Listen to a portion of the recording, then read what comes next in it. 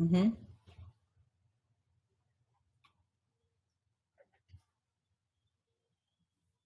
Hmm.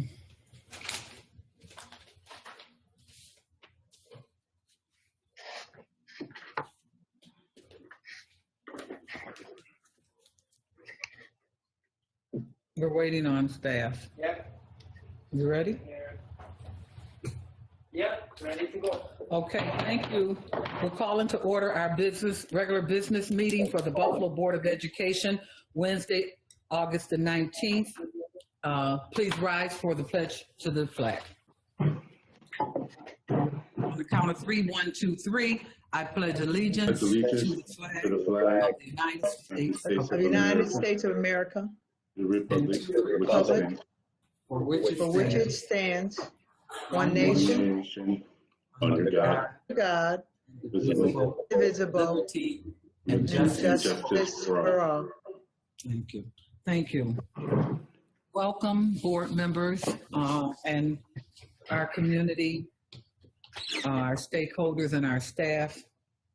We are, as you can see in the boardroom, we are practicing social distancing, and we are ready to move forward. We have scheduled today one speaker. We have not been able to reach her. We're going to continue to try to reach her. I want our listening audience to know that by calling the same number as always, 716-816-3567, you are able to leave a message and you will be able to be a speaker at any of our meetings. There is a deadline of 12 o'clock Tuesday before the board meeting. There's also a limit of 30 people. So please exercise that option. If someone does not answer the phone, please just continue to call or leave a message. I'm sorry, 716-816-3567. Or you can dial the main number, 816-3500, and they will direct you to it. With all that said, Dr. Cash, how are you today? Yes. I good want evening, to colleagues. say thank you on behalf of the board to your staff for all the hard work that they have been doing in putting together the reopening plans, as well as the meetings that they have organized. You were kind enough to allow one of your staff members to come and also participate in a meeting with me on Saturday. And I'll talk more about that later. But I just want to thank each and every one of them individually and collectively for the work that they've done on behalf of our board. With that said, Dr. Cash, I'm turning it over to you at this point. Do you have a board recognition you'd like to share? Yes. Well, thank you, Madam Chairwoman. That was very kind of you to recognize the staff for all of their hard work. This afternoon, colleagues, I really would like to take a moment to thank, say goodbye, although I don't think she'll ever really be gone from us, to Dr. Janelle Morris. She is an outstanding educator for us for many, many, many years, and she served the district faithfully and at a high level of performance. She now, in many ways, is number 2 in Rochester, serving as the Deputy Superintendent for Teaching and Learning. So Janelle, we miss you, but we know that you are here. Let me just tell the audience and the community a little bit about Dr. Morris. She's been a passionate advocate for providing high quality education for all children. Dr. Morris has spent nearly 30 years in urban education, dedicating her life to ensuring each child graduates from high school ready for college or career. While pursuing that goal, she has all worked in varying roles in education, including science instruction, curriculum, assessment, and development, and at the district level, leading work in assessment, accountability, research, and evaluation. Most recently, Dr. Morris was our Chief Accountability Officer and Chief Information Officer for the Buffalo Public Schools, where she was responsible for accountability, assessment, research, and evaluation of system-wide goals and targets. She began her career as an AP biology teacher with the Buffalo Public Schools and also has served as an assistant superintendent of shared accountability, director of data analysis, supervisor of data analysis, principal, and assistant principal. I could go on and on. Her degrees are substantial. Her education is top flight, but I mainly wanted us to just recognize her and give her our appreciation for these years. I can see already that we missed that accountability role and really helping and informing us of exactly where our students are and on so many other indicators for the Buffalo Public Schools. We do wish you the very best in your new challenging role, and please continue to stay in touch. And we're an extended community with Rochester. It's only 60 miles away, so let's look at us as brothers and sisters, school districts, and we'll help each other as we move forward through this challenging times. So again, from my heart to yours, Janelle, thank you so much for all that you have done. Wow. Thank you, Dr. Cash. Thank you, everyone. I just want to at least jump in and say I miss every single person in Buffalo. And I want to thank you all for everything, allowing me to have 30 years with you and learning and growing alongside of you. You guys, this is my home and you all are my family. And I keep on telling myself, no crying in baseball and no crying in education. So no crying here. But I want to say to everybody, I miss you. I am not leaving. I'm just going to be up the way. So I will continue to find ways for us to collaborate. I'm hoping to take the skills and the knowledge and all the wonderful things I've learned here to help support a few more students of ours up the way. And I'm always here and I appreciate everything. Thank you so, so much to everyone. Thank you, Dr. Morris. Now, So does Janelle, any before board you member go- want to say anything? Before you Dr. go, Cash, Janelle. can we say Yeah, something to her let the too? board members. Sure. Go ahead. Okay. I will start out by saying Rochester pulled one on us this time. We're going to get even one way or another. No, but I am so happy for you. You have always been there and excellent for us. And I want to say this, if Buffalo, during the times that Buffalo was catching it, Rochester was coasting. And we couldn't understand that, to be honest with you, because our data, remember, it was better than Rochester, and we didn't understand what was going on. So I think you've been prepared for this fight. Okay, I think you are armed and you are ready, and they are lucky to have you. And from what I'm seeing, I think that you're a tough cookie to make that move right now. Okay, so I just want you to know you have a friend in us, and anything we can do to help you, God bless you and yours. And may you continue to excel in your career. And I'm looking forward to dancing with you again. So you're not going to leave us. Any other board members? We'll start with the boardroom. I'm sorry, Lou Petrucci, go ahead. Yeah, thank you very much. You know, Rochester's gain is our loss. You're sorely going to be missed. You were always there. You always provided information for us to make informed decisions. And you're a very nice person on top of it. So it was always good to see you. It was always good to talk with you. And we're truly going to miss you. But, you know, appreciate the opportunity. I'm sure that you'll do better for the students in Rochester. Thank you. Mr. Scott? would you- Dr. Morris, a few words that come to mind to describe you: sharp, steady, and comprehensive. Always good with numbers, but I think especially your interpretation of numbers. A lot of times you would draw conclusions based on just numbers, and you would say, wait, but there's this, this, and this to help us interpret some of those numbers. And I especially appreciated your, I don't remember the exact name of it, but the accountability booklet with all the demographics and all the statistics on Buffalo Public Schools. I carried those around with me for the past few years. So helpful to have. Thank you, and good luck to you in Rochester. Okay, any other board members? Janelle, I okay, before you go, just wait, Janelle, at the end. Don't just leave. Okay. Okay, I'm sorry, Dr. Brown, Dr. Brown. Evans Brown. Okay. Yes, Janelle, you know we're going to miss you, Dr. Morris.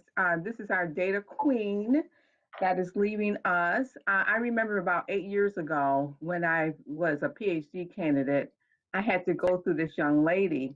I didn't visibly see her, but I thought she was this older person who, had all these credentials and stuff. And here I am, seeking, help to get into the public school system. So she was so instrumental in honoring my request. She enjoyed my study.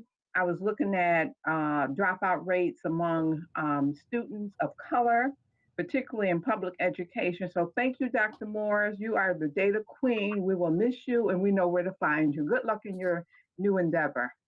Thank you. Thank you. Next board member, just raise your hand. Right now I can't see who you are. We're working on it. Any other board members would like to speak at this point? Okay, Mr. Hurd and then Mrs. McCoos. Dr. Morris, 30 years. You go back 30 years. I'm looking where I was at 30 years ago. Actually, I was working for you 30 years, 2 years ago. But I would like to say, just the title of Chief Accountability Officer is you got everything on your shoulders. And now moving up, I'm sure you're more than capable of handling anything.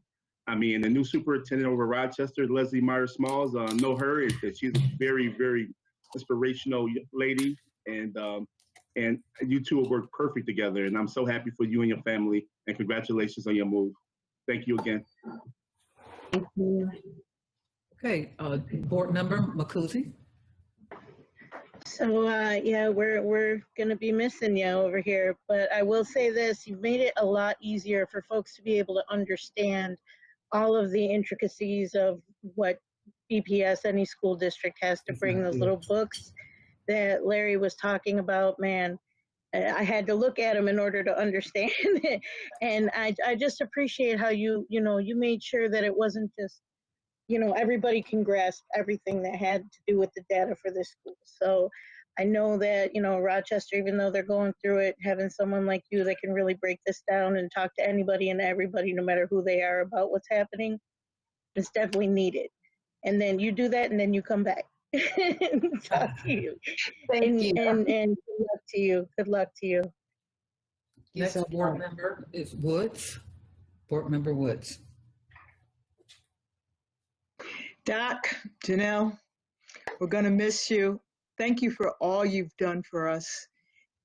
System that you put in to monitor the progress of the children, the ones who were being lost. I enjoyed your seminar, and I just wish you the best. Like they said, Rochester's gain, loss, but thank you for all you've done. Thank you. Okay, and we have Dr. Revere next. Dr. Morris, the depth of your knowledge, your ability, and also your care and support for students in need. Really, I haven't known you as long as everybody here, but it really was clear to me throughout the time that I've known you. I feel lucky to have been able to be one of your colleagues, and Rochester's has really gained something special, but I'm really glad that we can continue our connection with you. Thank you for everything you've done. Thank you. Thank you. And that's all of our board members. Dr. Cash? Yes, colleagues. I know Janelle is very strict with the rules, and so I'm going to follow them. But Janelle, I'm going to ask you a yes or no question tonight, and then we'll be done with it for now, right? Janelle, is all of that extraordinary, historic, exciting news about Buffalo's 2020 graduation rate true or false? Yes or no? Yes, it is true. Absolutely true. Okay, that's it. I wouldn't go off into the sunset unless it was. Now, colleagues, we have to wait for the official announcement about it, and Dr. Morris is very strict about not doing it when it is, what's it called when it's under embargo? Is that it? It's embargoed, yes. Embargo. But Janelle, you're a big part of that because we push this year when a lot could have given up, and we didn't let our young people give up. So thank you for all the efforts of you, and you're an amazing department. Again, we'll miss you, and I'll be calling you anyway. Okay. All right. You. Take care of yourself. Be safe. Thank you, everyone. Thank you. Thank you. Take care. Well, Dr. Cash, when we have excellence around us, people have a tendency to recognize it. But I think because of COVID, there's a moratorium on anyone else who's leaving the district. I heard that in the governor's response. So the governor has said that, or someone said that, I heard, that no one else can leave the district during COVID until we get it straightened out. Okay? Hear ye. I agree with that. All right. Just joking. Thank you. All right. Okay. So next, Dr. Cash, would you do your superintendent's update? We were going to change the agenda today, board members, and put the speaker first. However, since we have not been able to reach the speaker, we're going to go ahead with the superintendent's update, and we're going to move forward. Superintendent, what else do you have for us today? Well, colleagues, good evening. I have for you perhaps the most important recommendation certainly that I've made in my career, and you would have to determine if it's the most important one that you've ever had to make a decision about. And that is, under my report, I'm going to have 2 items. The first item is presenting to you with key members of my staff who lead these departments around these topics. Will present to you our recommendation for reopening schools for the 2020-2021 year. The goal is to hear the presentation, and I expect less than 30 minutes for us to have a robust discussion about it and hear your comments, questions, concerns, whatever you want to talk about. And then the goal this evening, colleagues, is we need to make a decision.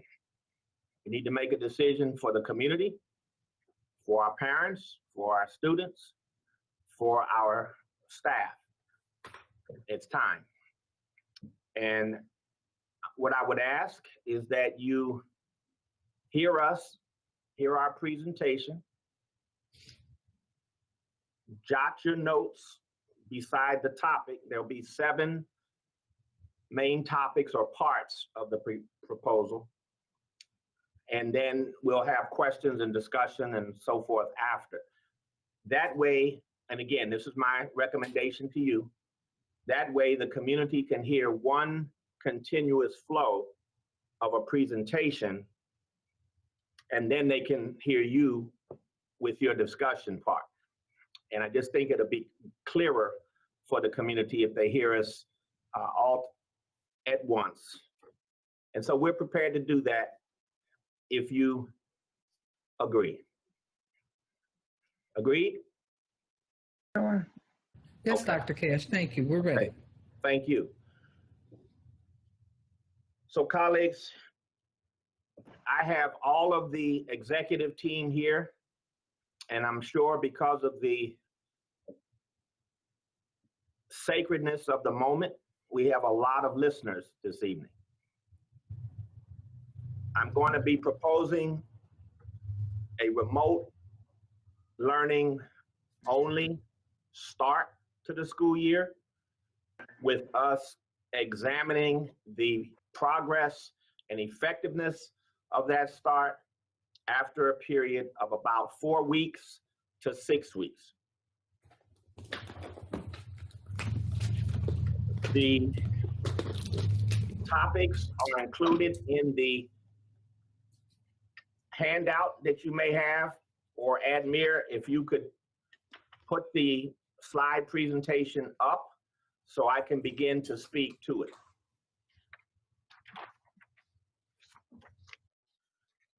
I will begin the presentation with a scientific basis and overview of how we came to this consensus decision or consensus recommendation at this point. And I say consensus because of the effort, the deliberate and systematic way that we went about this process. Next slide, please.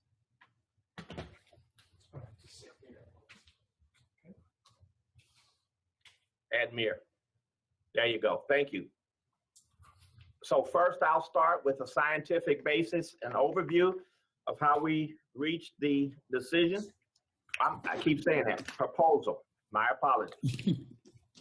We then will have 3 parts that are very important for a remote-only start, where our Chief Technology Officer Extraordinaire, Myra Burden, will present assessing technology needs, internet access, and provision of computers. Ann Botticelli, our extraordinary Chief of Academic Affairs, will lead with the remote learning part of our reopening plan. And then she will be followed by Jim Weimer, who will talk briefly about the main points or parts of the safety and operations plan, because even though it will be a remote start, we will have staff reporting to the buildings. And so those protocols will have to be very clear and implemented, effectively executed. And then finally, we will talk about an ongoing communications plan for this start and this part of the start of the school year, as well as going forward. And we want to make sure that we have a very, very clear, robust set of strategies to continue to communicate with our community. And Elena Calla, our communications director, will share that part. So those are the 7 elements, and I will start with the scientific basis and overview, as well as make a few other main points that draw us to this extraordinary moment this evening. I think the first part that I want to say is that we are prepared as we can be. So preparedness is hard work and never optimum in a situation like this. But we have not sat on our thumbs at all. We have been working fully since March 18th on this work. I have not had a vacation since last December, and none of our executive team have either. And we don't intend to take one until we are off to a sound start to the school year. So preparedness, I want you to be clear that we are not unprepared. We are highly prepared, and we're prepared as we possibly can be given the circumstances. Second point, expectations. We have high expectations for our work. We will continue to have the very highest set of expectations for academic rigor in a remote learning environment, for continued access to all of the classes, advanced and honors, all of it, the like, CTE, music, art, multilingual education, and so forth in a remote environment. So our expectations remain high for access, equity, opportunity, and quality. They have not changed. I want to say also that we are extremely sensitive. I worry on end about all of the issues that our families and our students face on a daily basis. as well as have faced over the last 6 months. I have spent an enormous amount of my time researching COVID-19, how has it impacted globally, other countries, how has impacted us here in the United States, state by state, city by city, district by district. And it is the most horrible Solomon's choice that we would have to make in a peaceful and in a democratic society. I can't imagine any other decision that is more difficult than this one. And yet, children need to be back in school. Children, our children, all of our children need to continue their learning at high levels in a highly competitive global society. They cannot lose ground. They must make up ground and then gain ground. The issues of social emotional learning and trauma that our students have been through, our families need help with that, and they need us to help them. Each family, each student, case by case, every single child, in every single way. Our educators want our children back with them in school, remote, hybrid, in person, otherwise. We want our children. We need them back with us on a daily basis. It is too important to society for education to be overlooked.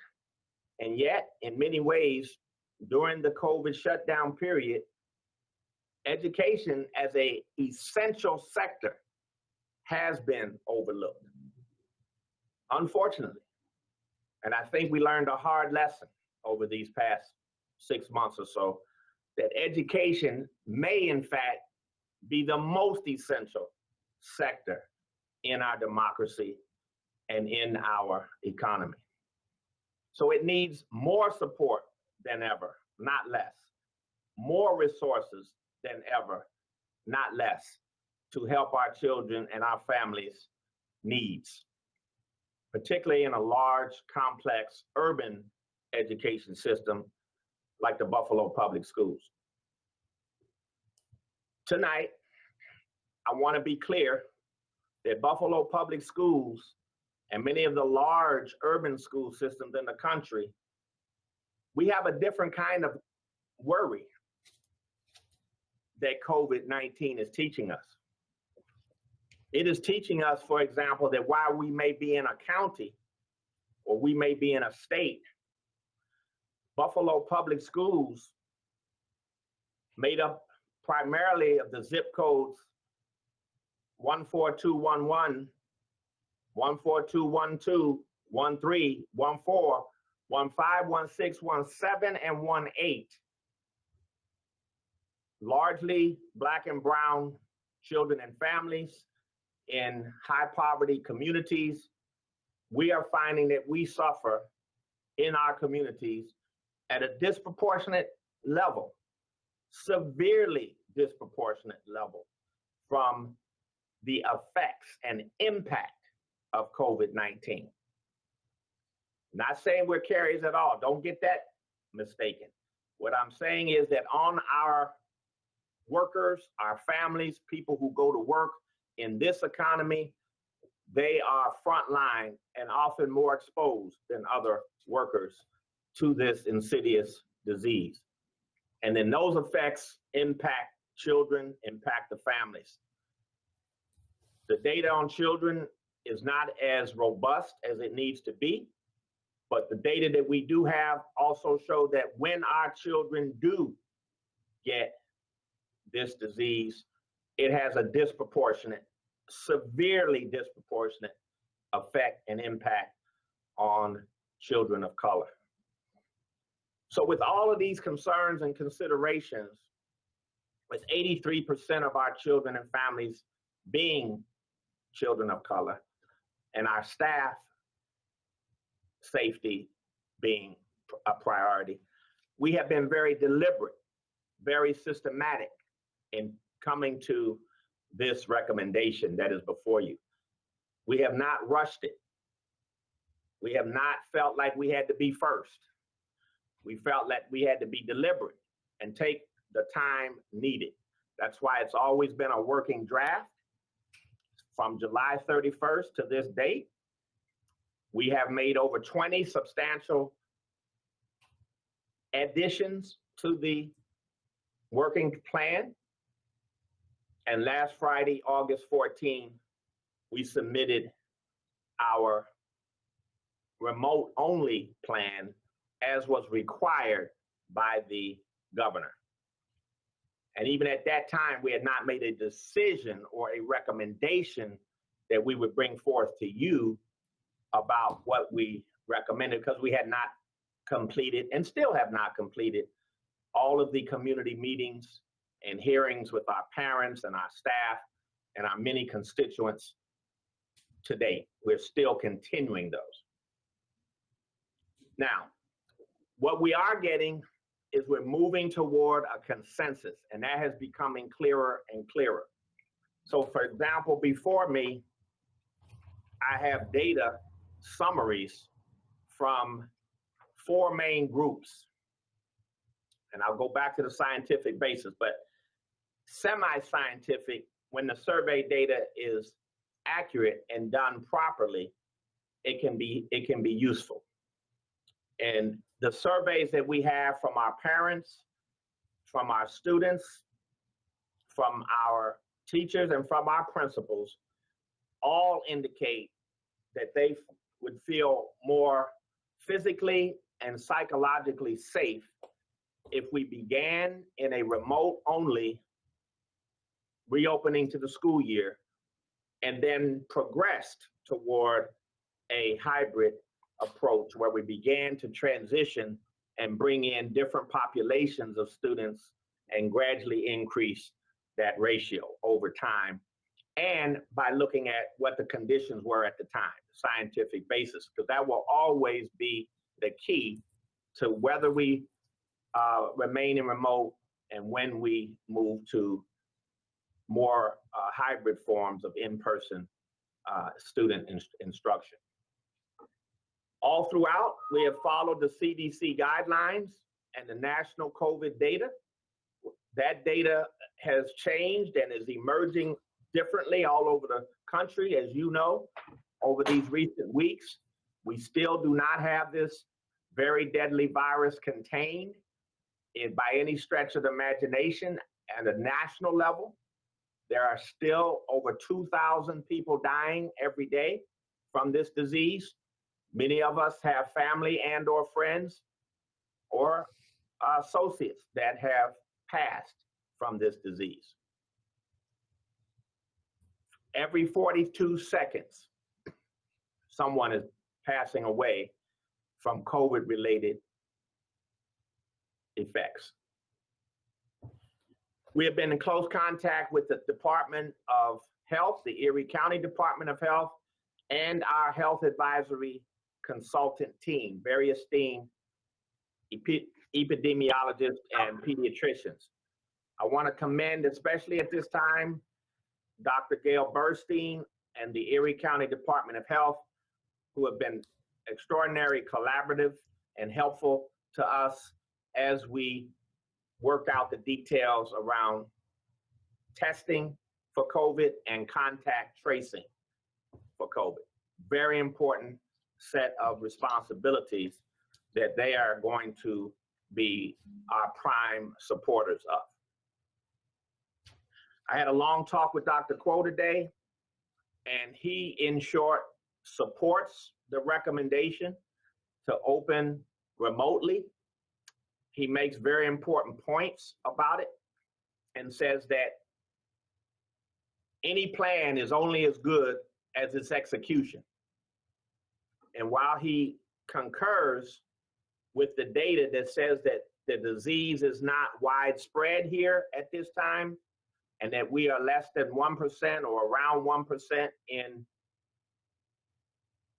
the test positive cases in this community, Erie County, that we will need time to train students, for example, in the protocols of wearing masks, staying socially distanced throughout the school day, and all of the other things, washing hands, and remaining safe according to the strictest of guidelines. That doesn't happen if you just open up on day one in a hybrid model. You need time to train everyone in those very, very important safety protocols.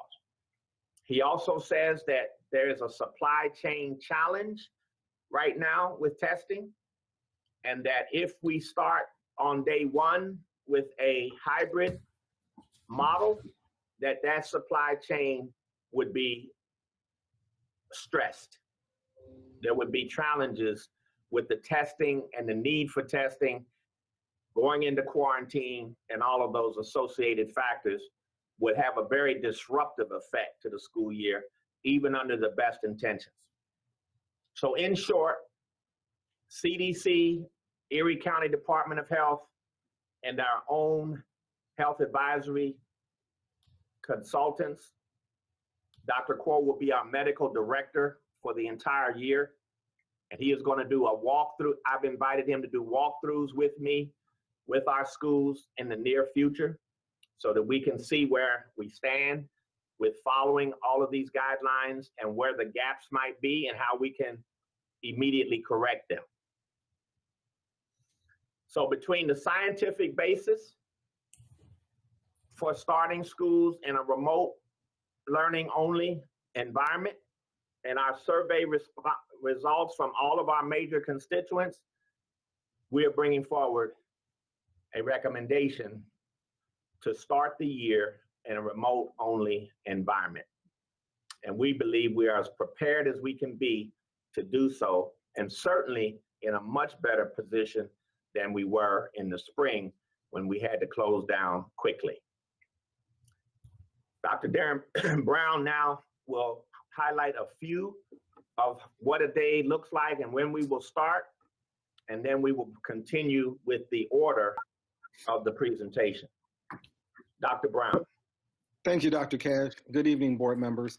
So some very important dates. September 1st, 2020 is the first day for teachers. That is on our approved calendar, and that will be the first day for professional development for teachers. Professional development will continue on September 2nd and 3rd.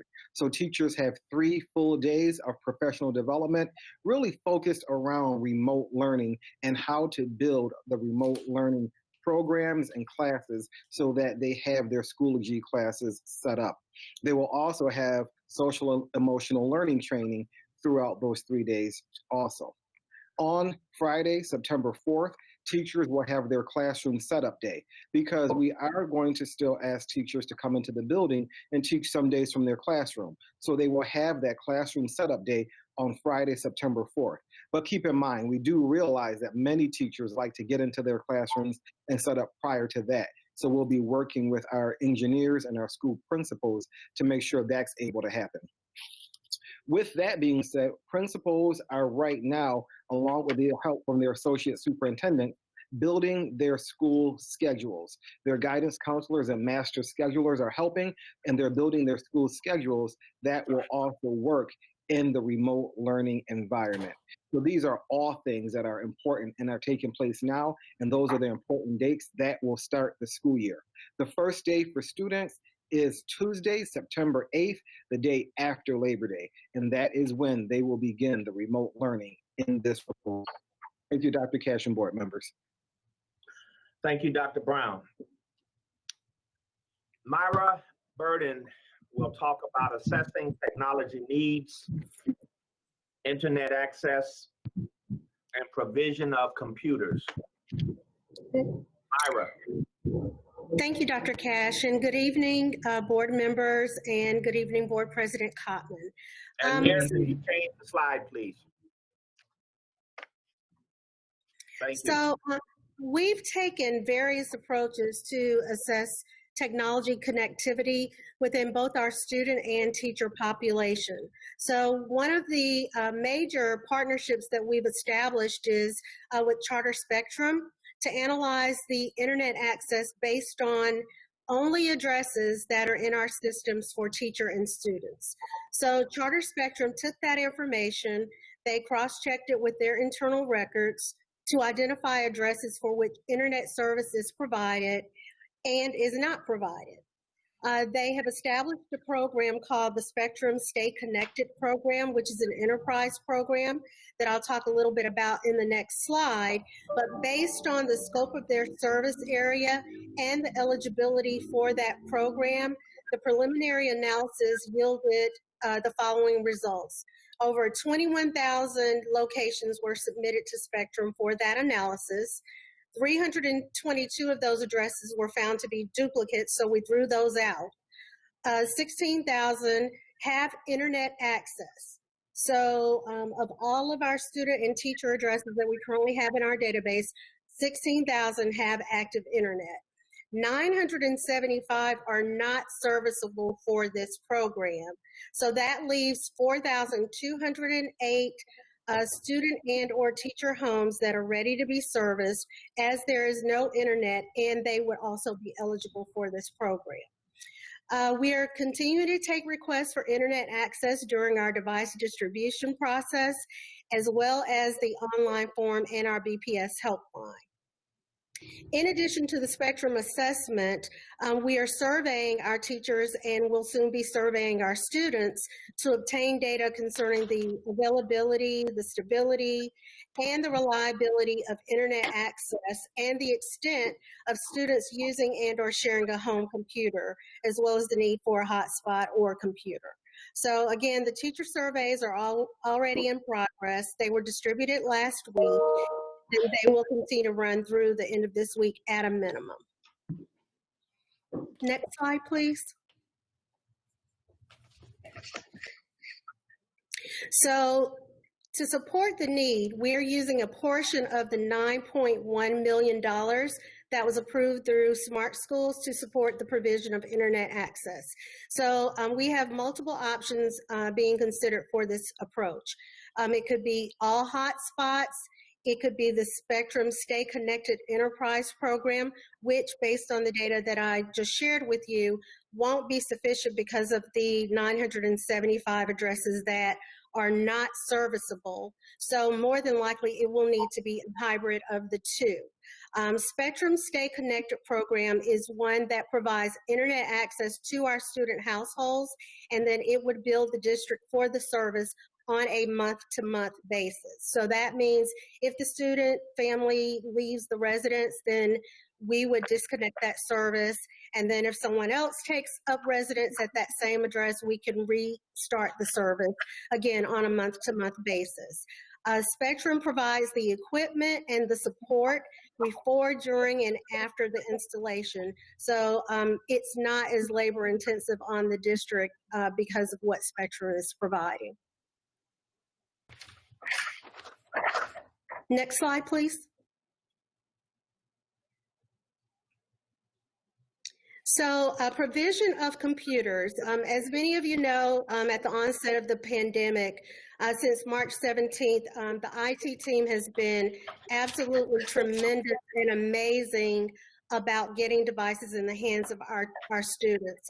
So to date, we have distributed over 20,000 devices to students in grades 3 through 12.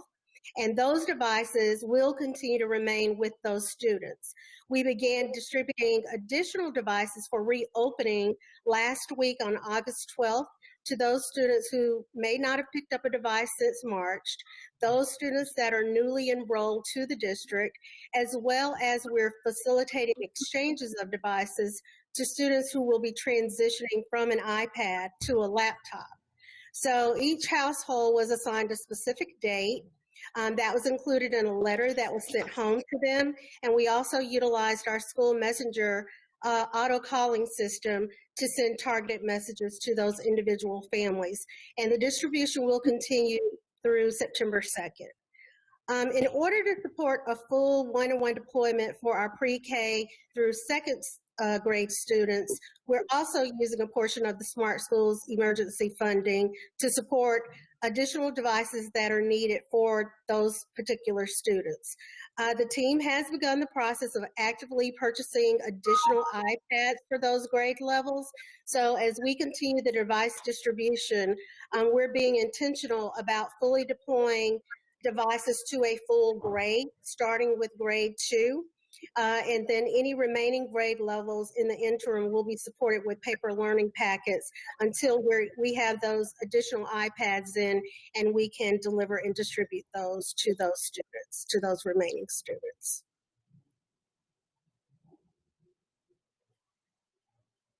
Okay, next slide. And at this time, I'll turn it over to our Chief Academic Officer, Ann Botticelli.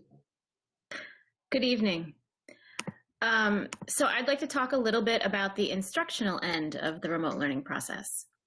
So first, there's some terms that we need to define because they're going to become very common in our conversations. So a learning management system, or an LMS, is a system that will house our curriculum documents. For this function, we use Schoology, which we've had in the district for several years. So many teachers are familiar with it, although we continue to provide training. And a lot of that will happen on Superintendent Conference Day. So in that learning system, we can house curriculum content, which would include various documents, links to websites, videos or virtual conference links, basically any type of document you want students to have access to. You can also assign quizzes, and students have the ability to email their teachers directly. They can, pretty much only their teacher, but they can get an instant message. Schoology will be the platform that we use as our single source. So even though there may be other features of programs that we have, we can embed links in Schoology, because feedback that we heard from families over the spring was that it was difficult for them to juggle a lot of different platforms. Some teachers were using ClassDojo, some were using Remind, some used Schoology, and it was confusing if you had multiple students in the family, or even if you had one student and 3 different teachers used a different platform. So to make life easier and to bring all of our resources together, we will be using Schoology pre-K to 12. However, that provides a lot of access, but it doesn't give you a complete conferencing mechanism. So what we are using for our virtual conferencing platform is Microsoft Teams. And we've started training with our administrators and teachers over this August. So Teams platform allows teachers to create a meeting link.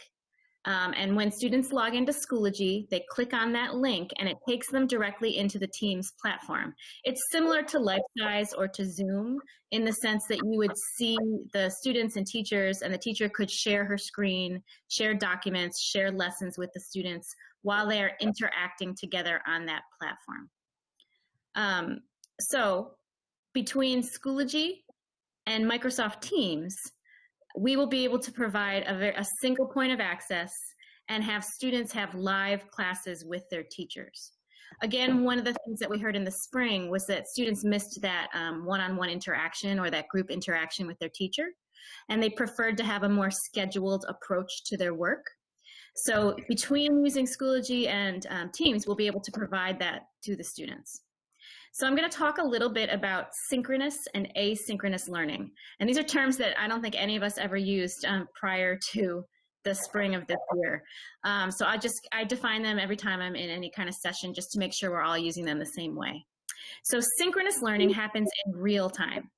That would be when we would use our virtual conferencing platform, Teams. So it would be an experience like this. It would be a virtual classroom, and the students would be live with the teacher.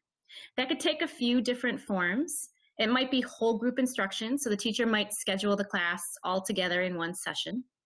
It could also be small group. The teacher could invite certain students to come together at certain times to provide intervention, acceleration, to have different kinds of conferences so a social worker could also use that as a platform for conferencing too.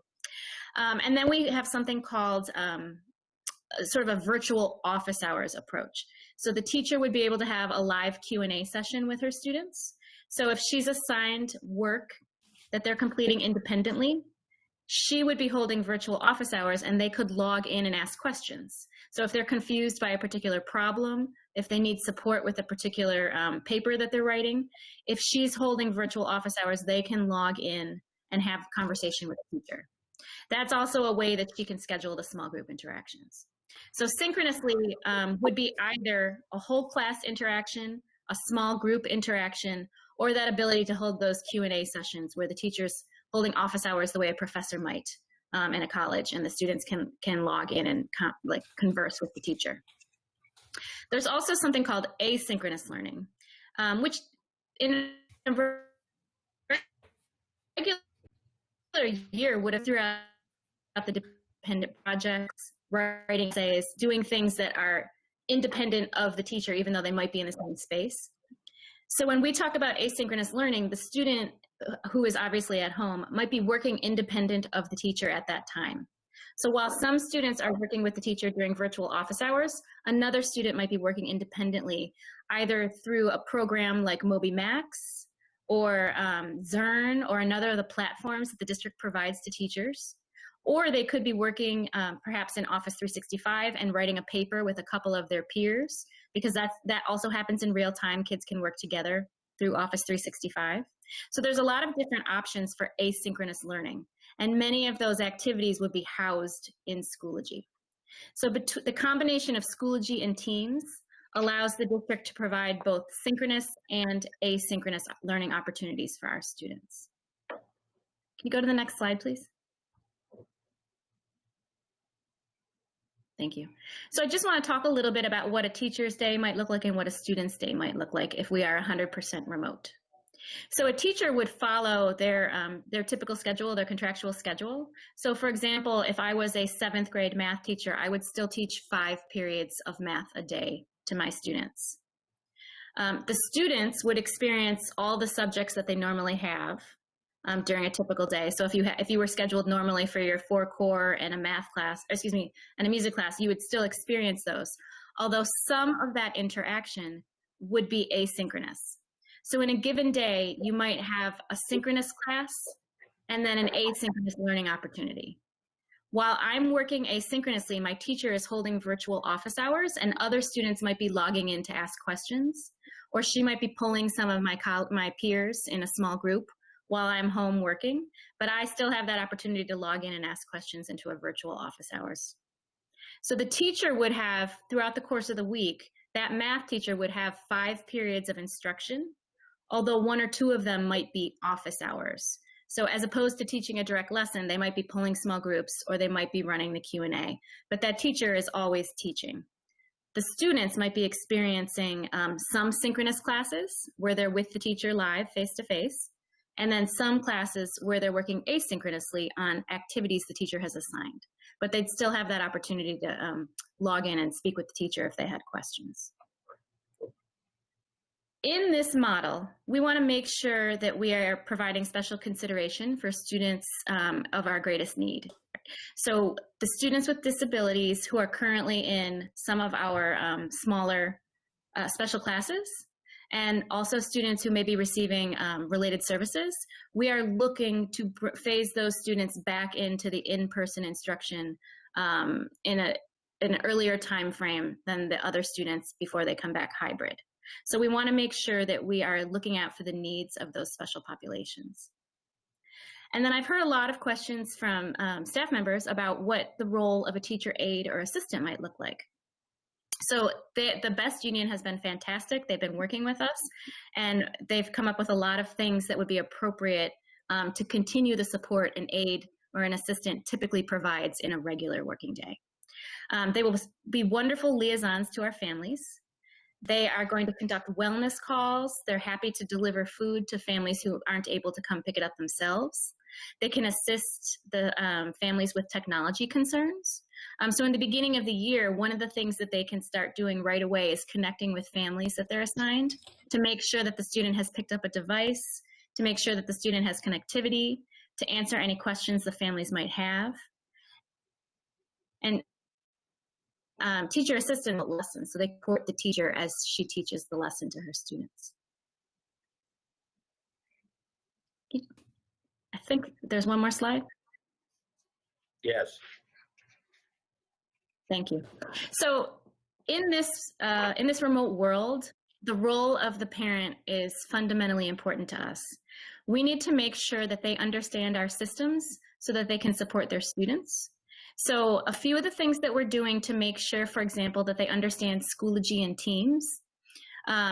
We've created videos that have been are being translated into our top languages.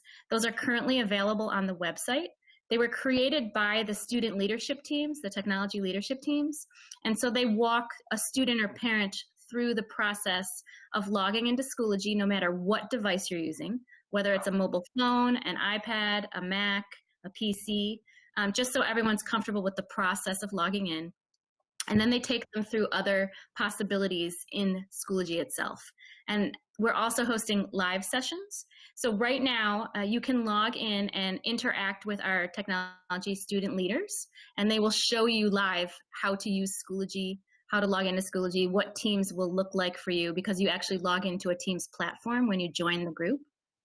And then they will be providing some information after one of our Facebook Live sessions as well. So parents who log into that can see it, and it will be preserved because those are archived. We're also encouraging parents to create parent accounts for Schoology and Parent Portal. So you all are probably familiar with Parent Portal. It's the one way that a parent can get in and look at a student's grades. It's our grading system as part of Infinite Campus. So we already had a mechanism to have to have parents create that account. And we're capitalizing on that to also allow them to create accounts in Schoology. So basically a parent can create a Schoology account and shadow his or her students. So if I have 4 students, I create one Schoology parent account and I can see what each of my students has been assigned, and then I can see what they've actually submitted. Because again, we heard feedback over the spring that parents wanted more information about what their students were doing and how to stay on top of their submissions to make sure that they weren't falling behind. So the Schoology parent accounts will address a large part of that gap. We also have the helpline help desk that's always in service, 816-7100. They field calls all year long, but they had a lot of calls over the summer as parents began to help their students log into our summer platforms. And they'll continue throughout the school year to provide that support to any parent who has questions. Specifically, if a student can't remember their 900 number or can't remember their password, the help desk is the place to connect to. We're also asking each school to assign for each thing. So instead of having to contact 6 or 7 different faculty members to get questions answered, they'll have one point of contact. In the beginning of the year, that faculty member or staff member will reach out to the family, again, to ask similar questions. Do you have your devices? Do you have connectivity? Do you need support with anything? Can we connect you with anyone to help you at home? You know, what can we do for you as a school? And then there'll be that consistent contact throughout the course of the year. No parent would obviously be prevented from reaching out directly to a teacher, but we wanted them to have this option of the one point of contact, and so that messages can go out that way and they can take questions and field them to the correct people. And then currently there are live drop-in centers at our 4 parent centers, so anyone can bring their devices to get support.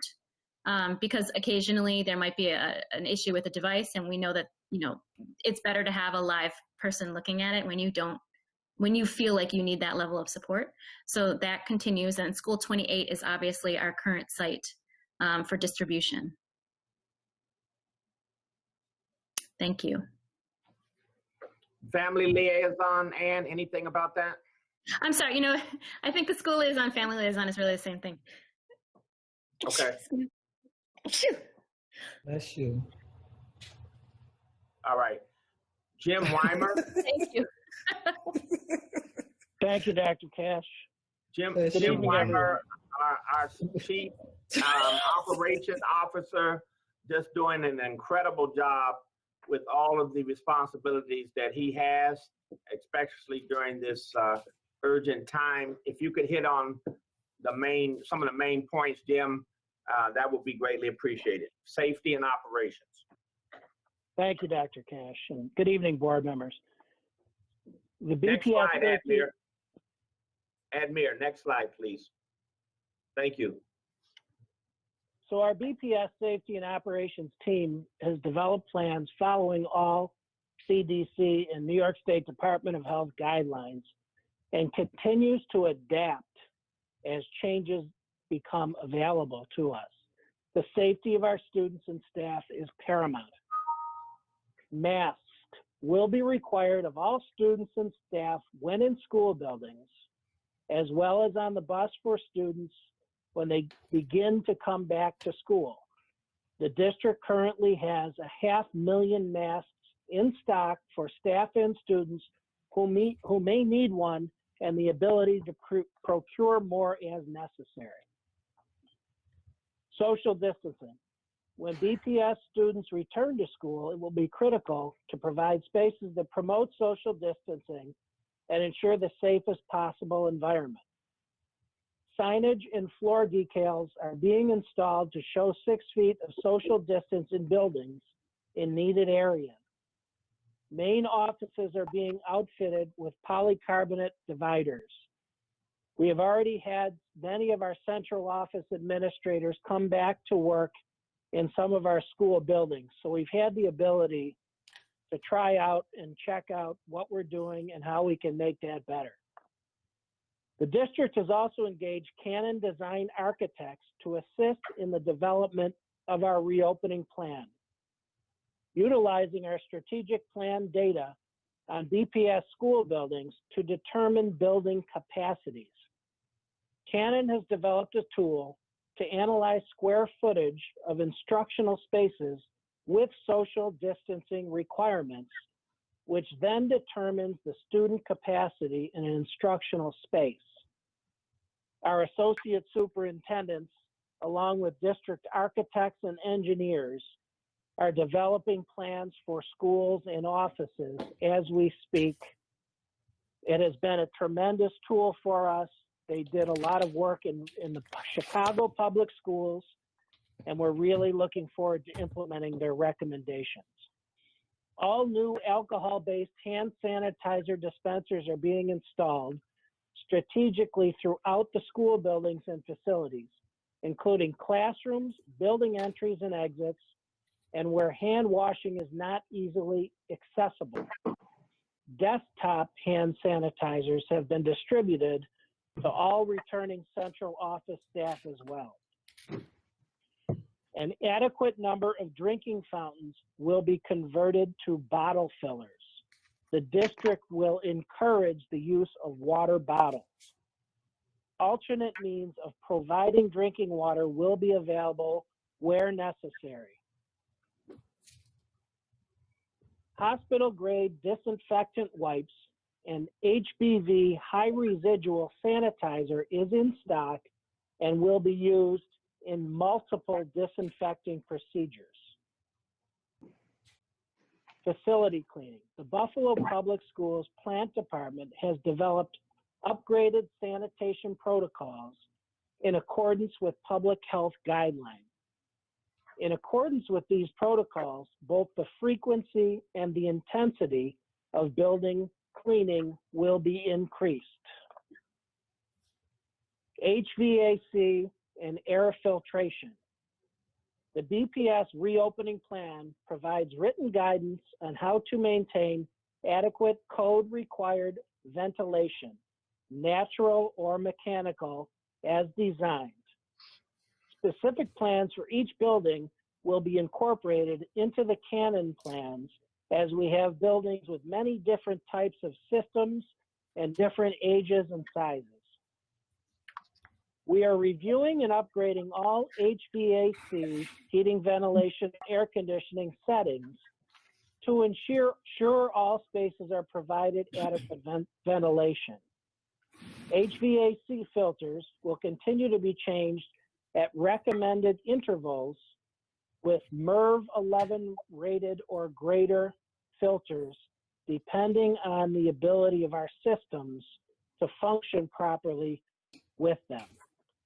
We continue to collaborate with our stakeholders and adapt on preparation for an eventual safe reopening of our facilities with safety as our #1 priority.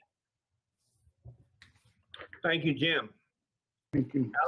Eleanor Calla will present the next slide, communications. Eleanor Calla, our communications director. Thank you, Dr. Cash. Good evening, board members. I think we all agree that in this COVID-19 school closure, nothing has been more important than communication. It's been constant. I have the help of the multilingual education department, who is ready to turn translations on a dime. And the webmaster has been very good at getting things on the web for us, and also my cabinet colleagues who have specialized knowledge that we need everybody to know. We need our parents to know, along with everyone that we consult with. The modes of communication that will be ongoing are the automated text, voice, and email messages that we employ through our all-call system. We have a BPS dedicated web page, and that changes constantly as new information comes in, and it will continue to do so. We urge everyone to look at the web page for the most up-to-the-minute information. We also put things out on social media, which we find is very popular, and we found out with our community meetings with Facebook Live, we have quite a lively and engaged community there. Local media through print media, radio, digital, and television. We look to our media colleagues to help us get the word out to the public. We have weekly digital newsletters that are all encompassing. They give a good view of what's happened that week. And as things change, those become important every Friday to see what might have happened that week that people may have missed. And those go district-wide. They go to everyone, and I do send them to the local media also. The two-way virtual community meetings that we've been holding have been so successful and so well run. We get a little bit better with every single one of them. And it's not anything that we think will be stopping in the near future. I'm sure that this will keep going. In a virtual world, that's what we have for communication. And we will continue to go. That's our best way to have two-way communication right now, which is what we're interested in. We also have the BPS telephone support helpline. The thing about that is we started out with different numbers for different topics. And as we saw the things that were coming in, I was the miscellaneous line. We developed new lines so that we had more choices, more options for parents to choose from when they were looking for up-to-the-minute information from us. The multilingual Division of Multilingual Education has their own way of communicating with families, and they can do real-time transfer texts that are translated. And so people can ask a question of someone, of a teacher, for instance, or a staff member. In their language, it gets translated, it's answered in English, it gets translated again, and it goes back to that person. We're trying not to leave anyone out of this essential communication right now. In the event of emergency closure, when we do find ourselves back in schools, we will handle it much the same way that we handle weather closings. And there will be communications in scheduling or stay-at-home orders so that people aren't going out to a bus or coming out to a school. We'll use our all-call. In the appropriate languages. We'll do web alerts, social media, and again, notification to all local media.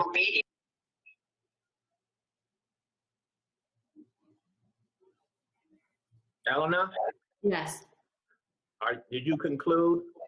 I am done unless anyone has any questions. Yes. Well, hold on. Okay, so Eleanor's concluded. Thank you, Eleanor, and thank you all staff members for your excellent preparation and for your presentations this evening. Madam Chair, Mrs. Cotman, I turn it back to you. Okay, Dr. Cash, I just have one question. What was step number 4 of your 7? I can't read my own handwriting at this point. I'm sorry, we can go back, Admir, if you could go back to the top right there, show that slide. That is provision of devices, computer devices. Okay, that was covered by Myra. Yes. But, Chief IT Officer. Okay, thank you.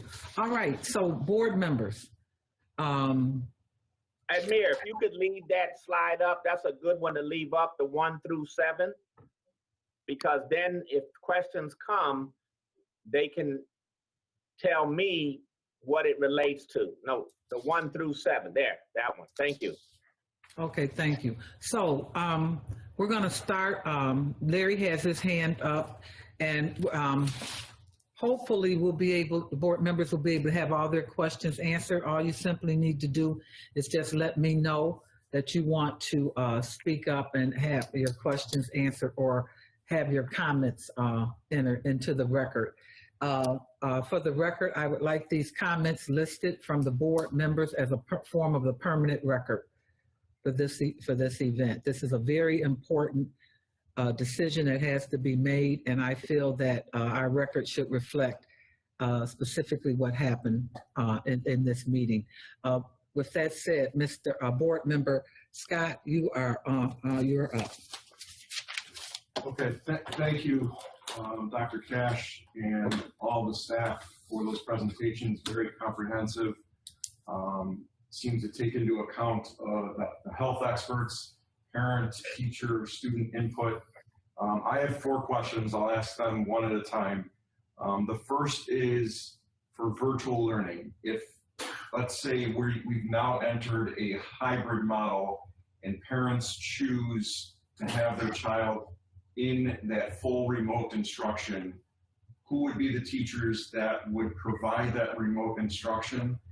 And then a second part to that, who are the teachers that are providing the remote instruction for the hybrid students when they're not in person? Ms. Botticelli, did you hear that question? I did. So a lot of those details are still being fleshed out, and we've been seeking input from teachers and families as to what system they would like us to put in place for that.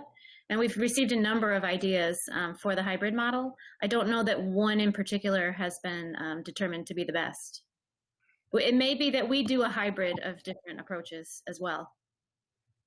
On the question of the remote, though, and the first part of his question, I think you can answer that.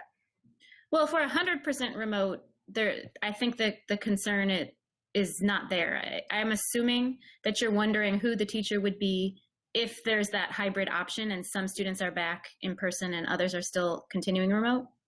Did I understand that? Yes, and then we're going to have a large group of students whose parents will choose to keep them under full remote. Who would be the teachers then that are providing that instruction? Right. So without knowing, how many staff members will still remain in that situation, we can say that there's different options that we've asked for feedback on. So one would be that the students who are at home are watching the class as it takes place in the classroom. That was one option that was put forward, and teachers have provided various ideas related to that. Another would be that there's a teacher who is strictly the remote teacher. So I don't know that there's one particular option that we've settled on. It's also possible that in my 5-period day, 4 of my periods are hybrid and 1 is remote. So there's varying ways that could be scheduled. Okay. Along those lines, if we now get to the point where we're ready to start a hybrid model, I think a lot of parents, they're balancing safety as a priority and education, social, emotional development and wellness, and want to have a better sense of what that 100% remote learning is going to be, what the hybrid is going to look like. There's a lot of positive feedback from the change in the hybrid schedule that came out, especially with option 1. Mm-hmm. If we're starting to transition then to that hybrid model, when would parents have to make that decision to choose hybrid or remain full remote? That's fluid right now, Mr. Scott. It's a great question. And that's why we wanted to assess this about a month and for how long, Larry? to 6 weeks in. But as soon as we can understand what that would be, I can't give you a specific date tonight. But Ann, what would you say within the first what of this remote period might that start to unfold as a question that we could answer? Well, the sooner we had a commitment from a family for the first, I don't know, maybe the first semester, the easier it would be to determine some of the schedules. So we would have to think out from today, if this plan was adopted, if we decided to open 100% remote, we'd have to build out from today how many weeks out we could go, and then would need the commitment in order to determine the future scheduling that Mr. Scott is referring to. Yeah, it's going to be a balancing act, Mr. Scott, between trying to get students back in school in person in a hybrid model or other versus, an extended period in remote learning. It's going to be a very, very tough one there. Next question, Mr. Scott.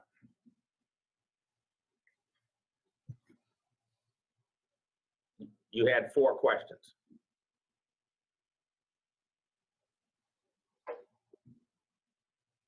Ms. Cotman? As well as students that might be. Mr. Scott? You can't hear Dr. Cash? No, he just got back in. Was he always in? Okay, yes, he was. Oh, I'm sorry. He just came back in for me. Okay. Did you hear me, Ann? No. No, I'm sorry. I didn't. I'll start over. So I'm happy to hear that we're prioritizing students with disabilities for in-person.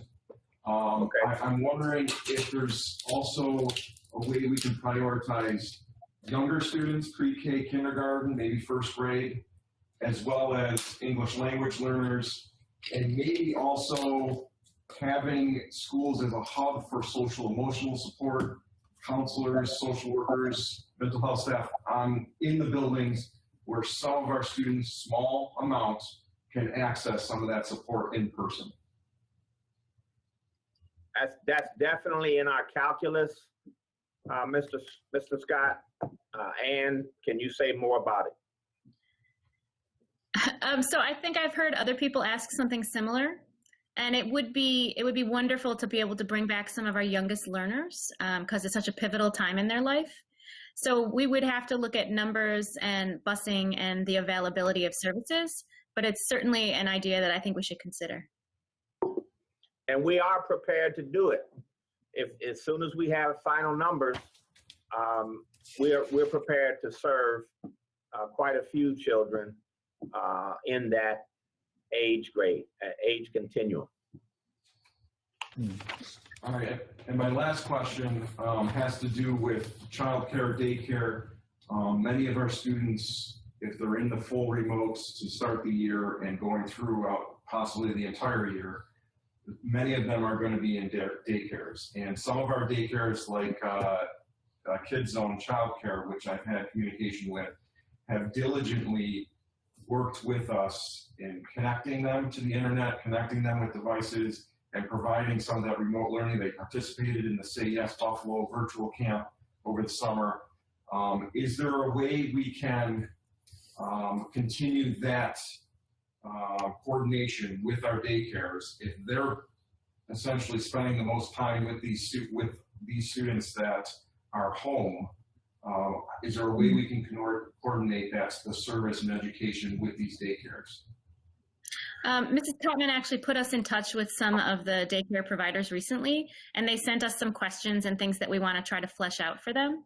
But I know that at our end, we had been talking about, at minimum, providing some training for them on Schoology and Teams, so they had a better idea of how to support the students as they logged in while they were with the providers. So we definitely want to foster a strong relationship because we do recognize that they'll be servicing many of our students.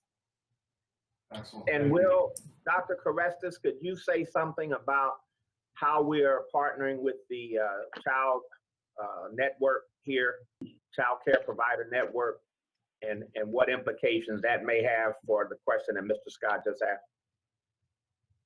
Certainly, Dr. Cash. Good evening, Board of Education members. Since March, on our homepage, on the pop-up window, we had a special link that was made available just to essential workers who may need child care placement assistance. As of Monday of this week, we changed that now to a service for all families who may be planning their child care needs for the fall. We certainly want to give them a head start now. So that gives them direct access to a navigator at the Child Care Resource Network who will take their information and then make them at least a few to several offers, either for child care centers near their home, if that's their preference, or near their place of work. So that is up and running at this time, and we expect that, you know, our parents will be reaching out and expressing their child care needs. Thank you, Will. Thank you. I'd like to take the liberty to piggyback of Larry's question. I recently was approached by Citizen Action to ask the district to allow them to present about micro-schooling. Same thing, daycare providers are going to be responsible for the children. What type of supports can we provide for them to help them as well? And so as a result of that, along with the Chair Care Network, I guess, Children Care Network, we had a meeting on Saturday in addition to that. So the micro-schooling piece I mentioned to Dr. Cash on Monday, and we are going to try to get an appointment with Dr. Cash as soon as possible to at least explore this concept that they have presented about the children who are going to be inside of these daycares, what type of additional supports, but would the board be, or the district be willing to have teachers accessible to them via either maybe a hotline or something like that that can help them during this process to facilitate. So we're moving in that direction. Dr. Cash, I'm going to reach out to your secretary to see about getting an appointment or to at least discuss this with this organization. Okay, next board member whose questions are up. Lou, is it you? Would you? I have a few if you want, Chair. Okay, go ahead. All right, thank you very much. My first question has to do with the flexibility of the presented plan. It's very fluid. Our situation is very fluid. We keep getting change in recommendations from the State Education Department, from the CDC. Our funding keeps changing on a fairly regular basis. We still haven't completed our outreach to various computer groups, to various groups out there that have an interest in this plan and how it's going to be rolled out, whether it's, I'm looking at the overall results also in terms of the our parental and our teacher participation. We seem to have a very high teacher participation, almost 30%, but less than 10% of our parents were participating. That's a little concerning to me. So as we go forward, how often will this plan be updated? When will these updates be presented to the board for approval? How often are they going to change? I mean, we should have a kind of a schedule, a regular basis, because things are going to change quickly as we move forward. And I don't know if we want to meet every time there's a change, but every 2 weeks, every month. There really should be something along those lines, and probably sooner than the monthly meeting, because many of these changes are going to be directly impactful to the students and families of our district. So that's quite a few issues in there, Lou. Could you peel those back for me and sort of ask, 1, 2, 3? Because when you say updates and changes, are you talking about in the coronavirus environment, or are you talking about change to policy related to this reopening? Well, we're down to risky in essence. As this plan is modified and updated, how often will it be presented to the board for approval?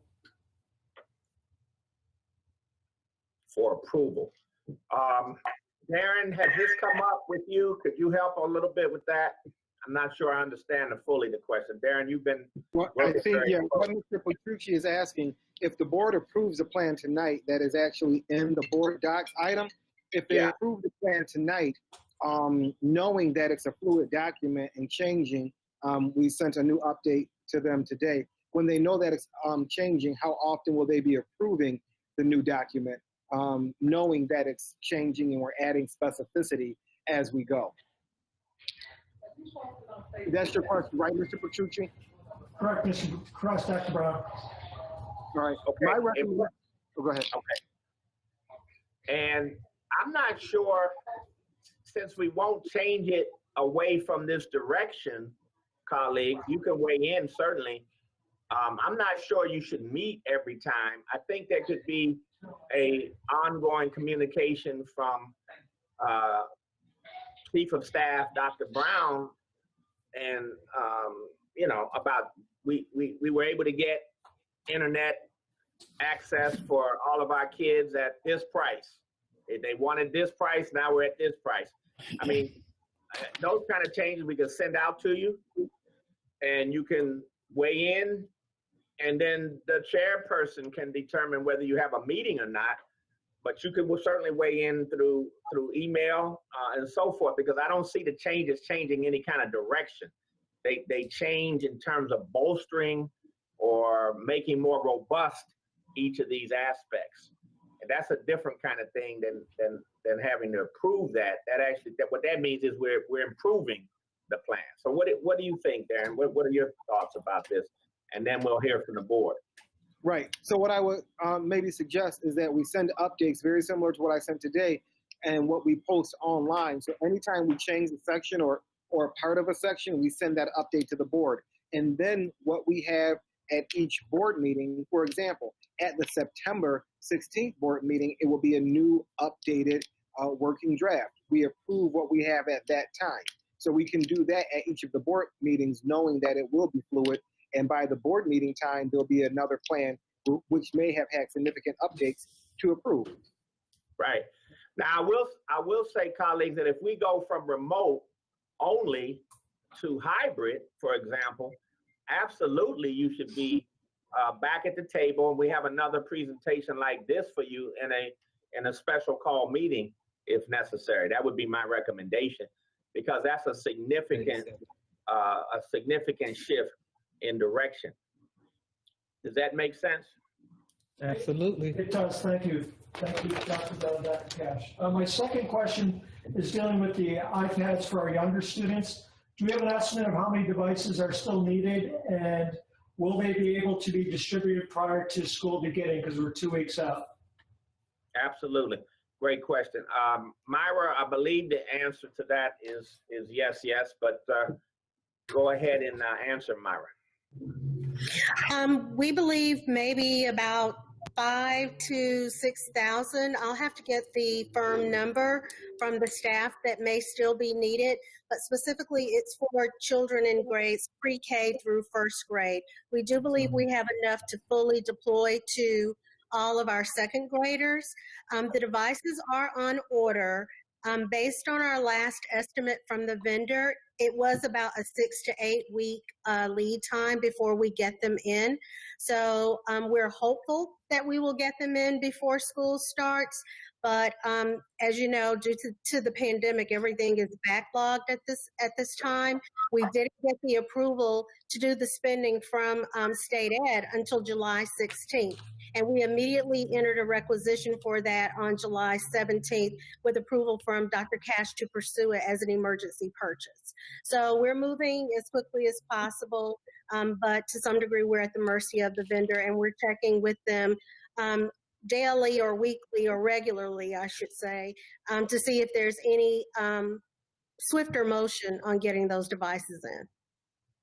With so many districts wanting to go virtual, I know that there's a great demand for these types of devices. The next question I have is with respect to the parent portal. Though I haven't had a child in the Buffalo Public School for a few years now, I know that in the past, one of the problems that myself and other parents were frustrated with was when the information on the portal wasn't updated in a timely manner. This is particularly pressing right now because parents are going to need to know with remote learning that the information is there and it's current, that's updated on a routine and regular basis. We can't go weeks without the information being updated. I'm just wondering if there's been any type of instruction or guidance or change in policy with how often or the expected frequency with which the information will be updated. So I think we learned in the spring how important it is to continually enter grades in a timely fashion, because we did recognize that was one of our main contacts with parents. But the good news is that Schoology actually allows you to see what your student has submitted. You can see the feedback the teacher provides. So you can actually get some real-time feedback. You just wouldn't see it in terms of an average. But for each assignment, you'll be able to see how the student performed and what feedback the teacher provided and whether they had to revise it or not. So you'll get some immediate feedback, and then we need to work toward getting a more timely input of grades toward the average in the parent portal. Okay, thank you. And my last question has to do with the safety and operations. So while we are going to develop plans for individual buildings, which is great, we have our rollout plan for central registration for City Hall, wonderful. My concern is the numerous employees that go from building to building all day, whether it's our safety officers, whether it's our carpenters, electricians, the pony. We have many people that go building to building. I was wondering if we have a protocol as to how they're going to be tested, how we're going to know that they've had their temperature taken. Are they going to have their temperature taken in each building in a central location? What's the protocol for these staff that go from building to building all day? Excellent. I think, Tanja, do you have an answer to that? I think you and the health team have been talking and thinking about the staff part of it. What would you say at this time? So the expectation is, and good evening, board members and board president, superintendent. Good evening. Can you hear me? Yes, we can. Thank you. This is Dr. Tanja Williams. My apologies. Okay. The expectation is that whomever enters any of our school buildings or our central office sites, whether it's at the start of the day or after the school day has begun, that there will be some form of a temperature check from one of our nurse providers.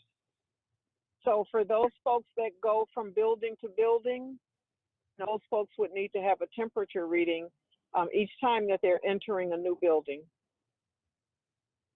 Okay. Thank you very much. That concludes my questions, Madam President. Thank you, Board Member Petrucci. Okay, our next board member who has questions, please raise your hand so I can see you. Okay, so I saw Terrence's hand first and then followed by Board Member Hope J. So Board Member Hurd and then Board Member J. Good evening, everyone.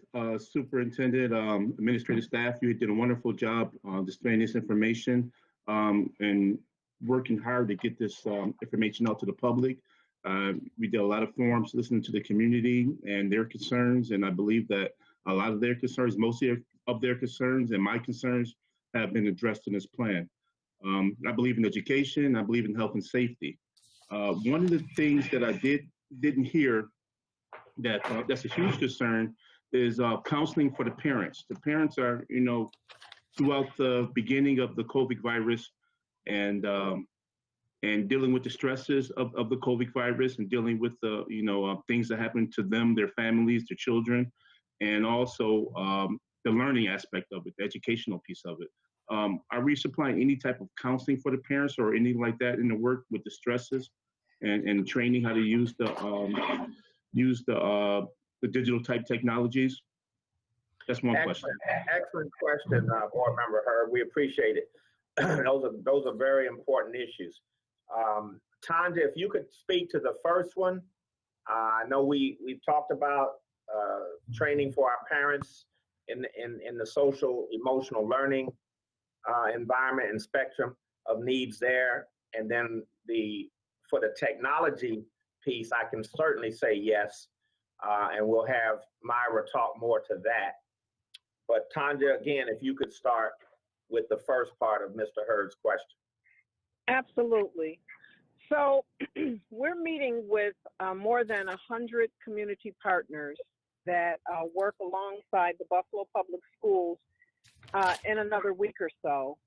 And certainly, you know, we want to be positioned to be able to provide referrals and recommendations if there are parents that are expressing need. In fact, that process started March 18th and it's been continuing throughout. We've already been making those kinds of referrals, recommendations, and supports, but there will be a more formalized process for that. As far as the training goes, we anticipate, and I believe it is a part of our plan, that we will be training parents on, you know, looking for various triggers, explaining to them what healing circles will entail. We've got a whole litany of emotional and social activities that are based on CASEL learning standards from New York State that we want to train parents on. So we're looking to create actually some archive videos that parents will be able to go on that are very comprehensive, and we'll share with them, you know, best practices, what they need to look for, how to talk to their children and engage their children in conversations. So all of those things will absolutely be happening. Okay. Hold on, let me try to get Dr. Morrell in here. Dr. Fatima Morrell, I know when we were in, are you there? Yes, sir. I know when we were in our regular environment, so-called regular environment, you did some excellent work on disproportionality, on trauma, and you know, culturally and linguistically responsive initiatives. And of course, we did a lot with trauma and integrated that into the trainings. Tomorrow, you'll do something on CLRI and equity. Are we integrating this whole issue of trauma and what parents have been through during this time anywhere in our trainings? Can you speak at all to that? Yes, sir. So yes, in my training tomorrow, I will outline how we are addressing the two pandemics, the one of the COVID virus and also the one of systemic racism. And we will go into deeply around the issues of disproportionality and how this has impacted our Black and Latinx families disproportionately. But we will also be talking to parents about some of the professional development that we will be providing in regards to trauma, social, intergenerational trauma, how the COVID has quadrupled that marginalization for our communities.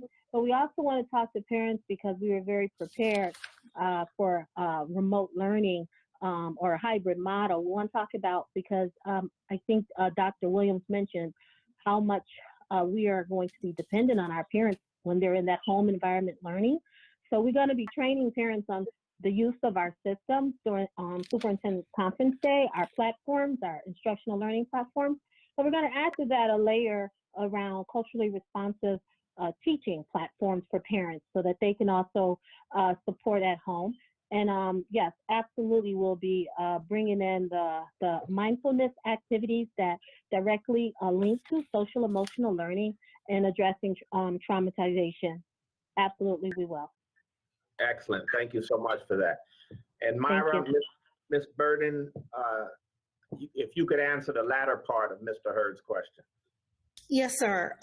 So we are very excited and overwhelmed by the response that we've gotten from our families or our parents with regard to the Introduction to Schoology training that we began offering this past Tuesday. That training is being delivered by our Student Technology Leadership Program participants. So our students are taking the lead. They developed the video, the presentation, the walkthrough, just Chief Botticelli mentioned as part of the component of her presentation. So they've taken the lead on that, and they are doing an excellent job delivering that information to our parents. Because all 8 sessions have filled up within 48 hours, we are meeting tomorrow morning to talk about opening up additional sessions and making those available to our families.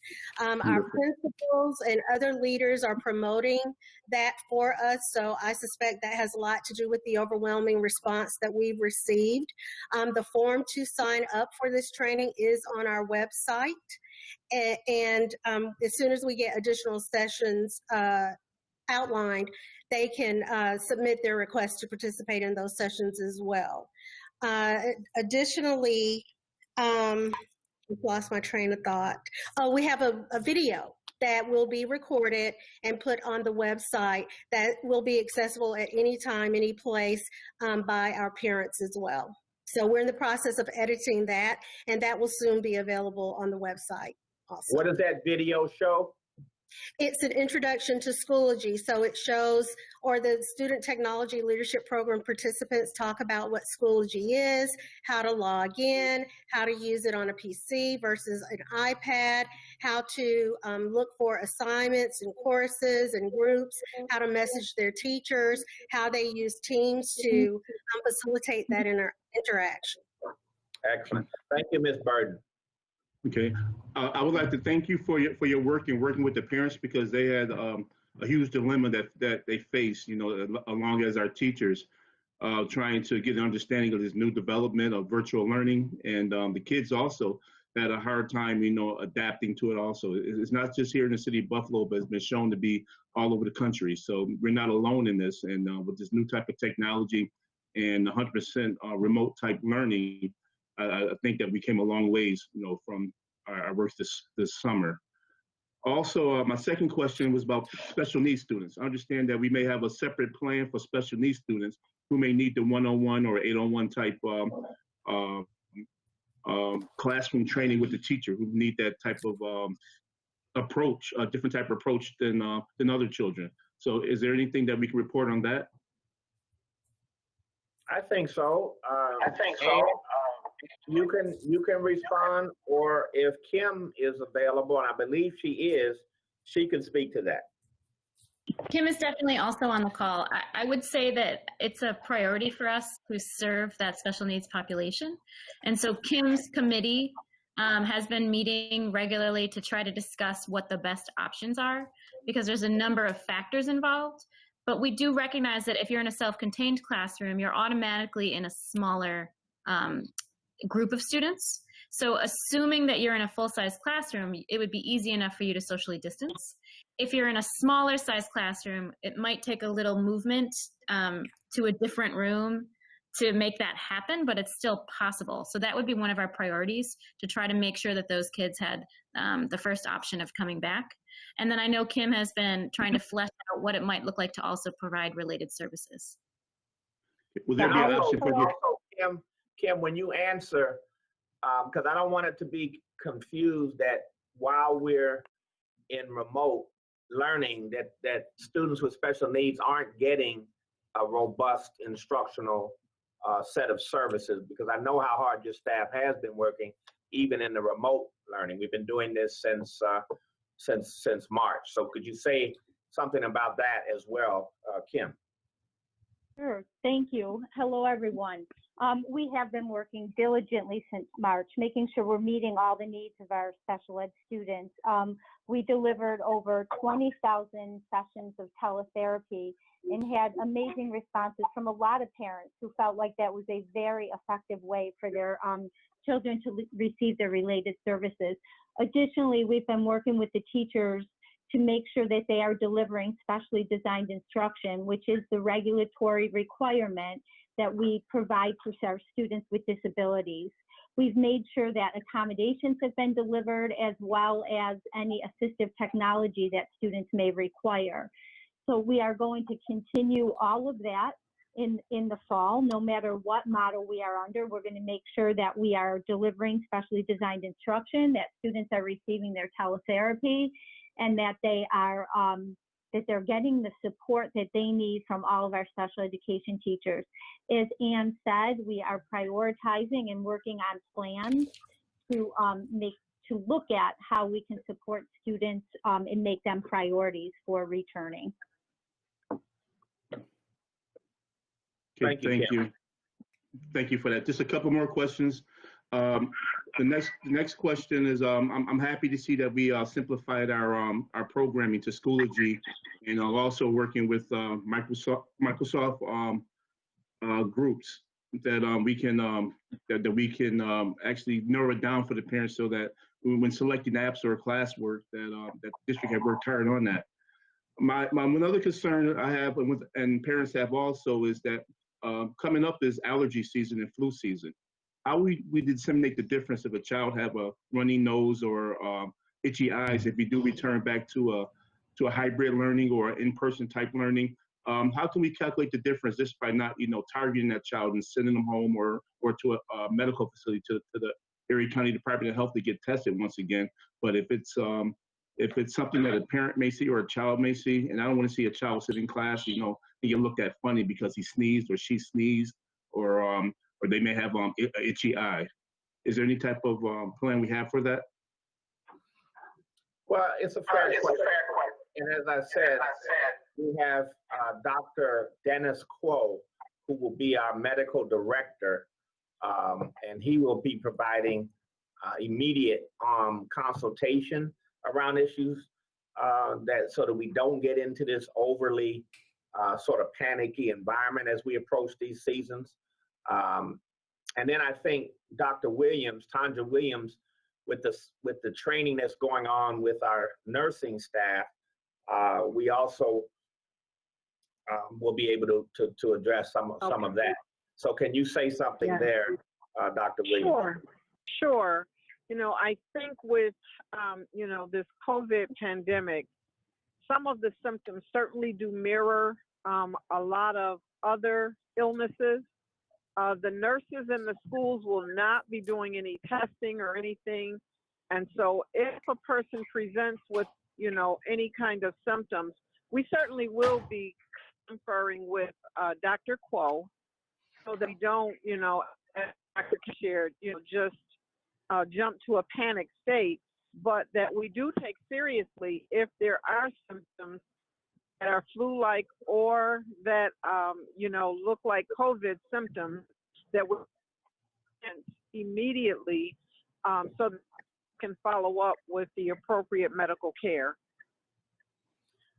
But I think we're planning on these isolation rooms where we can take students right away. And I think there we can do a more granulated assessment. I think the issue is timing. How quickly can a physician see a child that has the expertise around that? Because I really agree with Mr. Hurd that we don't want to be, a lot of false positives and kids going out and they really didn't have the symptoms, and then they're, just a lot of overly reactive things going on around that. So I think that's something we may need to just put in our notes right now, and then make sure that we follow the spirit of what is being requested here. Okay. Thank you again. I just have one more question. And this is you, Dr. Cash, about the 5% module that we are graded on as the District of Buffalo, and be graded along with Erie County about the COVID virus within the building. I'm not in agreement with that. I know it was handed down by the state through the New York State Education Department and the governor's recommendations from his task force about City of Buffalo being graded. Like you mentioned earlier, zip codes 14211, 14214, 15, 16, 18. We had the highest COVID levels in the state right here in the City of Buffalo. And I don't think it's fair for us to be graded along with, to be on the same module as Orchard Park and Lancaster, the Frontiers, Sweet Homes, and Williamsville school districts. I believe that the City of Buffalo should be graded on its own merits as far as the modules of 5% within the building, because what it is unreasonable, is unfair, to our students and to our teachers, that that if a school have 5% in the City of Buffalo, or or 5% out in the suburban district, that our kids will still remain in school, in which we have a much higher percentage rate of kids that could be and teachers that can be contracted the COVID virus. I don't know how you'll handle that, but I just think that we should have our own platform, how we be graded, especially in those area codes that's affected within the inner city. Yeah, I think you make a very important point. I've called for quite some time now for a sort of red, yellow, and blue, if you will, of zip codes across the state. Not sort of these county-wide or these really gross levels of identifying whether you have disease in, the level of disease in your community or not, because it's so different, as you say, from zip code to zip code. And we really need that kind of granulated analysis across the state where we can see where red, yellow, and blue or green spots are, and then take appropriate measures to protect our children and families in those areas. And that's what's not, we just don't have that data. And we don't have the data on children at the level of adequacy, in my humble judgment, of how, who's been infected in the state, which children have been infected, and what is occurring with those infections in the child in terms of his or her health. So there's a lot more data that I really would like to have on an ongoing basis. And that could be something, Mr. Hurd, that you and I and others sort of develop as a keep clarion call about it, so that it stays at the forefront of our attention as we move forward. Again, another good reason to start in a remote environment, remote learning environment, while we ask Dr. Quo, for example, to come to your first student support services work session and maybe make a presentation, or he can be there to have you ask a lot of questions. He and Dr. Gomez would be great, for example, to ask some of these questions, and we could have a very enlightening discussion. That would be my suggestion. Other than that, I concur with your overall statement there. Thank you for your answer, Dr. Cash, and I'll rest right now. Thank you again, administrative staff, for your hard work that you've been doing. Thank you. Thank you, Mr. Board Member Hurd. Mr. Petrucci would like to piggyback off of that question. Thank you, President Cotman. Just with respect to what Terrence had mentioned about allergies, many of both our teachers and our students have respiratory problems such as asthma, or they may have another condition, let's say, such as pica. I was just wondering how the mask policy would be. Is there going to be exemptions? How are we going to handle people that may not be able to have a mask on all day if they have a breathing problem? Dr. Williams, did you hear that? Yes, I did. So supplemental health care has been researching what other districts are doing, what the CDC guidelines are recommending, because we do know that we have populations of students and of staff that may have underlying health conditions that are, of concern for them being exposed to the COVID-19 virus. So we are actively researching all of that to see, how we can support, but the remote piece will certainly help with some of that. If there are children or staff, that have compromised systems, if we were to go with a remote learning environment, that would certainly help with that. Thank you. That's it, Mr. Petrucci? Thank you. Okay, no problem. Okay, next is Board Member Hope J. And who's next after Hope? Want to raise your hand? Okay, Jennifer, Board Member Makuzi, and then Board Member Ann Revere. Good evening, Dr. Cash, Cabinet, and Board. I feel like I haven't spoken to people in a long time. Hi, nice to see everybody. So I have some questions, Dr. Cash, and probably this is mostly directed at Dr. Botticelli, regarding the synchronous and asynchronous learning. Am I saying that correctly? Yes. Yes? Definitely. All right. Okay. So I've been thinking a lot about this, and I actually had a conversation earlier today with Mr. Kuzma about it. And obviously, I've been getting a lot of questions, comments, feedback from parents and friends and people who are wondering how they're going to do this, being parents, having a job, trying to organize how they're going to maybe work remotely themselves and maybe be in the house sometimes, not be in the house sometimes, how their children's schedules are going to be parallel with that, or how that it's going to complement their schedules. And I know that there's something that's been floating around, not just here in Buffalo, but across the state and maybe across the country, this idea of pods. Have you all, I am sure, are familiar with that idea? Sure. Yes. Okay, so it's when parents who have all of these other challenges, and believe me, I say once a day, I'm so glad my children are not in school, that they're in college right now, so that I'm not dealing with these issues. I have so much empathy for parents who are trying to juggle the responsibilities of their jobs, their careers, and now having to school their children. While I fully support you, Dr. Cash, and I think you're making the right decision, it's still an enormous amount of, it's a challenge for parents to be able to figure out how to do this, right? Yeah. Yeah, okay. Yes. So I was trying to understand how, and how you envision this as far as this synchronous versus asynchronous learning. Like, there's going to be a schedule of classes. I kind of, in my mind, I was kind of envisioning it similar to what my daughter was doing as a college student.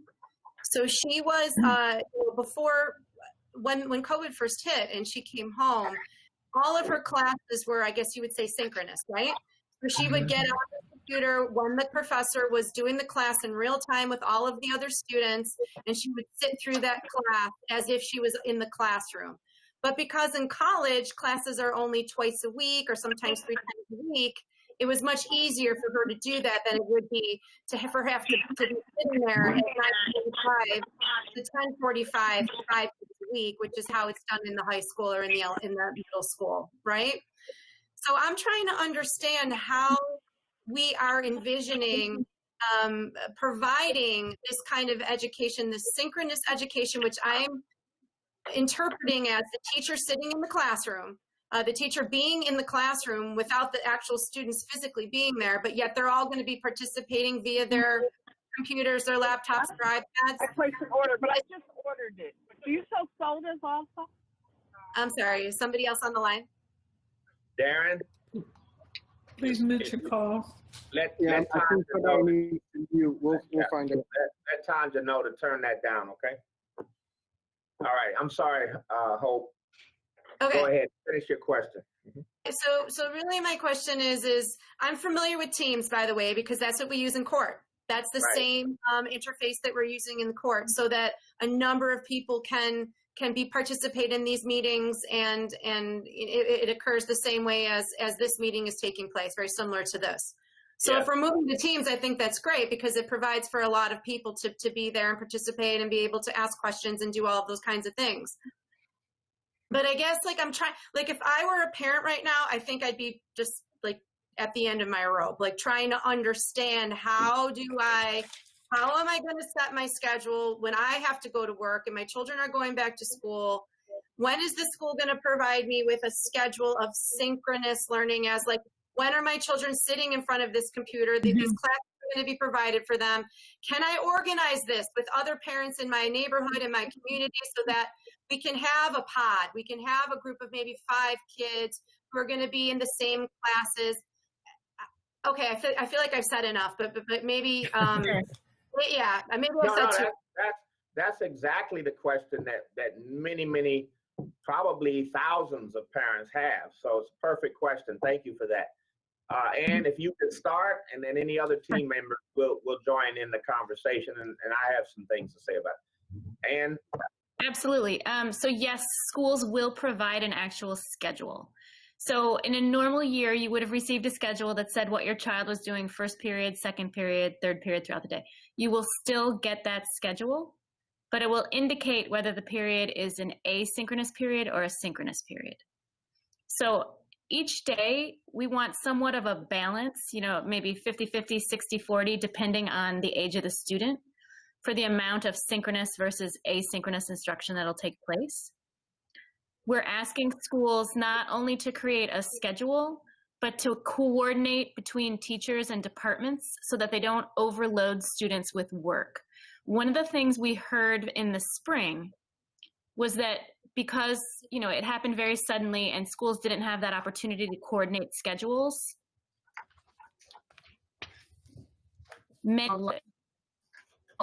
stay on top of every subject. Or alternately, maybe one subject provided less work. So we want the schools, once they've created their schedules, to also then coordinate the amount of work a student would get. So in theory, if I had a 45-minute asynchronous period, I'm getting approximately 30 to 45 minutes worth of work to complete at that time. But we recognize, especially with our older students, they don't necessarily always want to be doing it at the time they're scheduled. So they would, in an asynchronous environment, you have the opportunity to do it at night if you chose to. So you might be on synchronously with maybe 3 of your teachers during the day, but you'd have some asynchronous time to do other things if you needed to work separately, or to your point, if you wanted to be in a pod with other students. It would depend on a student's schedule. So at the high school level, it would be a lot more difficult to coordinate.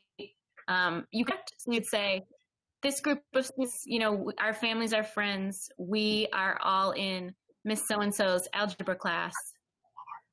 We could coordinate time to work on the activities. But the benefit of having the schedule is that I can still account for the amount of time I should be working on a particular subject. I don't know if that makes sense, but a teacher would still have her 5 periods per week.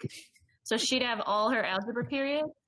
3 of them may be synchronous with the students, and then 2 of them she may assign things for the students to work on, but she is still holding office hours during that time.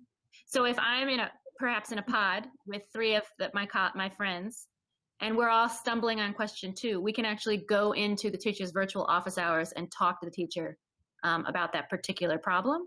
So teachers will be working continuously for their 5 periods at the secondary, but students have that opportunity to work both synchronously and asynchronously. Does that address your question? And just because I thought that was pretty thorough, but this is a good time to throw some kudos to your colleague, who I think has done an extraordinary job on this whole scheduling issue. This is one of the toughest challenges around a remote learning, even hybrid learning as well. And that's your colleague, David Hills, and what he's been doing with his scheduling committee. And I think that also gets at what Ms. J is talking about. So can you say a few words, or if you want to talk to him, just a few? Yep, so David's committee has been working diligently to coordinate the amount of time that a student would have assigned to be synchronous versus asynchronous. And they've been working to develop schedule suggestions for schools to help them be able to publish a schedule that is parent-friendly and student-friendly, that everyone can understand. Because we recognize that the more stability and structure in a student's life, the easier it will be at the home and the easier it will be for the teacher to support the student. We don't want to have too much synchronous instruction because it can become somewhat overwhelming for a student, which is why office hours are a nice alternative, because you can still connect with your teacher if you need that additional support. But you have the flexibility to also complete your work in your own time. So Anne, is the expectation going to be the same across the board? Like if I'm an algebra teacher at City Honors and I'm an algebra teacher at McKinley High School, are they going to have the same expectations, or is this going to be building by building? So we were looking for consistency, and that's also something that David helped the committee agree on, that you would assign a minimum. So the minimum would be, out of a 5-day week, 5 periods a week, the minimum might be 3 hours of synchronous and then 3 periods of synchronous and 2 periods of asynchronous, for example. But it would vary by grade level, because the younger students might not be able to do as much synchronous instruction consecutively, for example, as an older student. So we want to look at those nuances. What can a pre-kindergarten student do on the screen. So we're also looking at the types of activities a younger student could do that don't involve screen time. So an example that a teacher had shared with me was where we're learning the letter T, and we practice it together synchronously. And then I ask students to work independently, do a scavenger hunt in their house and find objects in the house that start with the letter T. So that when we come back together tomorrow, they can each share out the types of things that they found to identify the letter T. So having that balance for some of the younger students is important. So I think it would be nuanced by grade level, but it would try to be as consistent as possible with the amount of time that we're asking for. So, I mean, again, I guess I'm trying to think as a parent who, may or may not have the kind of flexibility to be able to be home with their children. And if they are, talking to other parents on their street or in their neighborhood, and they have children that are in the same grade, but maybe in a different school or in a physical building, but yet they're basically covering the same topics or the same subjects. Would it be, an alternative or I guess a solution for parents if they're going to put, 5 of their kids together that they're all maybe physically in different buildings, but that they could learn together? Do you understand what I'm asking? Because it's a little bit more, people don't have options. They just simply, if I had to go to work right now, I don't know what I would be doing if my children were home. So they could definitely practice the skills together, but teachers at different buildings might have assigned different particular assignments. So you wouldn't necessarily be able to complete the same assignment, but you'd be reading the same novel if you're all 7th graders, right? So you could definitely have conversations to dissect the text and understand what's happening. You might be writing different essays, but you could support each other with peer reviews and editing for one another. So there's definitely because we have a common curriculum, you have that benefit of being able to work together, but each assignment might be different, if that makes sense. Yeah. Okay. I mean, is there going to be any guidance from the district? I mean, the longer that kids are home, the more that parents, I think, are going to try to find more creative solutions. It's just what's happening in the world right now. And this whole pod thing, I think, has come out of that, trying to find creative solutions. Is there going to be any guidance from the district to help parents to try to figure out how to do these things, or are they just sort of going to be on their own? We hadn't necessarily discussed pods, but it's something we can talk about. But I think the idea would be that you'd have to have students at the same grade level. They'd all be taking the same subjects at the elementary, so that wouldn't be an issue. And then at secondary, it would depend if you specialized. So if you were taking a specific CTE sequence, it might not match up with what some of your friends are doing per se, but you'd all have the same core English class. You'd all have basically the same core math and science. So there would be some opportunity for that, yes. And colleagues, one of the reasons we wanted to have teachers report at least 2 to 3 times per week to their school site is that they can figure things like this out. Hope they can look and see, and with the principals having the kind of cross-school conversations that they have in their ongoing meetings, this is something that we could look into, and I think that's where you have to do it. You got to get in school and see how you can make some efficiencies out of this. Just like, for example, with bus routes. Instead of doing the typical routes that we're doing, we're looking now at who lives in a particular zip code and trying to get routes associated with a zip code. And the Department of Transportation loved that idea and said that could yield tremendous efficiencies. So it's the same kind of concept. Start thinking outside the box. Start reimagining how we deliver curriculum and instruction on a daily basis, and hear some of these parent group concerns and see where we can be helpful. Now, pods take on a lot of multi-dimensions to them. There's sort of that wealthy, affluent approach where, 7 of us know each other. We want to keep our contacts small and tight. And so as a group of parents with 12 children between us, we're going to actually hire a teacher and hire different teachers for our kids. That's not what I'm talking about. And that's not what I don't think you're talking about that. No, But- that I'm not but- talking about that. Right. I'm But the talking about other- parents who are trying to combine their resources. You know, they're Right. trying to combine their resources, and maybe they can be home sometimes because of their jobs. But most people that I know, even if they've been working remotely for the most part, you know, there is now an expectation for most people to, you know, have to report to the office or have to be back at least some portion of the time. So it's definitely provides challenges. You know, Yeah. daycare and after school care, you have to make a commitment, or at least in the past, you had to make a commitment to how many hours your children were going to be there. And people don't necessarily know that anymore, you know, That's and I right. don't want to, and they don't want to have to pay money up front for time that they may not have to use.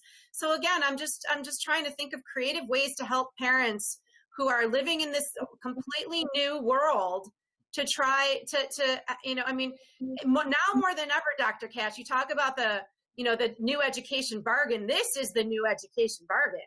This No, is, I agree. you know, this is, This I'm is sorry? a time where I'm hoping this will be an emerging best practice. This could be an emerging best practice, but we've got to get in and we've got to figure this out, and we've got to pressure test it. We can't figure it out, you know, being away from what this could look like. So I want to stay tuned with that. I want to put that on our priority to-do list, and continue working with parents who have some great suggestions about how we could help them in these pod ideas. So short answer is we'll figure this out, and I think it'll be a best practice going forward. Thank you. Miss J, if I also could, I think some parents maybe have an impression of what this could be like based on their spring experience. And we've put a lot more structure into place to support students. So I think that they'll be pleasantly surprised and really happy with the work that the teachers will be able to do with the students in that synchronous environment, because it's definitely a much more structured approach this fall. Thank you. Thank you.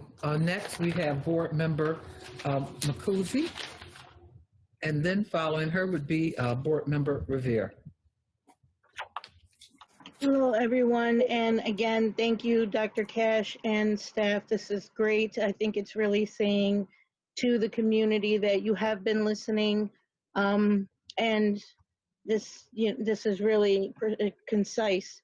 I do have some questions around and need some specificity, some clarification around what these liaisons are going to look like. At one point, it was mentioned that it might be teacher aides, teacher assistants, and then it just wasn't clarified that that was going to be it. My questions around this are pretty intense. Number one, how are they, when it was actually stated that they would be assigned to families? So how does that work? What's the determination? How do you follow up with, right? If they're teacher aides and teacher assistants, how do we make sure that they're reporting back about each and every family member, and that we're fluid with what's happening, right? Especially when we're looking at, you know, families that might have IEPs, right? When we have the speech and physical and occupational therapies in place. I'm just very curious.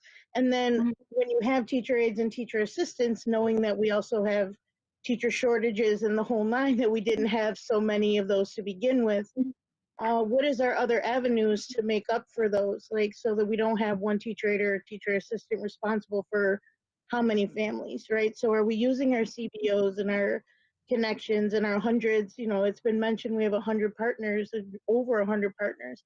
How are we communicating with them to maybe also be these liaisons?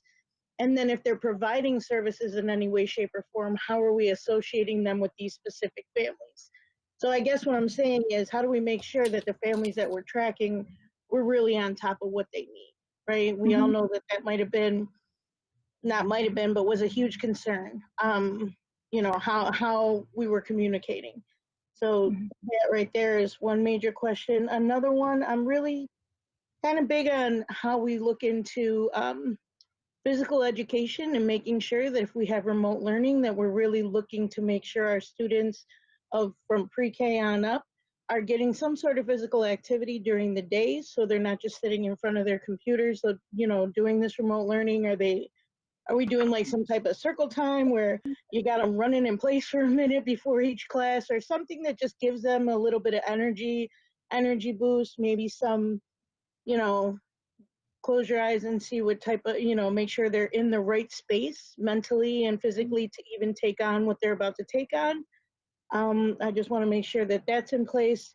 And will the liaisons be making sure that, in case, Jane or John Doe isn't really tracking or isn't really doing well within their regular class day, that there's going to be some sort of, intervention or something for those families.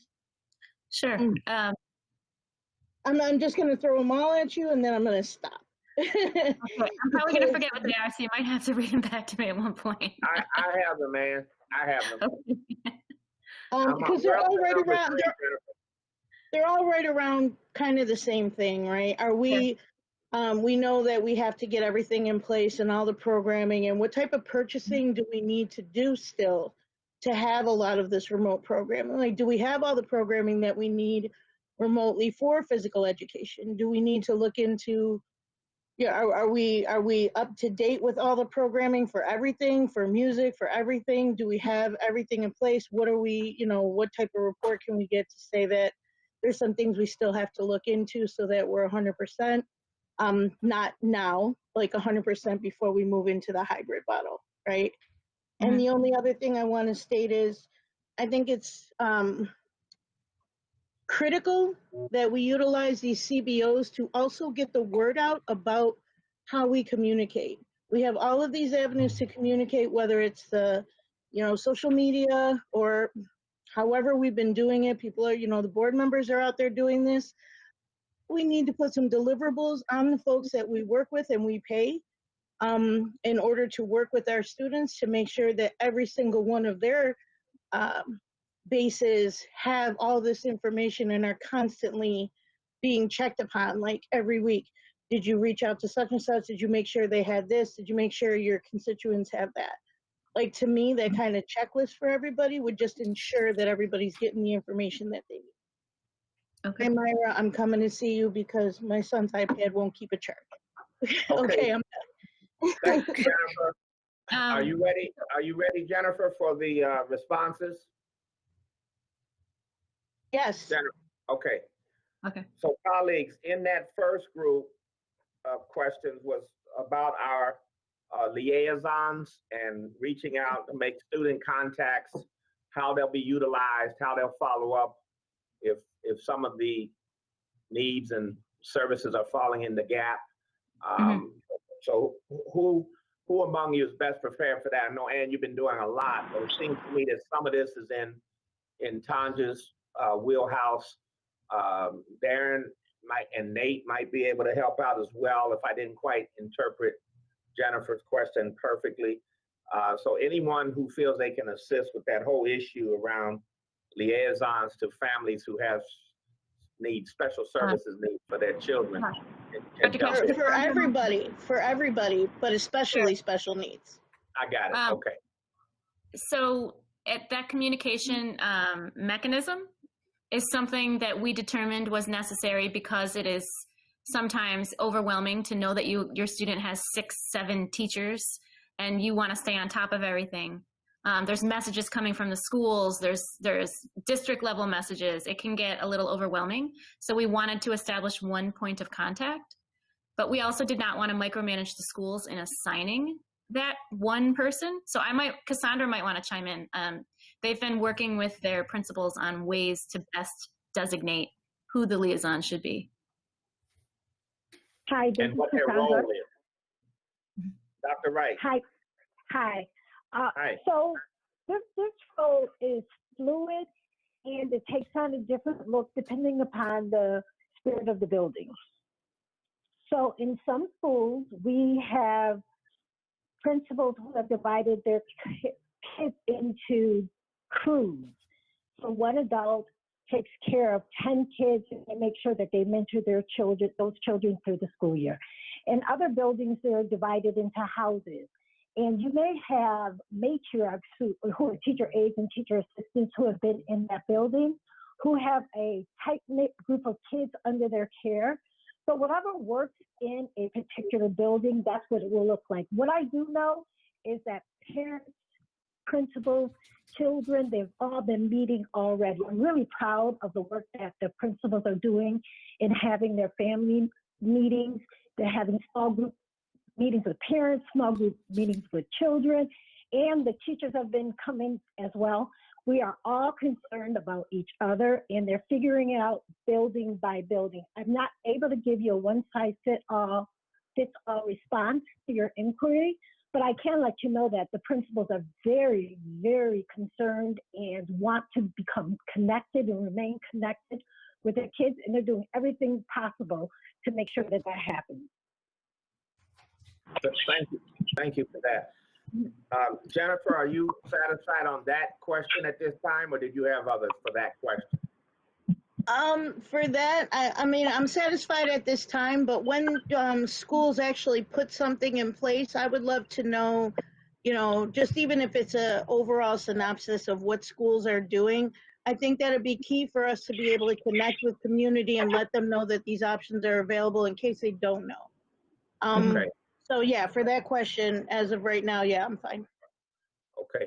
ASLs, did you hear the question in terms of as soon as you have compiled that information, let's report it out to the board. Okay? Absolutely.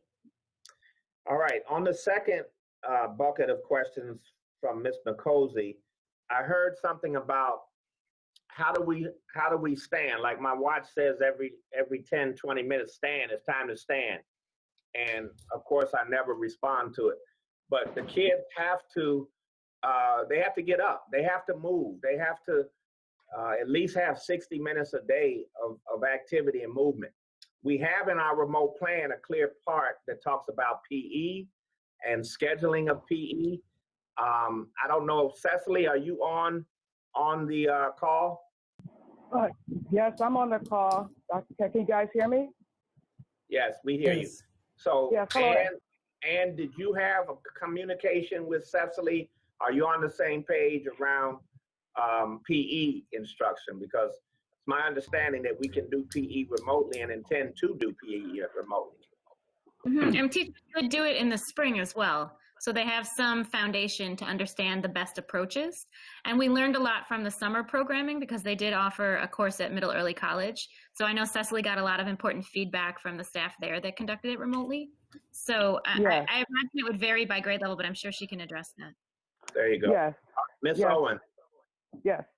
Yes, our students will have an opportunity to get up and move every day. Our teachers will have access to videos, ACEs videos, what that means is all children exercise simultaneously. So our children will have an opportunity to also track their activities during the day and submit those results to their teachers. You also mentioned, I think, something about the online resources. We are flushing out all the details to make sure all our licenses and subscriptions are in place to provide online virtual learning. So yes, our students will be moving every day. In other words, PE teachers, colleagues, are going to have a just as prominent a role as all the other teachers. And I expect a robust series of programming for our young people. We call that movement education in the younger grades, but in the older grades, you know, I expect to be able to do something with the high school and middle school students as well. Is that correct, Ann and Cecily?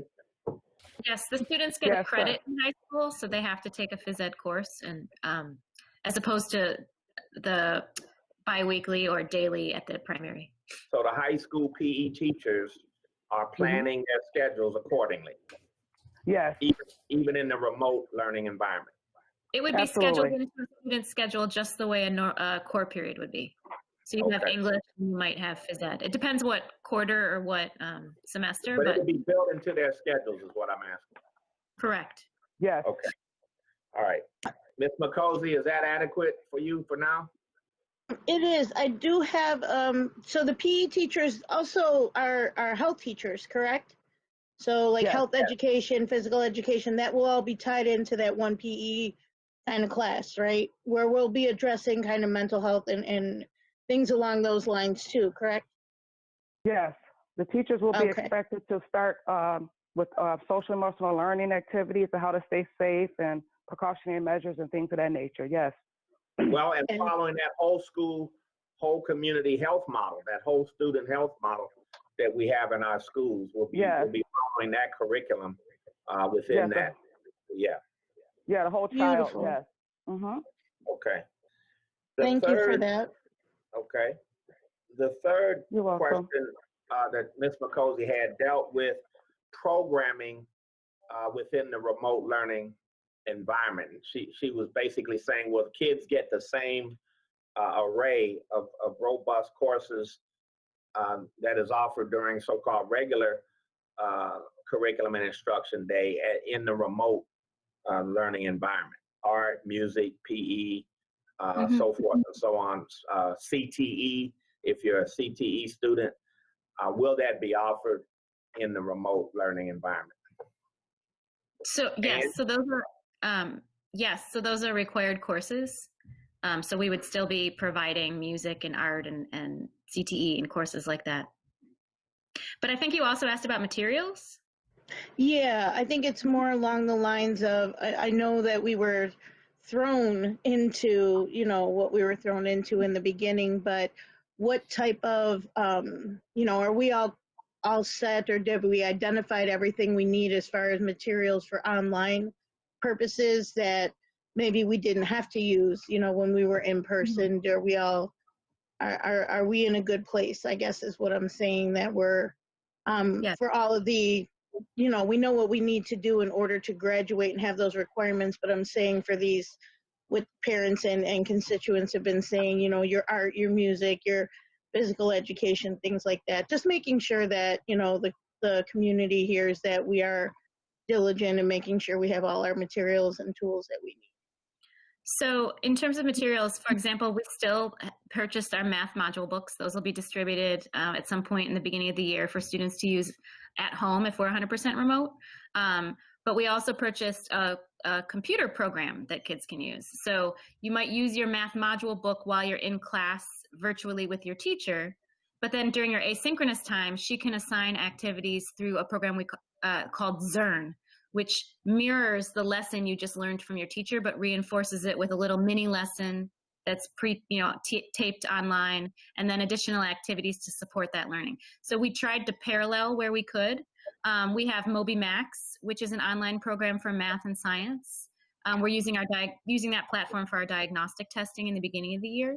We still have Lexia. So we have a number of online programs to support our instruction.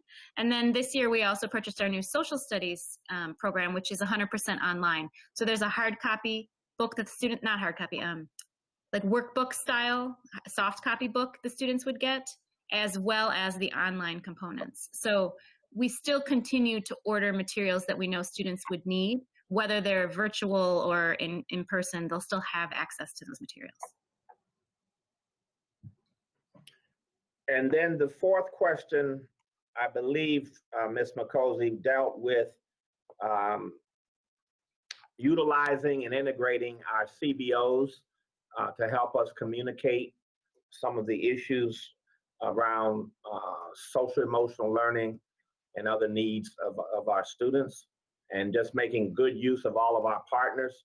Say Yes, for example, it would be a good example. Then all of the CBOs. And then I'm reaching out as we speak during these days and weeks to our university partners to try to develop what I call a Buffalo tutorial core or tutor core, where a lot of these undergraduates are going back to college, as Hope mentioned, and some of you have children in college as well.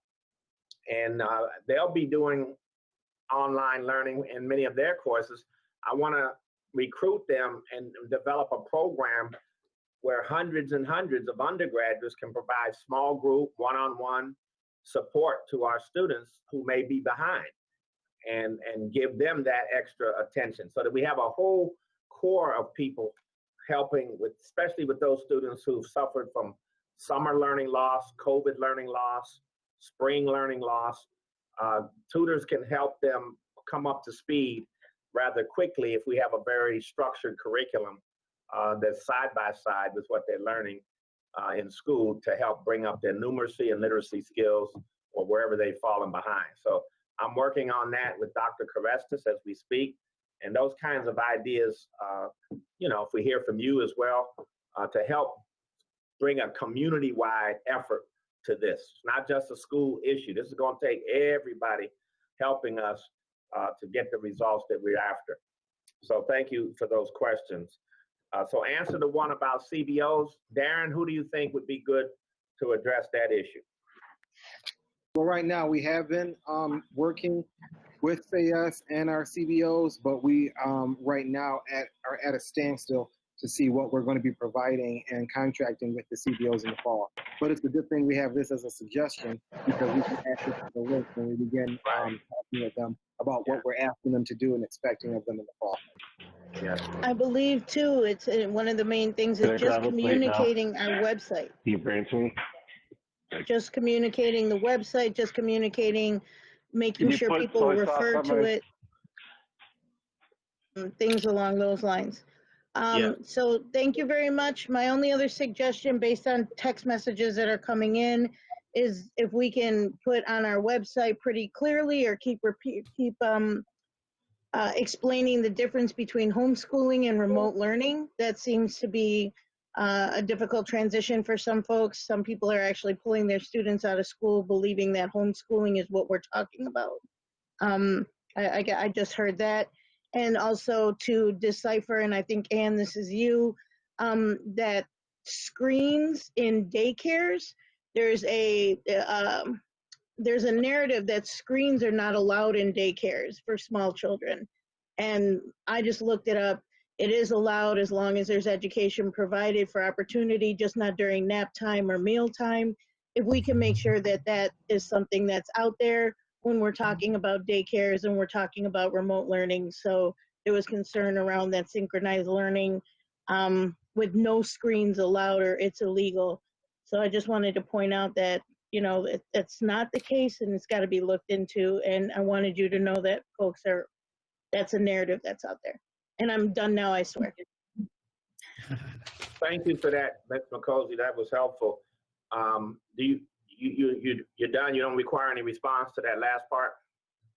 Okay, thank you. Okay. Madam Chair. Board Member Revere. Thank you very much.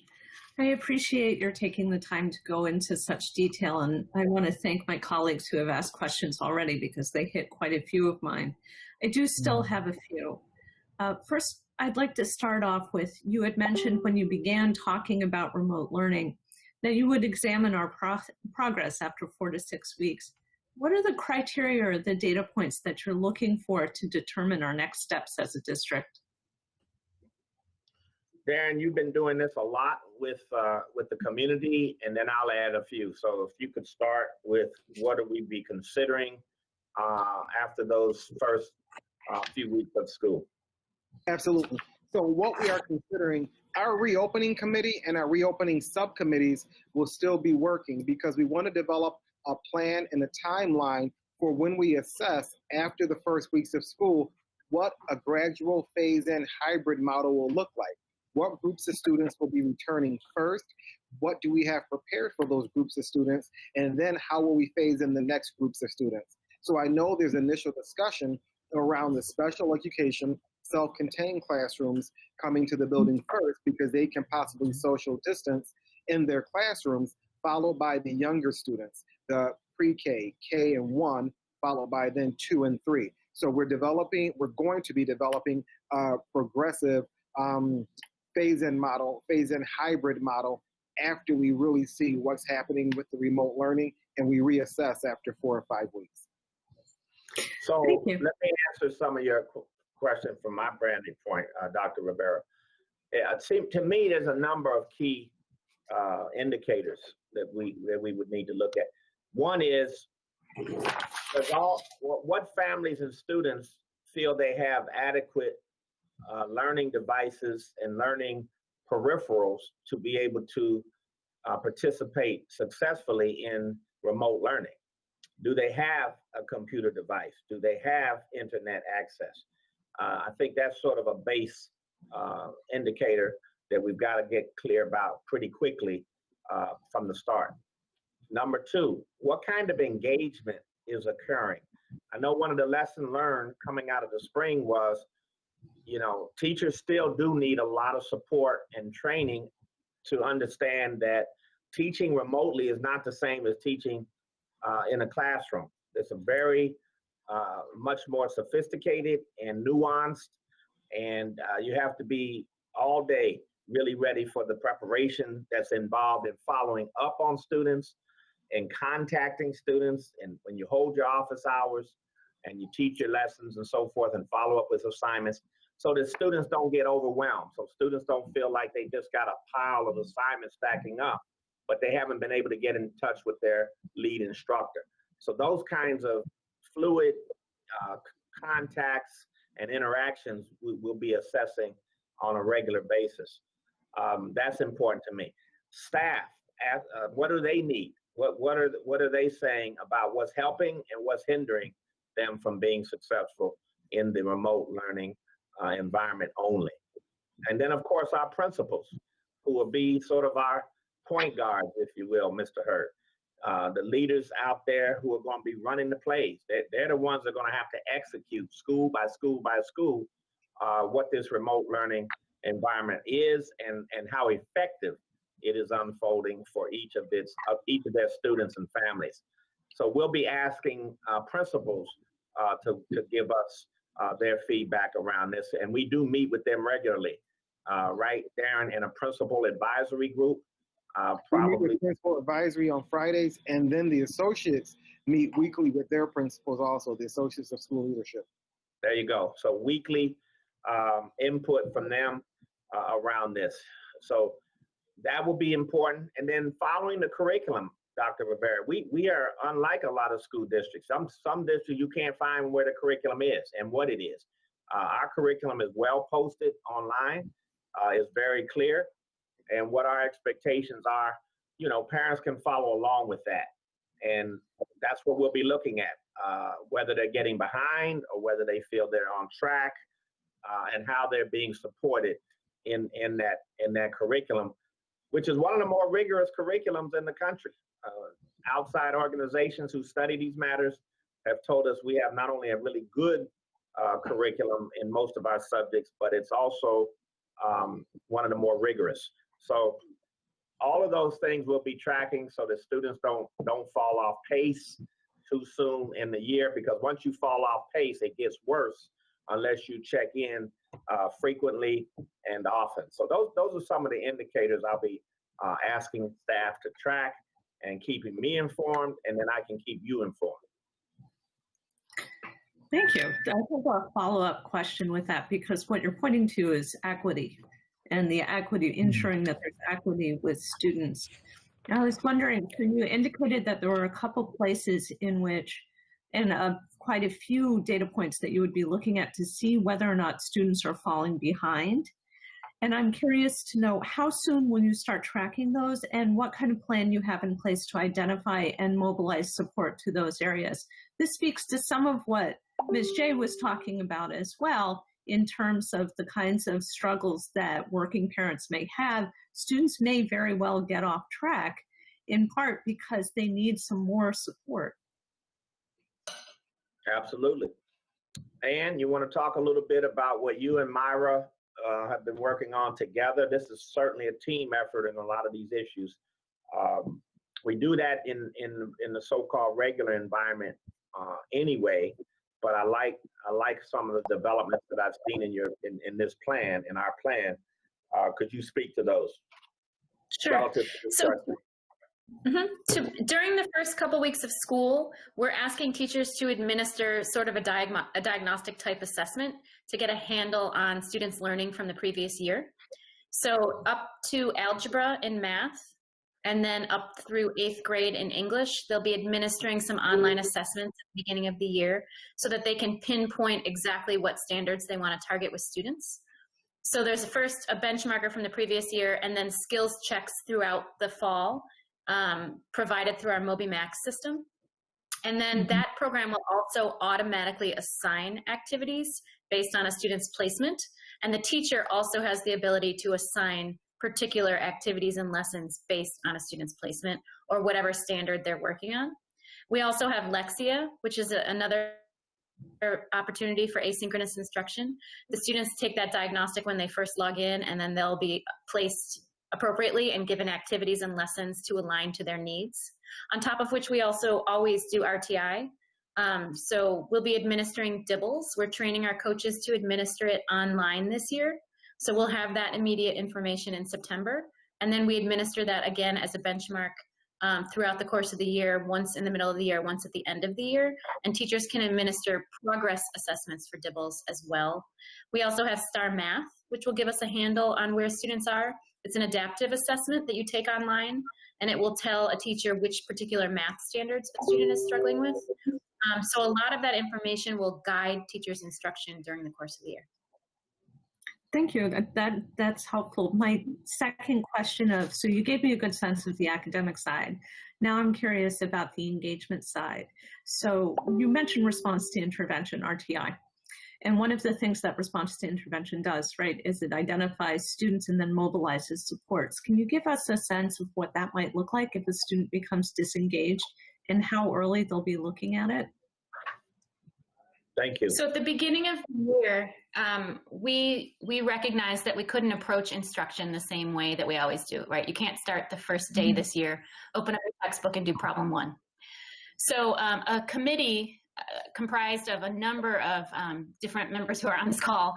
So Dr. Morell, Mrs. Nasher, Dr. Wright, Ms. Wilson, a number of people have come together, Dr. Williams, to create activities and lessons and guidance for teachers to use with students at the beginning of the year to address social emotional concerns, to address COVID and hygiene and the types of things they may need to understand to be successful throughout the school year. So they've provided a number of lessons and opportunities for teachers to use in the beginning, and then they'll embed that type of activity throughout the course of the year, because we recognize that we may need to then tap into our counselors, tap into our SST teams to really provide additional supports. Meanwhile, that liaison that we identified at the school level will also be in contact with the family. So if they need additional support outside of the school system, that is something that we can help them connect to. So we want to keep as many touch points with families as we can. That's good to hear. So parents could expect if their student starts to struggle, they'll have outreach from a liaison, possibly from a student support team, whether or not that student's identified as a student with a disability, and possibly counselors as well. Yes, we're mobilizing all of our staff. We want to, it's not a normal year. We know that we need to all be on alert to look for signs that maybe a student is struggling. Especially in a remote environment, it can be confusing sometimes. You can't always read the same signals. So we just need to be in contact with kids. We need to be continually reaching out. I think communication is critical. And speaking of communication, is there a plan in place to give an overview of what parents can expect, like what day one of remote instruction would look like, let me back up and say, day one of remote start, what it would look like, who the support people are at their buildings, in other words, a communications kind of plan where they know who's going to be reaching out and in what form. The major thing that I'm hearing from parents right now is that families are concerned that they don't know what they need to know for the school year. In other words, what will be required of them, what they need to get for their students, how they will get it. And that kind of uncertainty creates a great deal of anxiety. I'm a parent in the school system myself, and I have to admit, I'm wondering some of the same things. Is there a timeline for that communication, and will that communication come out to individual households? I'm going to actually turn this one over to Cassandra or one of the ASLs if you can address that. Aaron, when you're out there and that question comes up, because that's a key, all these are great questions, important questions. Who do you toss that to, and who responds to that question? I usually do. So on August 25th, we also have a public meeting, and it's entitled Back to School, What to Expect. So we'll be getting some of those things together so we can let parents know what to expect. Our building principals have done a great job also. They have scheduled virtual meetings for their families. I know I saw some of the Facebook posts from principals that have their meetings scheduled, and they're doing their new student orientations also.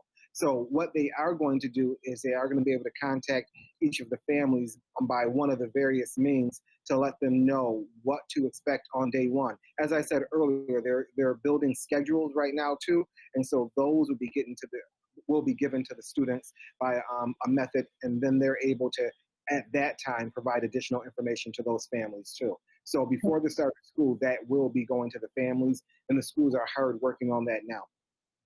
Okay, thank you.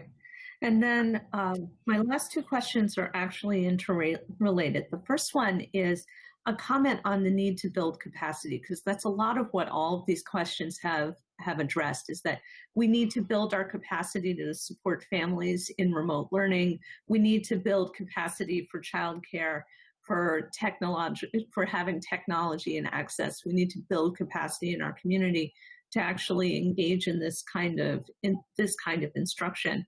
So the first part is will the reopening committee continue to meet, and is there a plan to talk about how to build those capacities? And the most primary one that I'm thinking about is childcare and after school care. So childcare is out there, but there may not be enough for the number of families who need it. After school care is out there, but there may not be enough for families who need it. And then there's students who age out of that system. So if you have, for instance, a 12-year-old, there's not many options at all. So are there some plans to start trying to build some capacity to support parents? Yep, and I can answer. Go ahead, Dr. Cass, I'm sorry. No, I was going to say those are questions that you've been addressing as well, Darren. Very important. Thank you, Darren. Take it from there. Absolutely. So the reopening committee will continue to work, the reopening committee and the subcommittees, because our work is not done. There'll be a lot of things that once school begins with the full remote learning, or when we transition to a hybrid model, there may be things that come up that we did not expect that the reopening committees, the school-based reopening committees, and the subcommittees may need to address. So that's why we will continue with the meetings, and they will be consistent so that we have a touch point with everyone there at the same time, talking about what they've been experiencing. On top of that, I know Dr. Crestes has already reached out to the Child Care Resource Network, but then there are other resource networks for child care that he will be working with also. They realize that there will be a large amount of families that need child care, so they're trying to, as you say, build their capacity. And other organizations are also attempting to build the capacity. Now, as far as after-school programming, that's something that we are still looking into and working on to see what that would look like, especially when we go back to the hybrid model. What will that look like with the ELT programming we have in the district? So we are meeting with Say Yes on Friday, and then we'll be working with our CBOs, because our ELT programming never started in September anyway. Well, early September. It was usually later September, beginning of October. So we have a little bit of time for that. We have time, colleagues, but I want to caution you about the second part under my update, and I'll only be brief about it tonight, but we're going to have in our first finance and ops subcommittee meeting or workshop, we're going to really have to talk about this looming fiscal crisis and how big and critical decisions are going to we'll be making every month around this. And that ELT program, we're going to have to talk about. That's a $9-10 million cost item. We're going to have to make up quite a bit of money this year, up over $50 million to start. And every time the governor takes 20%, we're going to have to cut accordingly. So that may be one of the things that gets sacrificed, at least for this year, maybe another year or two. But we'll have to have that discussion. I won't do it without your discussion, a discussion with you. But we're not going to be able to do everything that we've always done in the past, because we won't be able to afford it.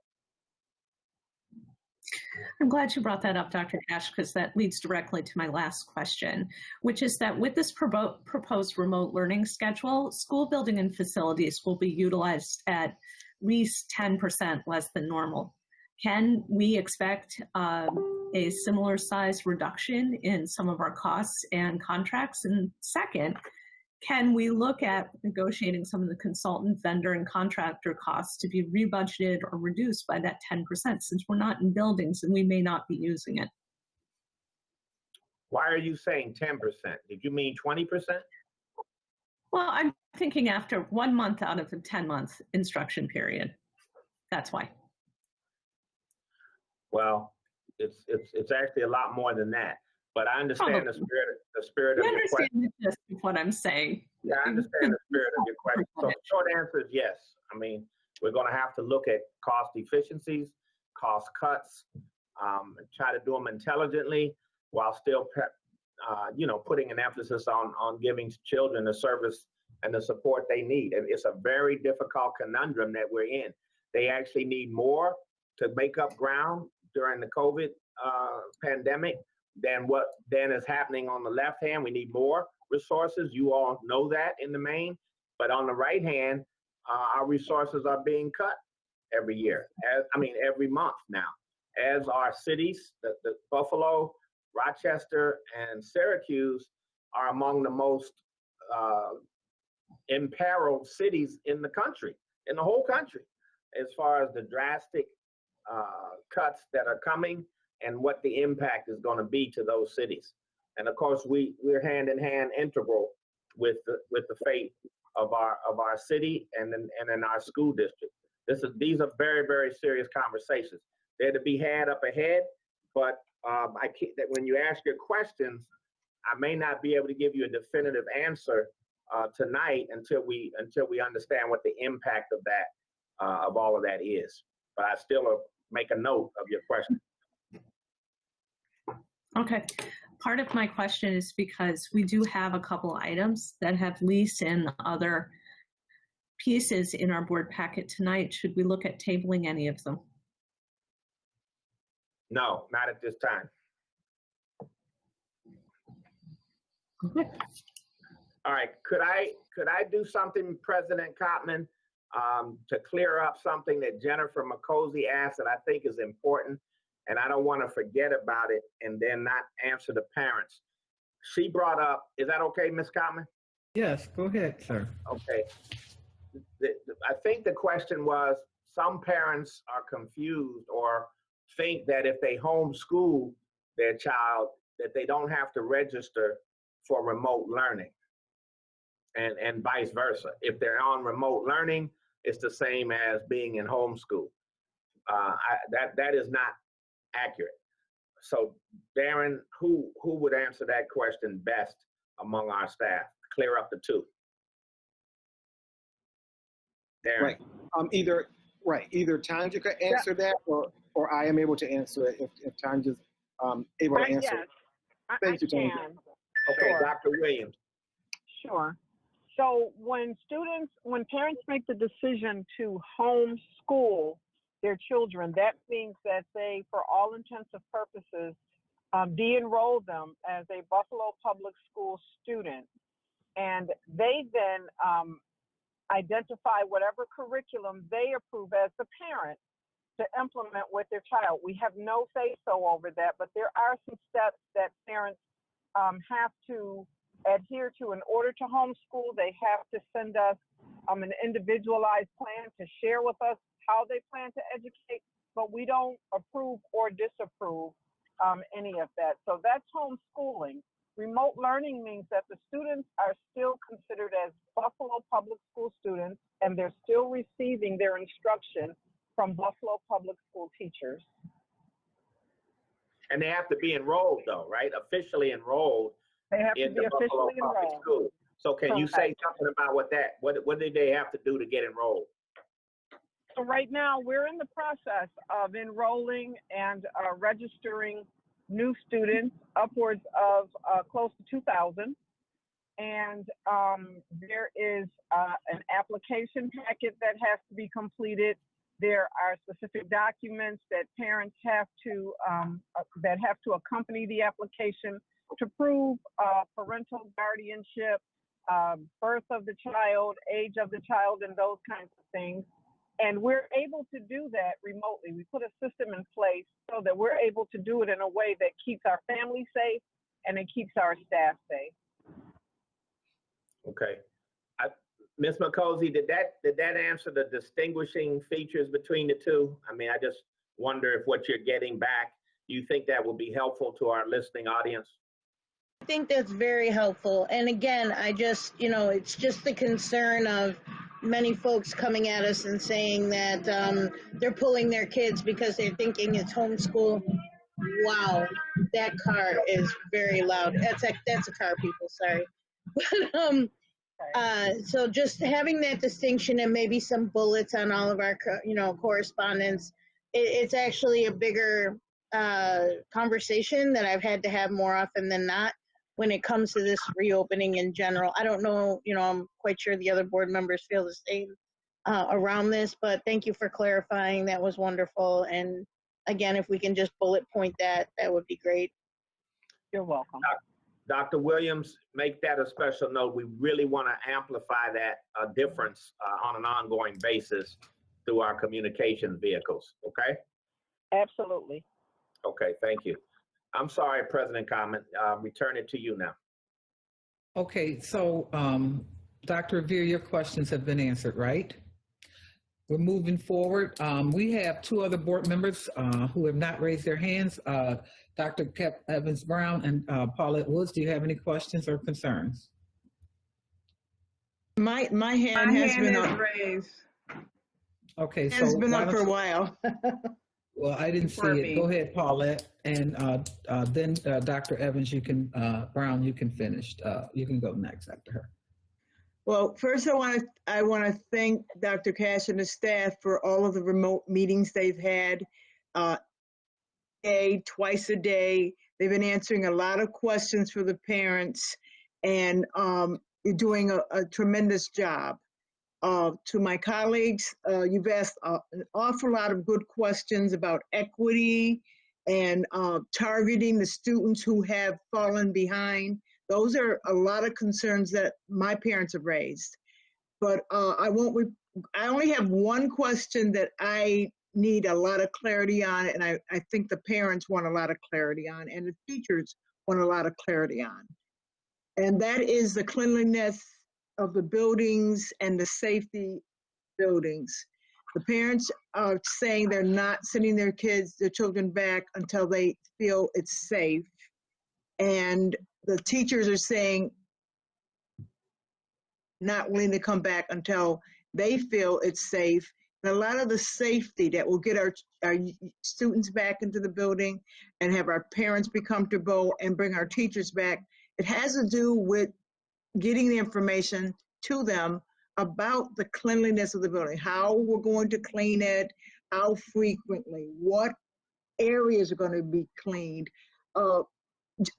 They need specifics on something that says, okay, we're not having classes on Wednesday, and this is the routine that's going to be going on. They want to know that if there's 3 teachers teaching in a classroom, the teachers leave, are you going to be cleaning after they left? Some of the principals are asking, what about the schools? What about the schools who don't have cleaning teams in them? Like Da Vinci doesn't have a staff there. They don't have a custodial team. So how are they going to receive the cleaning services? Want to get back to the critical method where children get to socialize. My parents are saying the children are missing their students.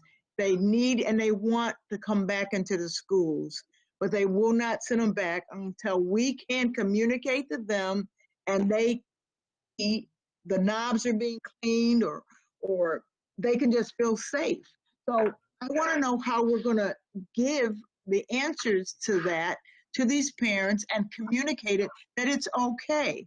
I have said to some of my parents that I have 17 schools and I will go in those schools first and observe the cleaning myself so that I know it's safe and I'm walking in there first and I can say to you, yes,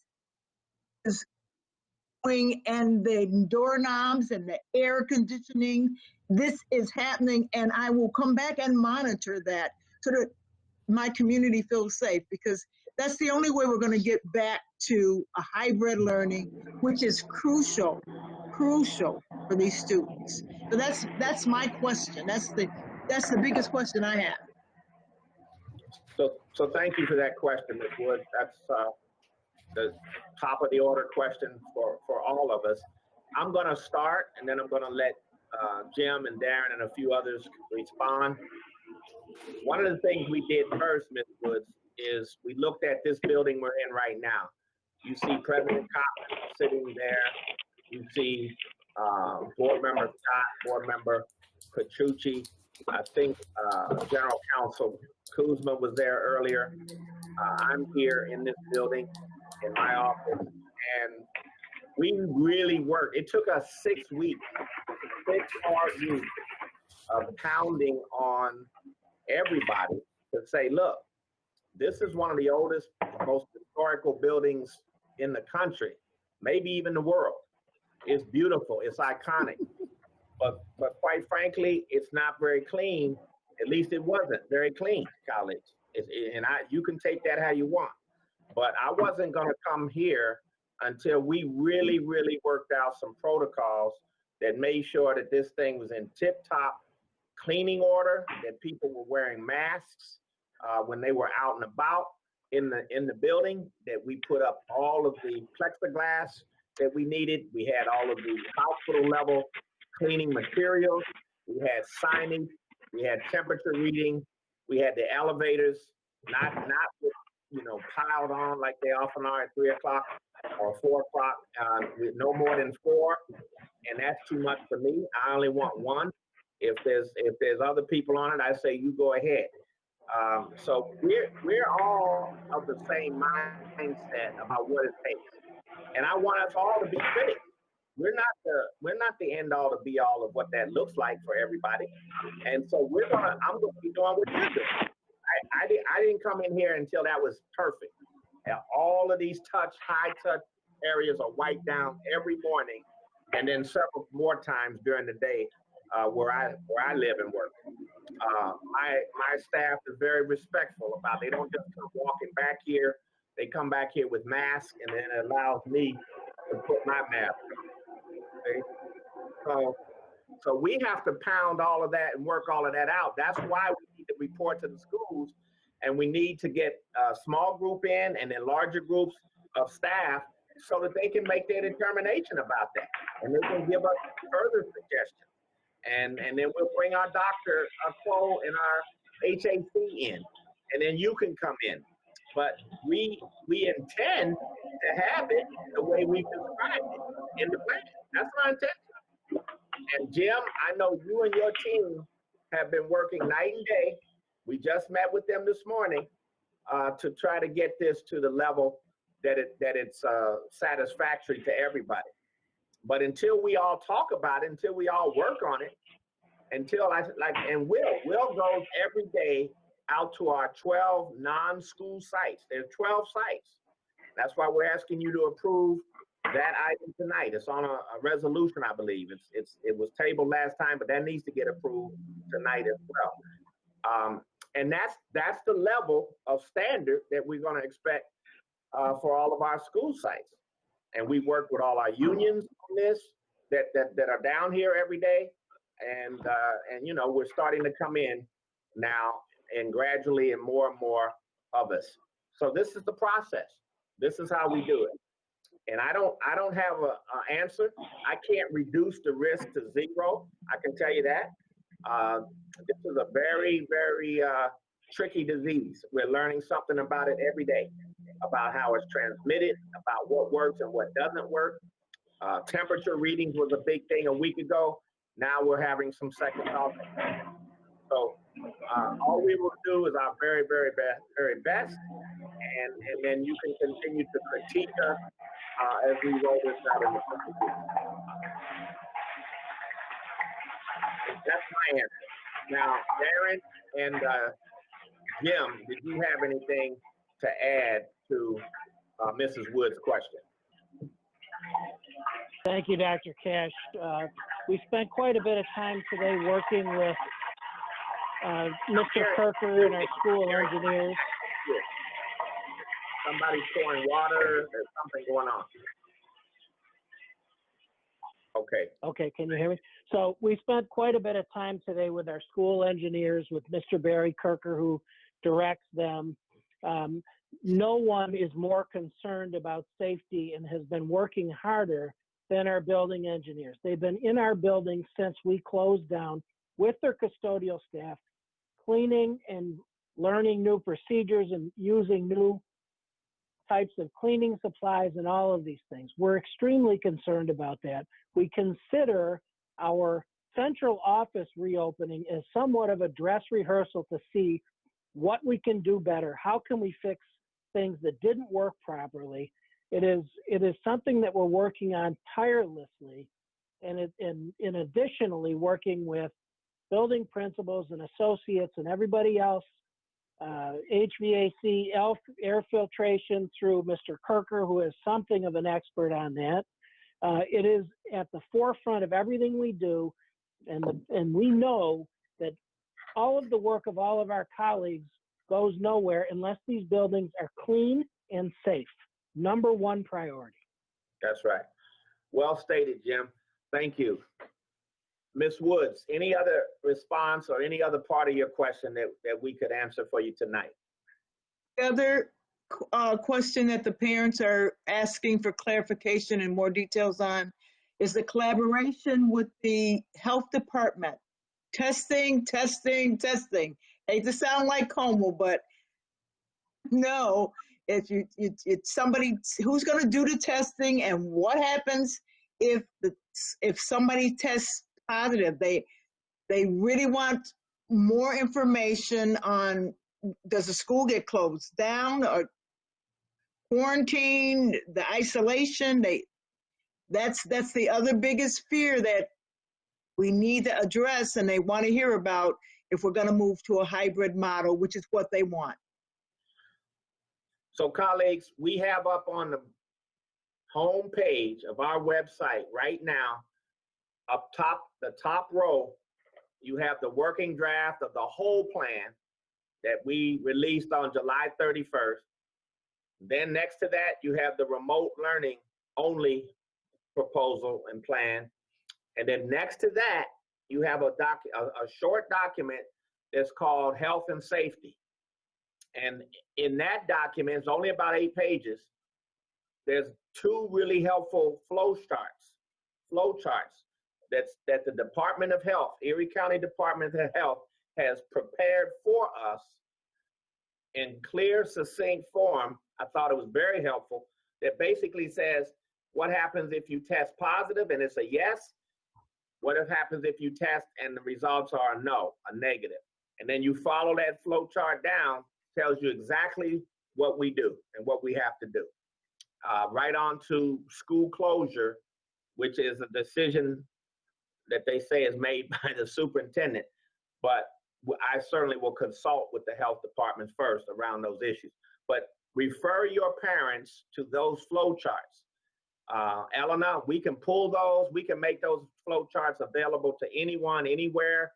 If you want them and you want to share them with your parents, we'll send it to you directly, and then you can email them out or put them on social media, what have you. But that answers all of those kinds of questions, both about testing and about contact tracing, both of which are responsibilities of the Department of Health.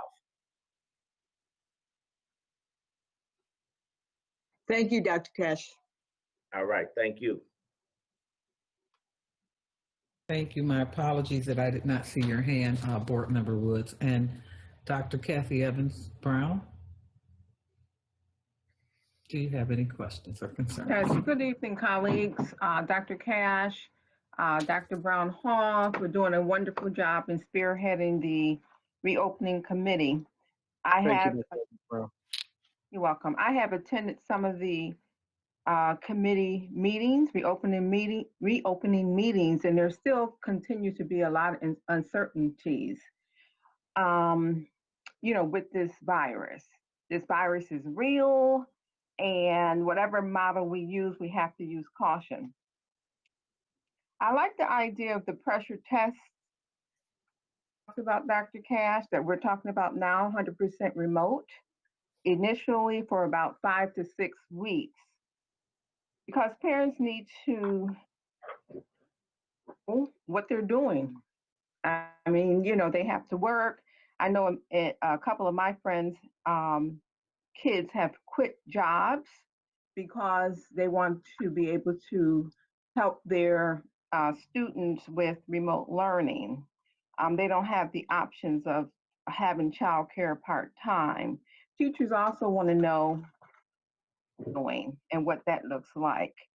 Some of the questions that I had wanted answered were answered.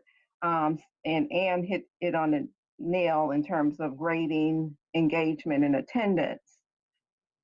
The process will look like, because this spring we had a number of students that fell through the cracks. We have an opportunity now to really get that right in terms of training parents, students, and teachers.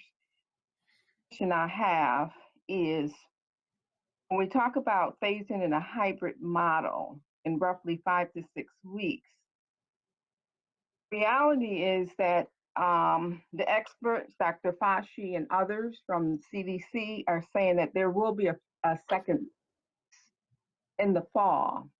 So my question is, since to conduct 100% remote throughout this year and then begin a hybrid model next year come January? That's my question. Well, certainly we don't have all the answers, and ultimately safety is everyone's number one priority. Safety of your children, safety of yourself, safety of your family members. That will always be your absolute number one responsibility as a parent, as a staff member, board member, all of us. That's number one. And I frankly have more questions than answers about this disease.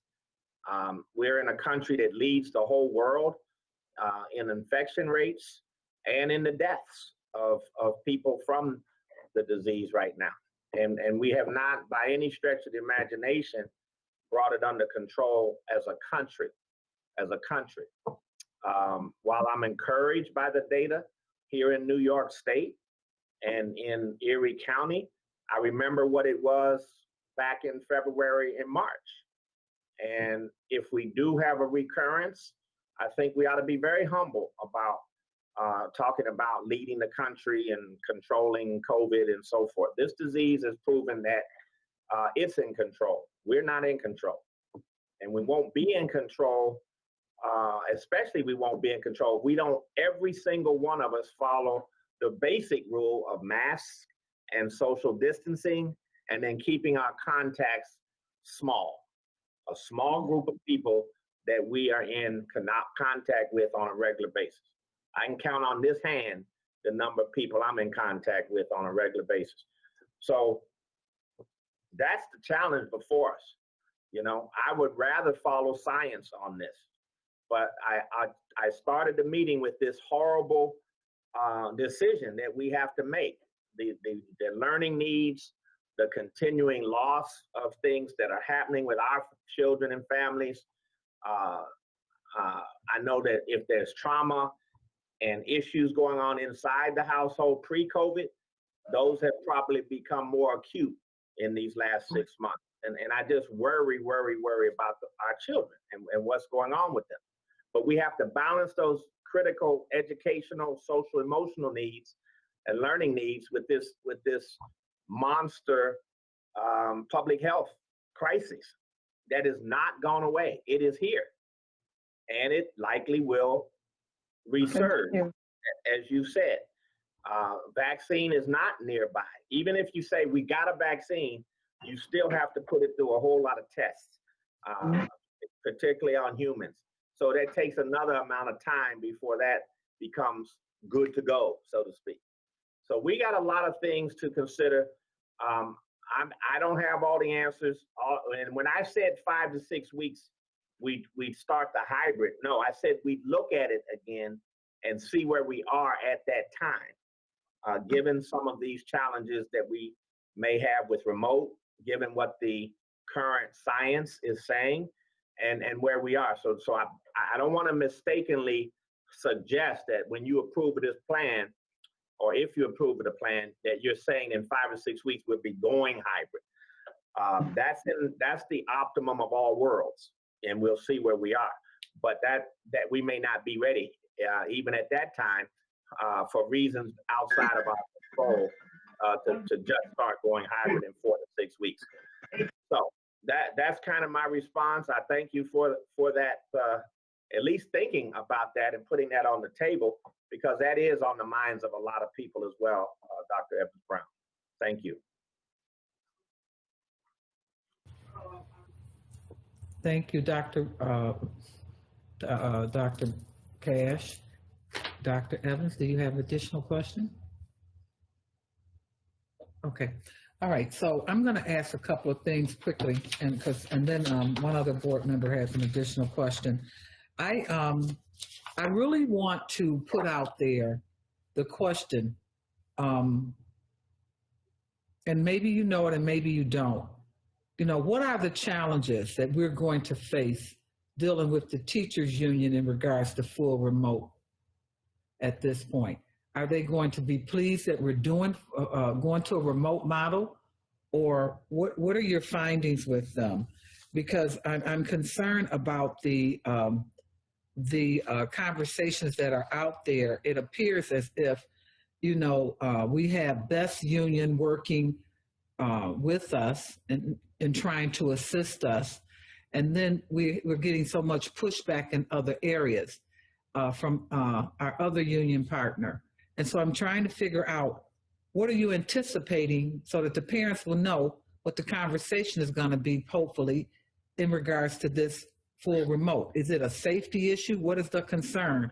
You're going to train them. You're taking time for the first 3 or 4 days of the year to train them how to do remote. What is the anticipation? Because I'm sort of tired of being on the back end of the narrative. I sort of want to be in the front end of it this time. That's how I feel. Well, that's certainly a good question, and you know, there's some good answers to it. But my father said to let questions like that go to the general counsel. Frank, you be quiet on that one, lest you get everybody in trouble. So, General Counsel Kuzma, how would you respond at this time?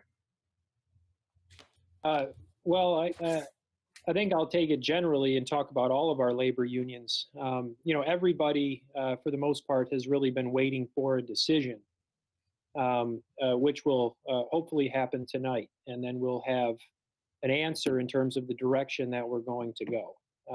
We have scheduled meetings with all of our 10 bargaining units. So far, we've met half of them. We have three or four more meetings scheduled for tomorrow, and then we will be meeting with the Federation on Friday. And of course, we had our all-teacher meeting yesterday to get feedback, and I believe there are, you know, over 1,000 teachers that participated in that meeting. And now we'll be able to take things from the perspective of what we are going to do come September. I think the narrative so far has been, you know, asking a lot of questions and being critical of if we were to open with students coming back to school. We now know that that's likely not to happen. And all of our unions so far have very positively received the plan.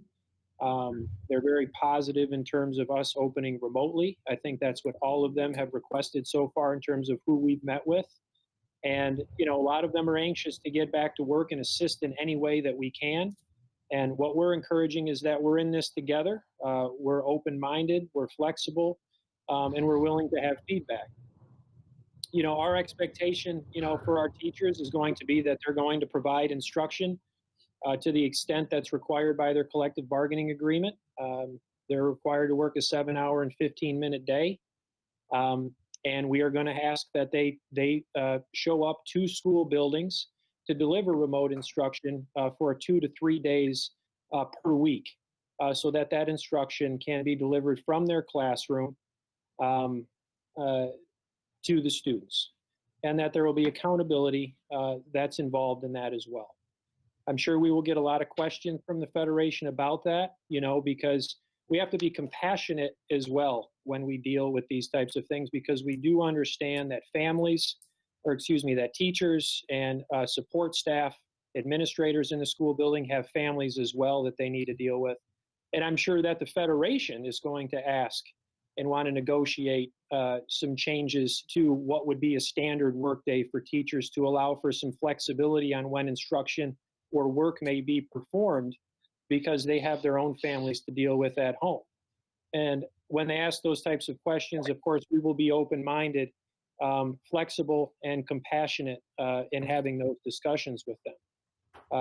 But I think given that we are opening remotely and that we will be requiring teachers to come in 2 to 3 days a week, I think a lot of the discussions and the concerns will be around, one, how are you going to make sure that the building is clean and safe while teachers are coming into the building? What are your protocols around teaching? And we'll be able to have adequate responses to those types of things. We've been doing the same thing in the central office now for 3 weeks with a high level of success, with all the protocols that Dr. Cash and Dr. Karestas and Jim Weimer have implemented and executed. And so I think we'll be able to adequately respond to those things. And I think there will be a lot of questions around what's a teacher's day going to look like remotely when they're in the school building and when they're at home, remote instruction. And, we're going to listen to the concerns of teachers and be open-minded about and understanding about the fact that our teachers in the main will have their own children at home that they have to deal with, and working with them to develop a schedule that works for the district and works for them. So I hope that answers your question. And now that we will have a decision, it will make it easier for us, I think, to engage and to speak with our bargaining units and our teachers, and things are going to start to come together very nicely. I'm optimistic about it. All of our bargaining units that we've met with so far, like I said, have said we want to work with the district. We're with you on this. We want to do the best we can for our students, from our substitute teachers to our teachers, aides, and assistants. I mean, we met with Joanne Sweat yesterday. She said teacher aides and assistants are ready to get back to work, get back into the school buildings. Of course, it has to be safe, but we're in this to help the kids. We're in this to work. How can we help? And in fact, she provided us with a list of 10 examples of things aides and assistants can do differently in a COVID remote environment to be of assistance to our students and families. So it was a great thing to receive from her and from that union on what they can do to help. And so, I expect that the Federation will come to the table with the very same attitude and demeanor. And what can we do to help? We're here to help. We're part of this. And it will be a solutions-based conversation as opposed to one of criticism and critique. Thank you. And I agree with you. I believe that they are going to come with that type of attitude. Our teachers are very committed to our students, and I know that they want the best for each child and that they want to get back to work, and they're professionals, and they're looking forward to that. Thank you for that. With talking about what expect. Just for all those that listened to our teacher meeting yesterday, that was the vibe that I got when I listened to it, and certainly I think it was a very important dialogue amongst Dr. Brown Hall and our executive team here and the teachers that participated and asked questions. It was and that was the vibe I felt. We're all in this together. How can we help? How can we do this safely? And those conversations will certainly continue. Okay, so with that said, as a parent, I would think that one of the questions that we have not addressed today is what would it look like when a teacher is not available? What does what happens if a teacher is going to be absent from that day? What are been working in front of a screen and there are no adults there to address that. How are we addressing that? We have spoken, certainly been talking with our substitute teachers union. And I don't want to reveal too much, but they understand that because we're still talking through protocols and how we're going to do this. But we expect to have a contingent of subs at each building that's ready, trained to fill in on a building by building basis and make sure that each building has an adequate number of substitute teachers available to utilize. And they, our substitute teachers, once again, they're ready, saying we're ready to do whatever it takes. We understand it's a different environment. We're prepared to help. And we've had productive conversations with them to ensure that each building will have a requisite number of subs in the event of a teacher absence. And in addition to that, our teacher assistants, teacher aides will also receive the same type of training that our teachers, our substitute teachers are going to receive on the delivery of remote instruction, both synchronous and asynchronous, as well as all of the safety protocols. So we're gonna be relying heavily on our teacher aides and assistants to be doing their part during this thing in the event that there is an absence of a teacher as well. So I think between those two groups, I think we'll be able, in the event that we have a teacher absent for the day, that we'll be able to chip in and do an excellent job during the course of that day. Okay, thank you.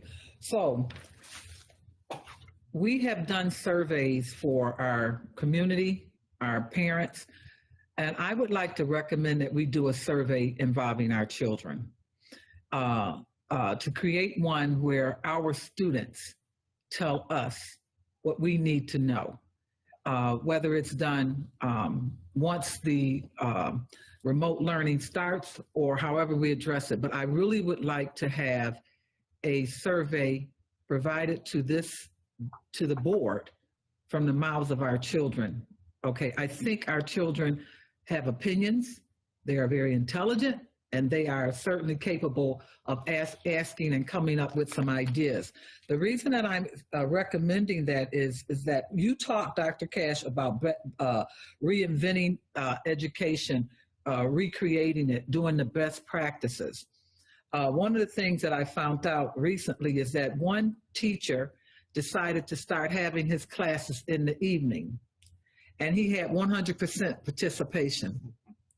Okay, it was a high school teacher trying to do something to reinvent these children not showing up at 10 o'clock in the morning. When he moved to an afternoon schedule, later afternoon, the children came and they enjoyed it. Okay, so what I'm looking forward for a future committee, our next committee meeting, is for us to, the board to be presented with ideas about the reinvention of what education is going to look like. So I don't know if we use our student leaders to provide us with that or whatever, but I really feel that we are in need of a survey involving our students. And while we're on the topic of surveys, many of us are curious to know what the survey looked like, the results were that came back from our most recent survey. What percentage of parents responded? What percentage of teachers responded? What were their responses that led us to this? I think it's important that information is shared, because it was a survey that we had. I must have hit a hot spot. I got 3 board members that hit me right there right at one time. Okay, so I think our board members want to know what the feedback was with that, as well as our listening audience. Okay, you have it in your hand, Dr. Cash? Yes. But I wanted you to finish your question first. Go ahead with your question. Okay, well, that's my question as far as the survey is concerned. And then my final 2 things that I'm concerned about is how will behavior be addressed, and how is the code of conduct being reinvented during the time of remote learning.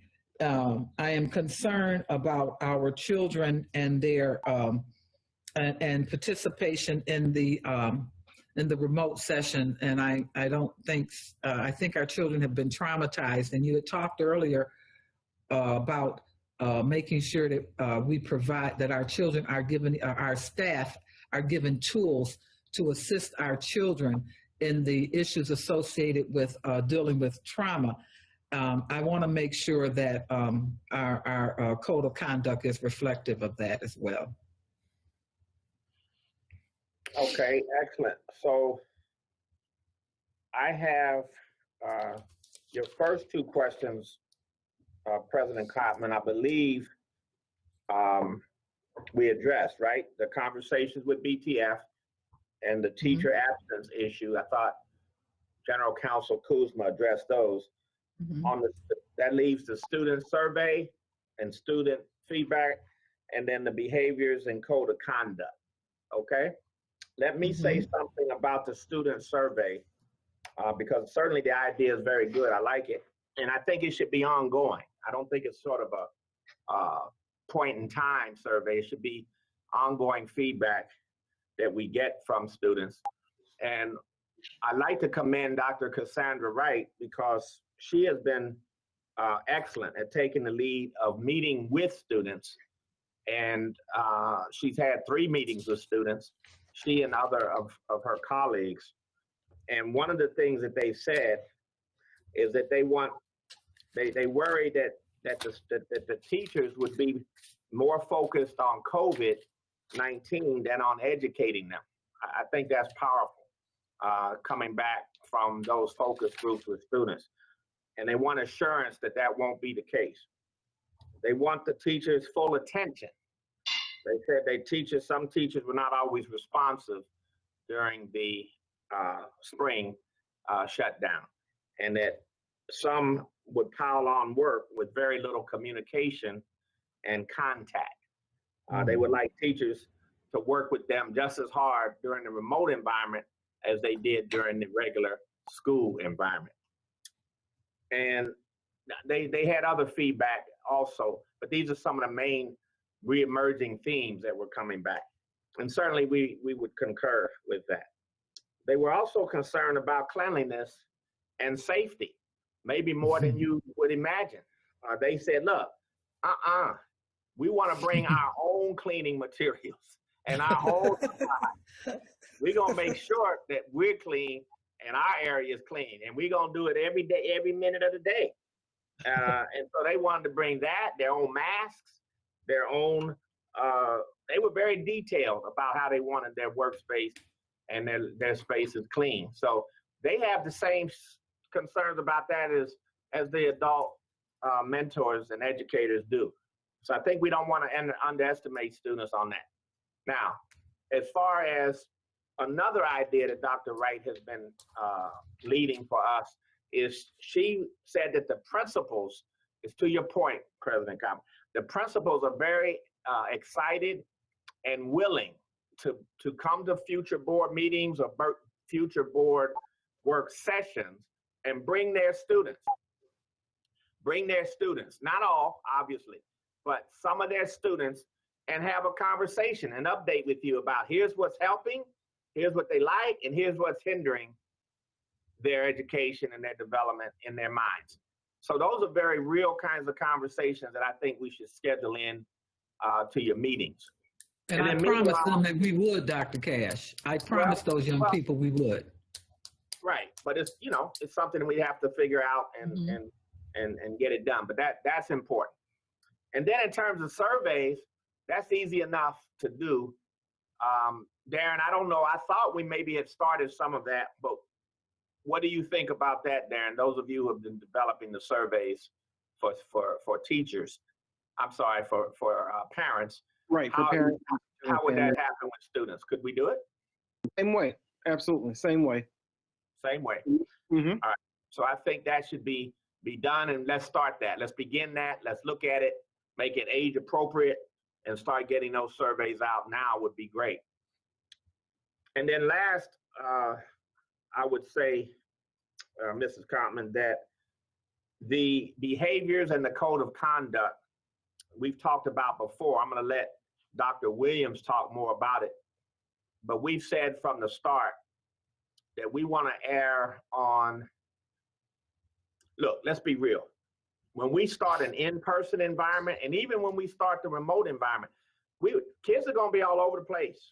They're going to be all over the place, and they're going to be in a lot of issues. They're going to want to talk. They're going to want their voice heard. They're going to want to have some conversations and be able to talk about their experiences in these last 6 months.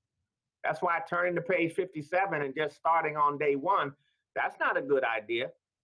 You know, we need a moment or two with our students just talking about what's going on in your life. What are you afraid of? What are you worried about? What has been hurtful and harmful? And what can we do? What can we do to help? So those kind of dialogues with students are going to be prime. Social emotional learning and trauma attention to our students is going to be as important as academic learning and working to try to catch up their academic learning. It's going to be just as important. In fact, I would argue it's going to be more important at the start. It's going to be more important at the start. I agree with that. And then throughout the year, we're going to have to make it a side-by-side issue, not one or the other. It's a both and, as we often say.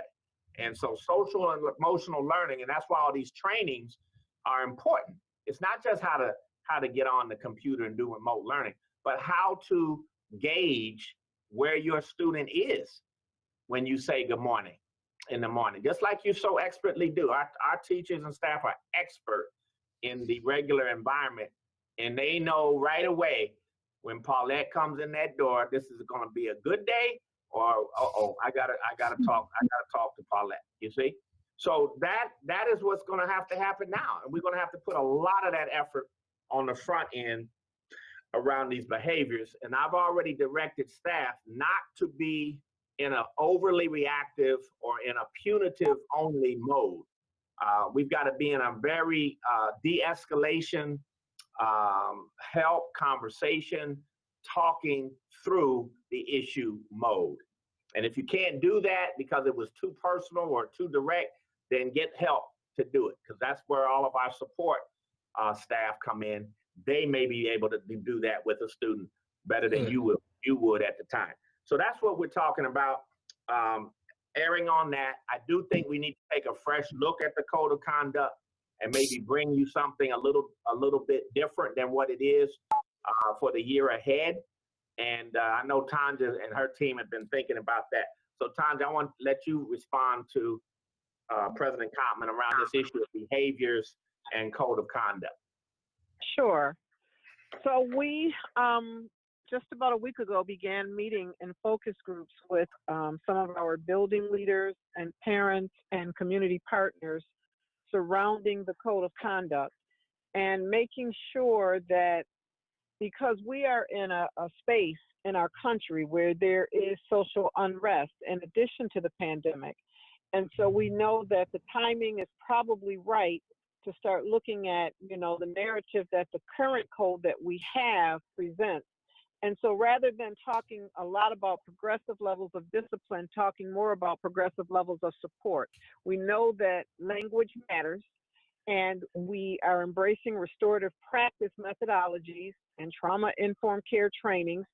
Dr. Cash was very clear that during this pandemic, that wherever possible, when there were disciplinary infractions, and there were students that were doing things cyberly, but that wherever possible, there would be no further trauma. There'd be no further suspending of students during this time.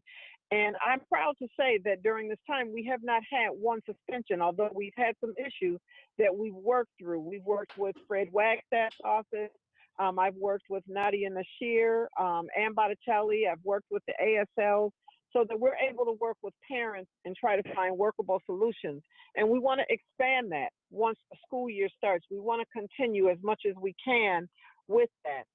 So we are taking a look at the code. We do have focus group meetings that we've just begun as we're beginning to peel layers and changing some of the language. And we know that a big piece of it will be providing training, coaching, and support to make sure that it's implemented properly. Thank you. Thank you. Mm-hmm. You're welcome. Okay. So Terrence asked that he could have one more question. Terrence, can it be a brief question because we're approaching we're approaching almost 9 o'clock with everything we've got to do. And, yes, it I don't is. want to go around again, everybody with questions all over again. Yes, Is it it past is. 9? Yeah. Oh, I'm looking at the okay. clock up here. Okay. Yes, thank you, President Belton Cotman. I know Dr. Tanja Williams did a lot of work on this last year, or when the pandemic started, and Dr. Botticelli just spoke a little bit about the student support team. But I would like to know. I know Dr. Cash probably already thought about this, but maybe developing a task force for students, for our homeless students and our students that are hard to reach.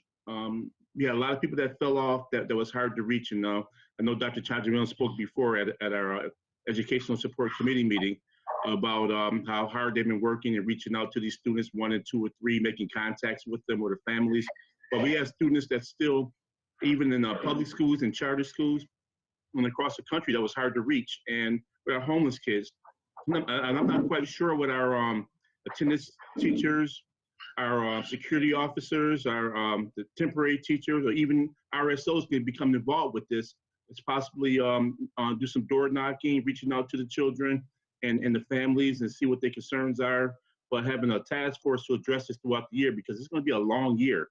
And I think that with other responsibilities that she has, that's something that we can have other resources probably can address. So I just want to hear your opinion on that, Dr. Cash, or administrative staff that might be able to see to it. Sure, I'd like to handle that question. So certainly we've been thinking about this, and if you look in the working draft, I've actually asked staff to amend the working draft. As we said before, it's a fluid document to address those and among other issues that have been brought to our attention. So we've addressed those in the working draft document, the larger one. But we want to work very closely with partners like our CBOs who specialize in this kind of thing. Tommy McGlam, who specializes in your group, Mr. Hurd. There's another group, the Say Yes, who specialize with their family support specialists. And you know what I was especially moved by was the spirit of one of our parent groups. It's called MVP, Most Valuable Parents. And they have a very large following. And the leader of that parent organization, Neil Dobbins, offered to me directly, came up to see me, offered to me directly that we will go door to door, Doc. You just let us know how you want to help us to help children and families. We'll go door to door, whether it's homelessness, whether it's hard to contact children that we have a list of. We have a list of those children who we had difficulty contacting for a lot of reasons. It's not just one reason that some families fell off of our radar. But they will go, if he said, if you give us a list, we will deploy our several thousand members, particularly on the east side, because that's where that group is really focused. And we will go door to door. So we have that at the front of our thinking, Mr. Hurd. Homelessness, I'd like you to say something about, Tanja, and then I feel like we've addressed Mr. Hurd's question here, which we have had lots of conversations about. Yes, we sure have. I mean, it is a population, when we talk about really servicing families and children who are in the most need, that grouping of individuals experiencing temporary homelessness certainly meet that bill. So we're looking at, again, we're going to be meeting with our community partners, along with parent groups like MVP. Mr. Neil Dobbins has also reached out to me to say, we stand ready to help. And when we meet at the end of the month, it won't be so much us presenting to them as it is us all collaborating and brainstorming on how we can best leverage the expertise that all of these groups bring. They bring a certain capital. They bring a certain expertise and diversity. And so we want to be able to leverage what they have to bring to support our most needy populations. So that meeting will be happening at the end of this month. Okay. Thank you. I spoke with Neil Dobbins myself about the exact same topic, and he expressed his concerns. And his heart goes out to the children and families that's affected, with the homelessness and different mental illnesses that's going on through the families.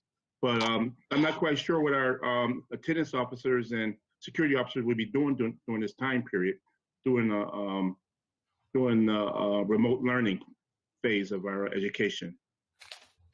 Everybody gonna be, we still are gonna serve meals, not only out of the 28 centers that we've been serving them, colleagues, we're gonna open up all the schools. We're gonna open up all the schools, even during the remote period, and start serving meals out of every school. And start to have opportunities for parents to come and get computers, to get questions answered, to have their concerns. We'll have a little booth, a little station where they, it's like an ombudsman at these schools where you can have questions answered relative to your school. So yeah, we're gonna open up all the schools effective immediately, the week of school opening, and start and still have services out of those schools. And in that way, attendance teachers, security, food service workers, all of our employee groups will have plenty to do. There's plenty to do, even in the remote environment, to help our children and families. We call it not only whole child anymore, we say whole family support, whole family support. And in this model, we go to the families. We go to, if you let us know who they are, we go to them. And we'll continue that model of support and service as we go through this year. So thank you for that. Thank you, Dr. Cash. So thank you. Answer President Copman. What we have almost 4,552 completed surveys, and within that group, 70% identified as a parent or guardian, and then of that, 64% wanted the fully remote, the remote only. 64% of our parents. 22% or 718 wanted the hybrid, and then 14%, 435 individuals wanted the fully in person. So 64, 22, and 14% among the three major options. So that, and I know it's not perfect science, right, but you probably could infer out, if you even had 80% participation rate, it probably would fall still in a majority of parents at this time that would likely choose remote to start. And so that's the data that I just pulled off at 2 p.m. this afternoon. And thank you for that question. Dr. Erica Boyce and her team done a great job analyzing all of this data. They don't not only have that, they have all of the responses and comments and put those into buckets and themes like you saw in the appendices there in the working draft. So thank you for those questions, President Cotton. And I want to thank your staff for their participation as well. And thank you, Dr. Cash, for the work that you're doing. We appreciate it as a board that for those that were critical to say that things are not being placed in order, obviously a lot of work has been done. And in a district such as this, it's so easy to compare us to the smaller districts, okay? But we have upwards of 30, almost 34,000 children that we are responsible for. And I dare anyone to challenge the fact that we are not doing everything we can to make sure that we do put children first as far as safety is concerned, and making sure that we get an education for our children as well as protect our staff and our families, because that's the bottom line. Okay, what we do in the schools will determine what happens in the community. And, you know, some of us are at that age group that we don't necessarily want to see COVID come their way. But with that said, Mr. Petrucci, you asked me to, you said you had something you'd like to discuss. Thank you, Madam President. At this point, I would like to make a motion to the board that we take item number 26B out of order. I know that we have many people in the audience that have been watching us live, particularly for this one specific item. So I so move. I need a second. I'll second.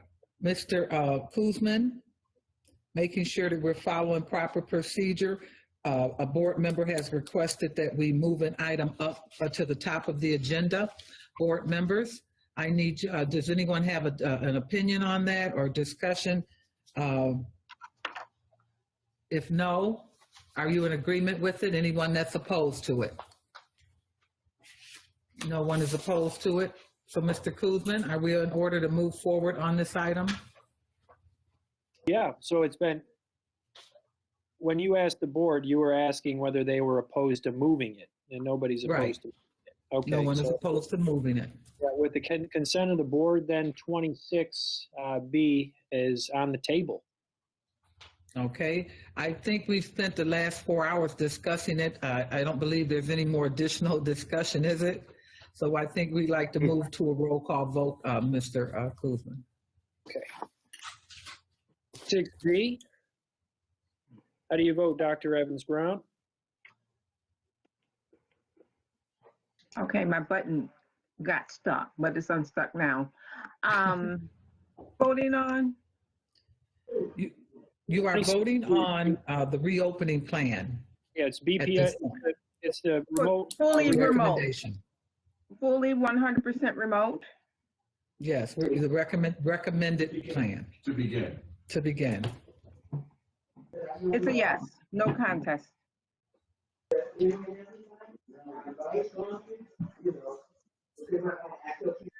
me? Mr. Hurd? I gladly support this motion, and yes. Okay.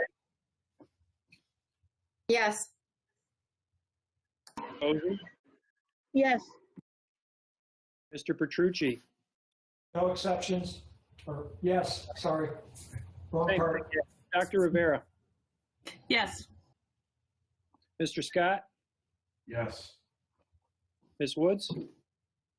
Yes. President Belton Cotman? Yes.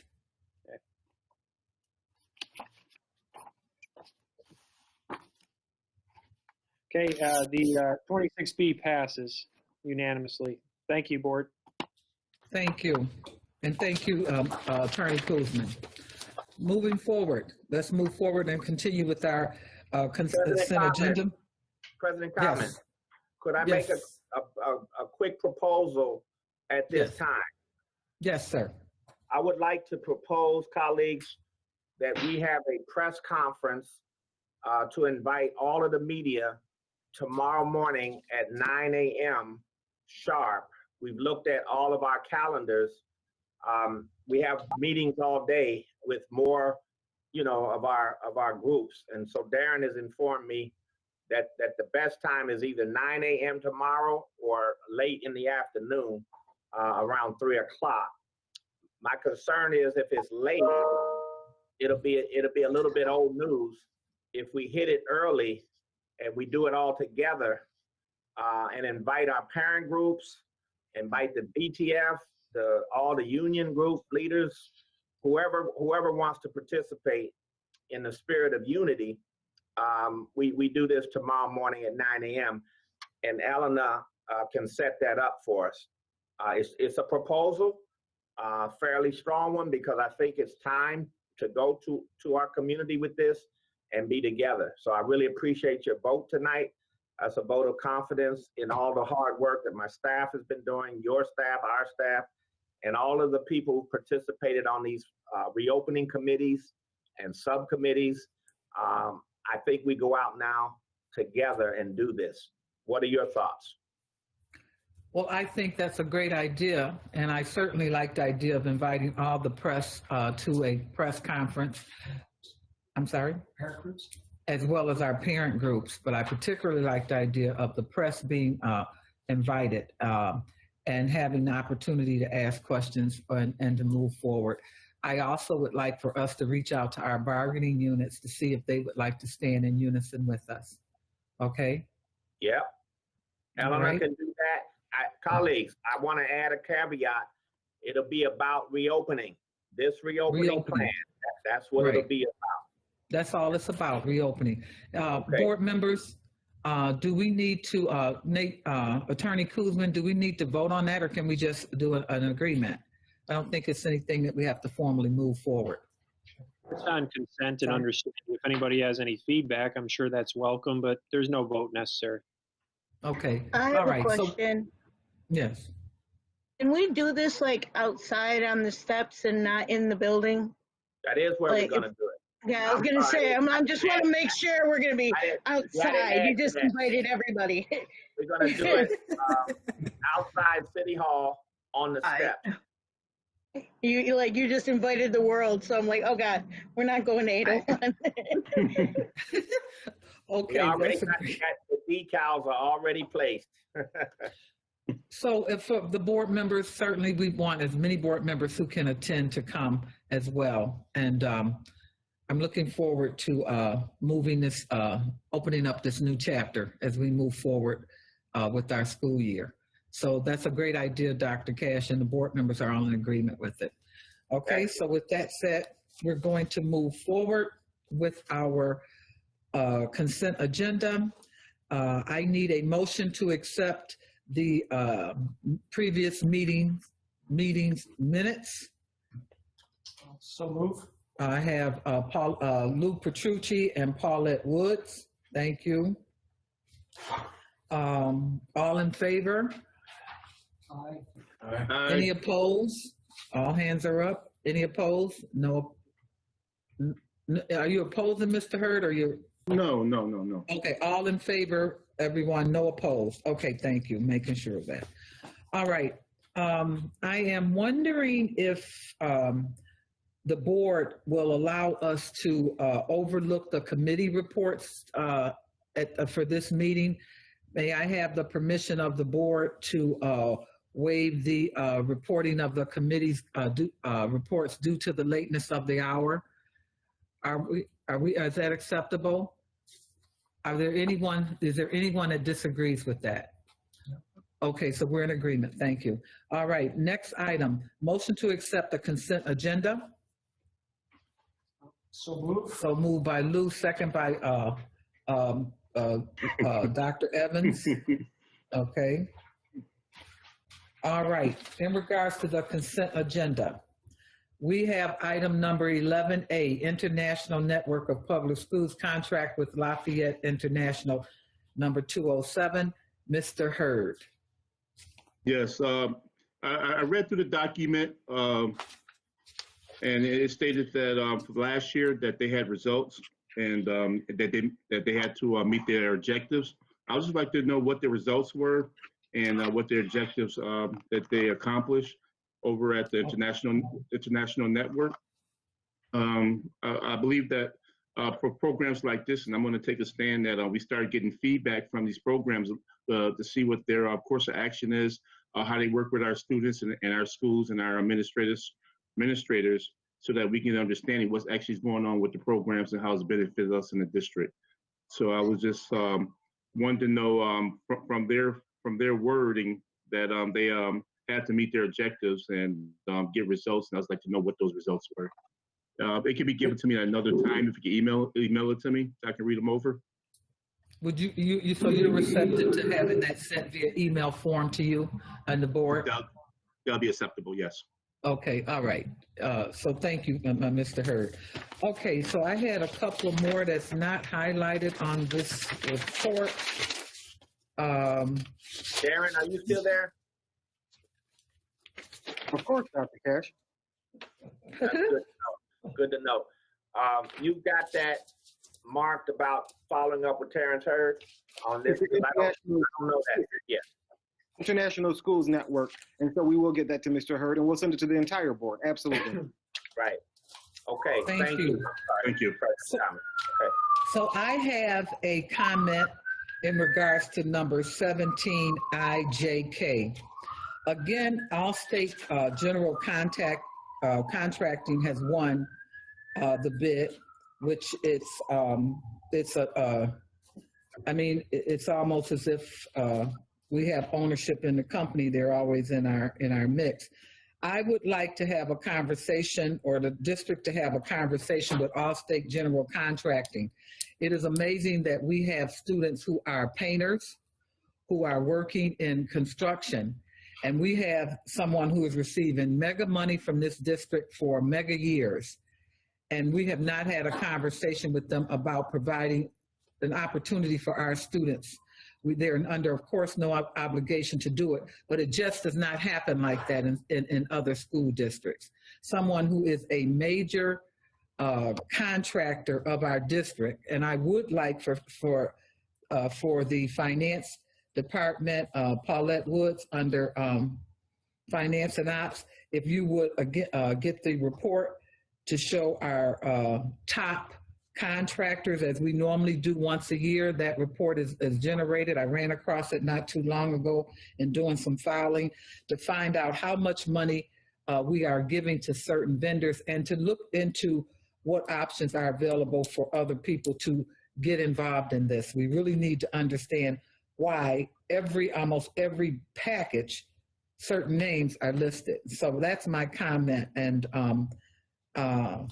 until I can see some reciprocity, I have some concerns about voting yes on this tonight. I just want you guys to know. I know legally they don't have to, but I just feel that if we were in the suburbs, they would be doing more for our students. And I'm sorry I said it. Okay, not politically correct is after 9 o'clock.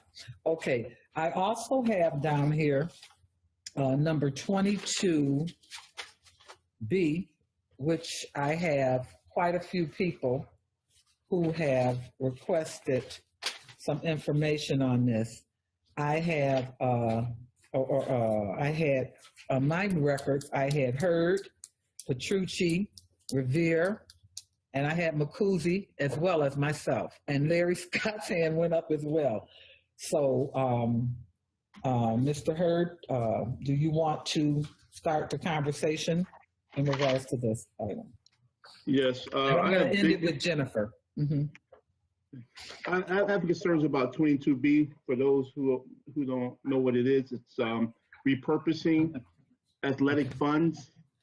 I'd like to first of all get an explanation of why the athletic funds are looking to be repurposed.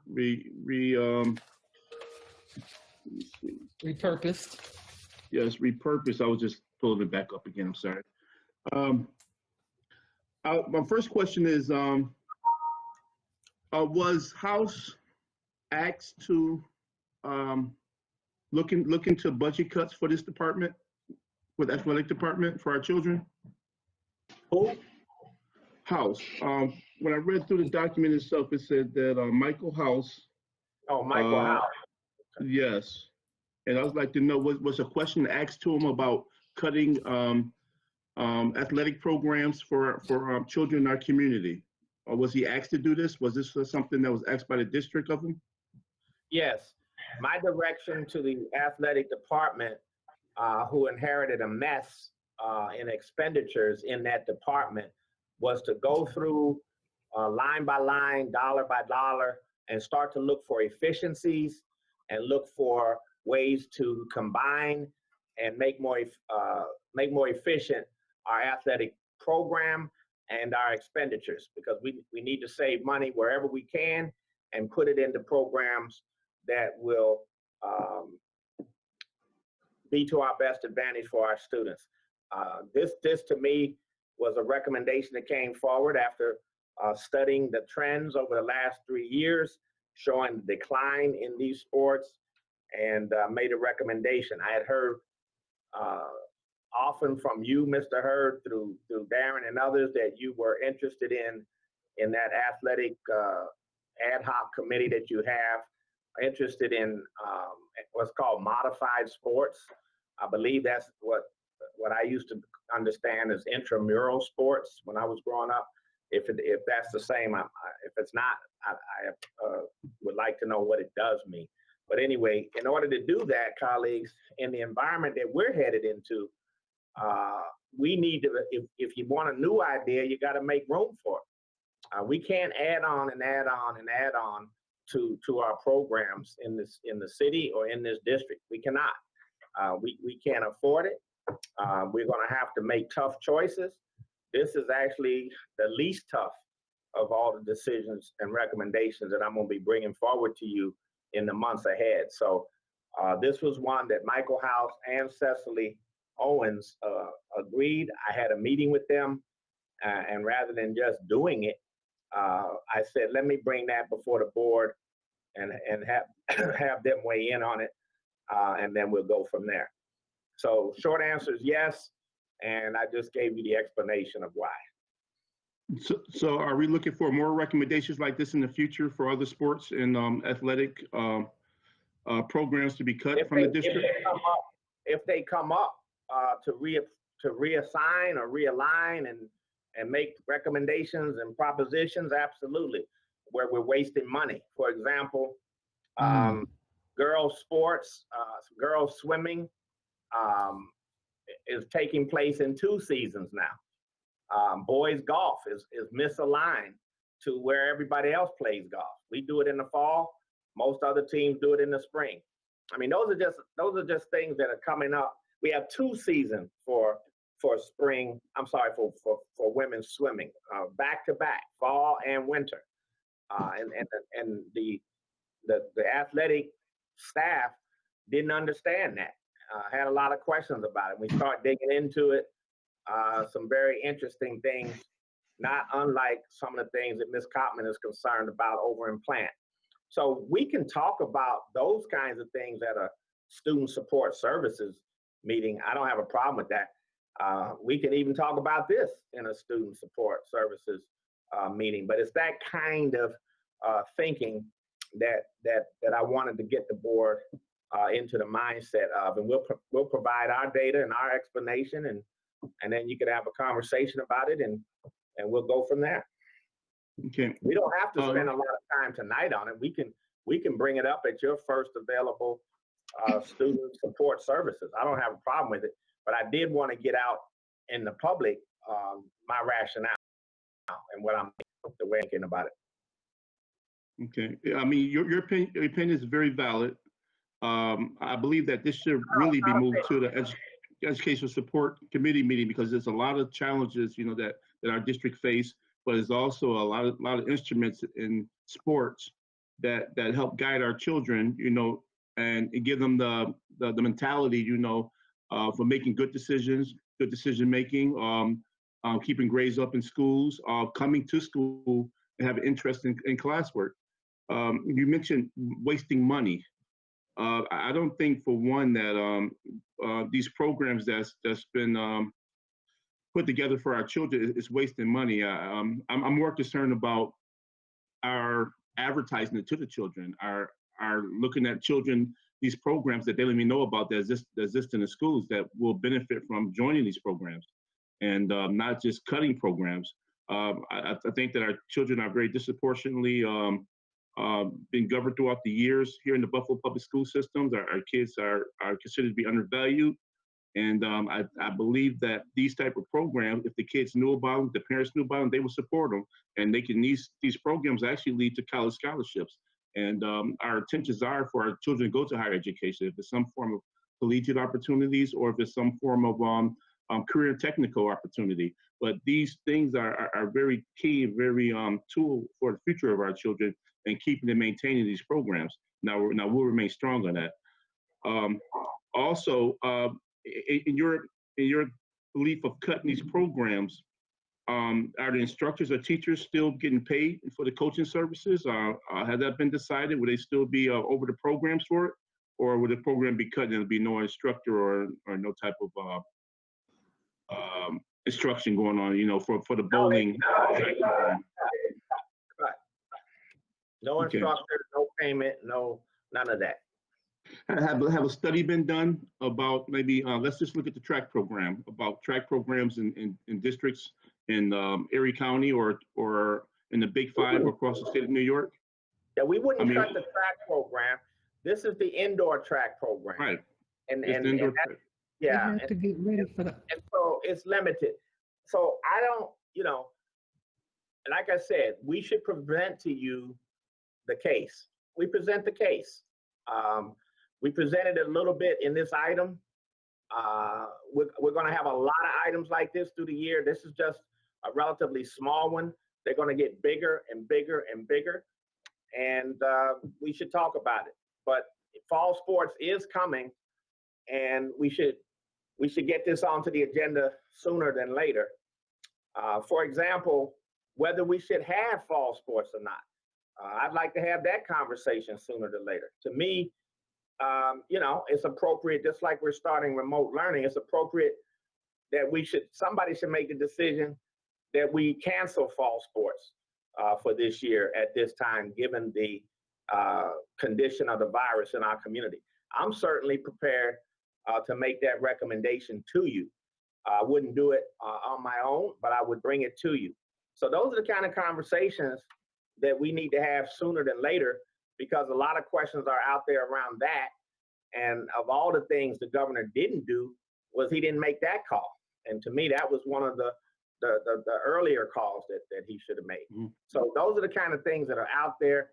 I think we should have the discussion, and just like we did so well tonight, try to reach consensus about it. And so that's all this is a foray into that exercise, because we're going to have a lot of those kinds of issues coming before us as we try to make room for innovative new ideas that we think will help a lot of students. Like I think the modified sports idea would and could, but it can't be additive in a year like we're getting ready to face. We're getting ready. If this 20% cost continues, Mr. Hurd, it'll mean overall annualized against our budget $176 million that we'll have to cut from our budget, because that's how much revenue we will lose this year. And this then carries forward into next year.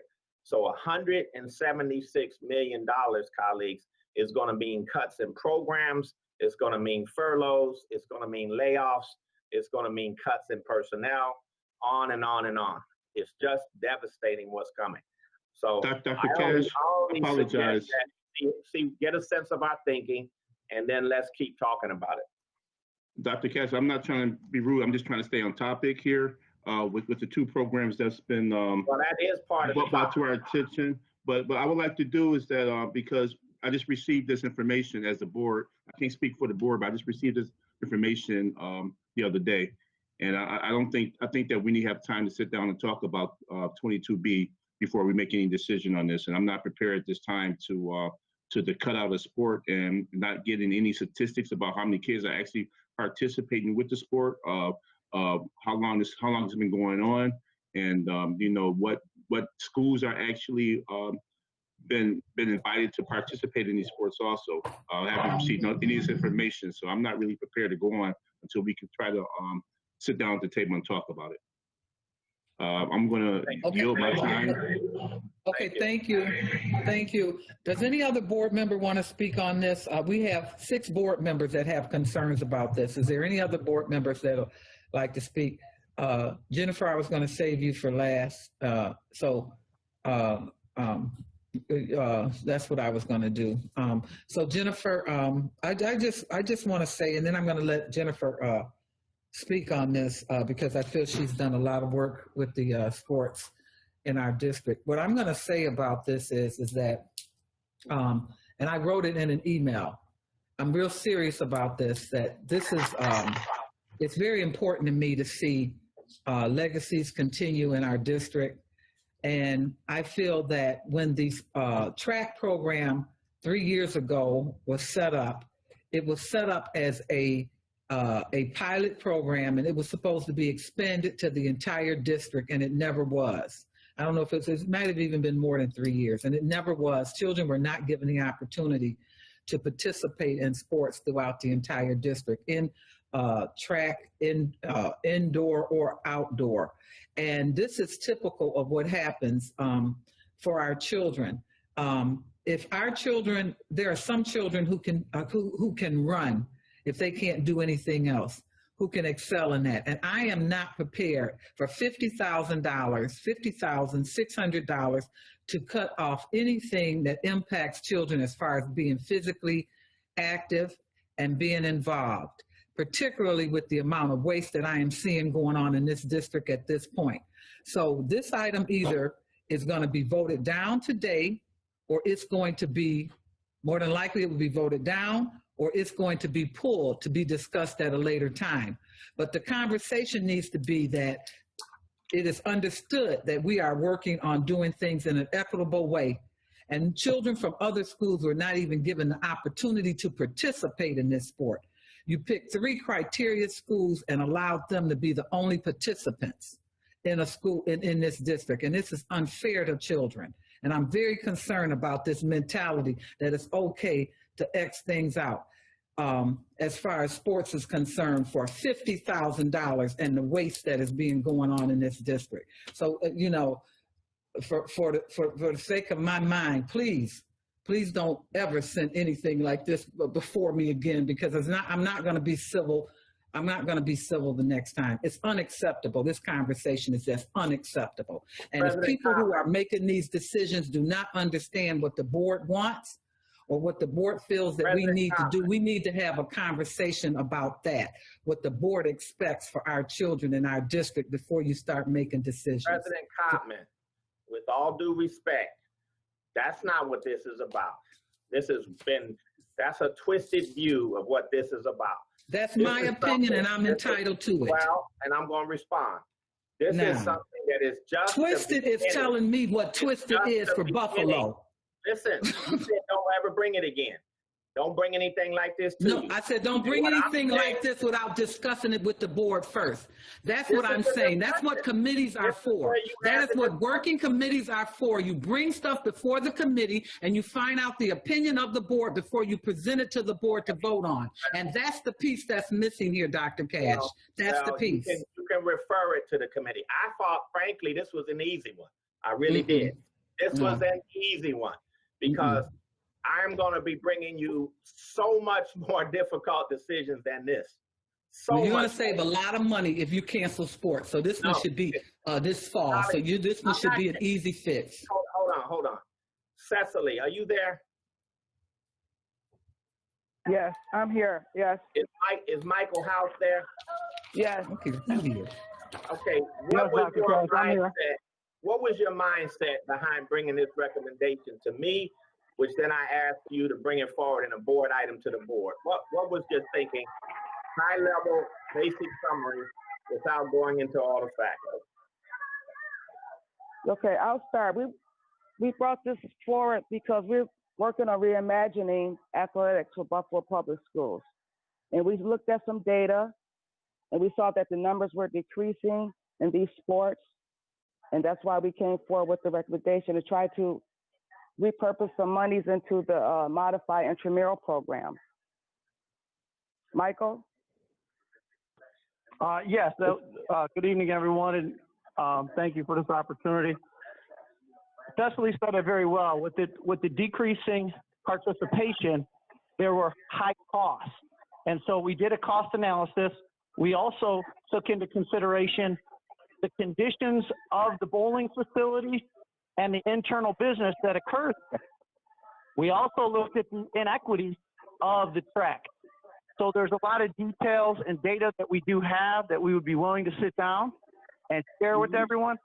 But the purpose of this was to increase opportunities for our student athletes and coaches by repurposing the funds to increase opportunity at the modified level.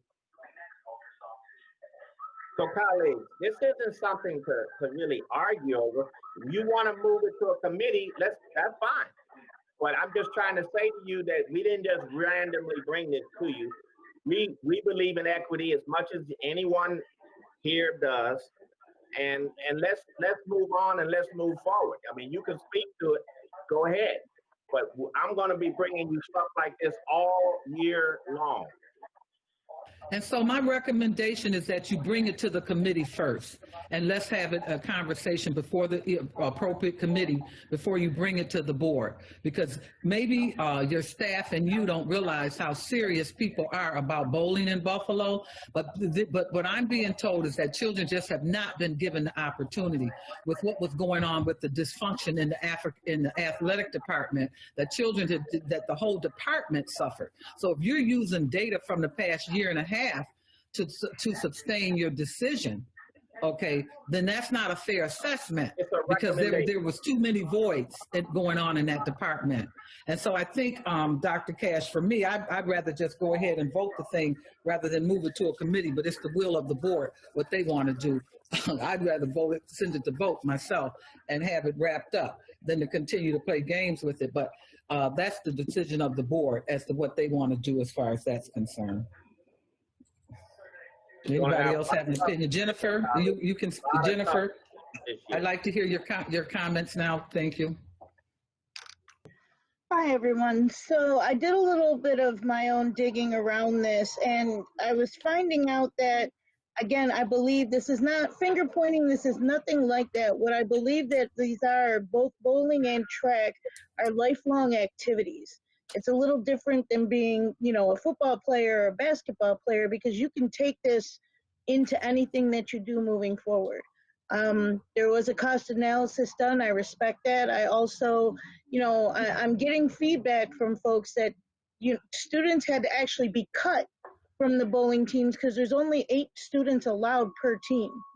The costs were compared to just having 2 referees at a game, as opposed to, the entire season for bowling in general. To the entire board, some of the concerns and some of the statistics that came in. Now, again, these are, folks who are transitioning into the athletic department.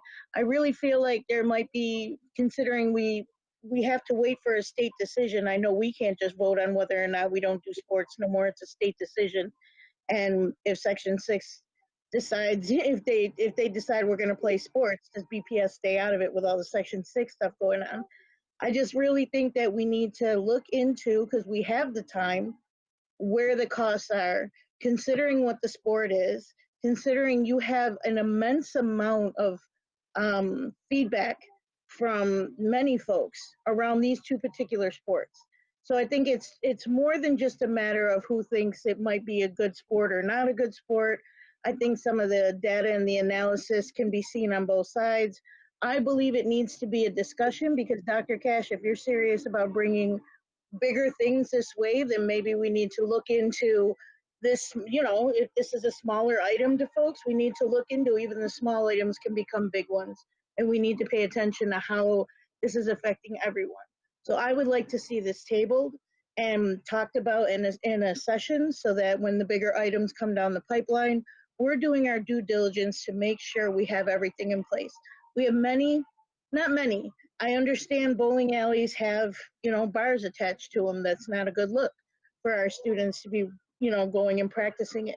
But I also understand that there's other bowling alleys that maybe haven't stepped up to the plate that we need to reach out to. What's our incentive to get them at the table? Because we do have folks who want to play.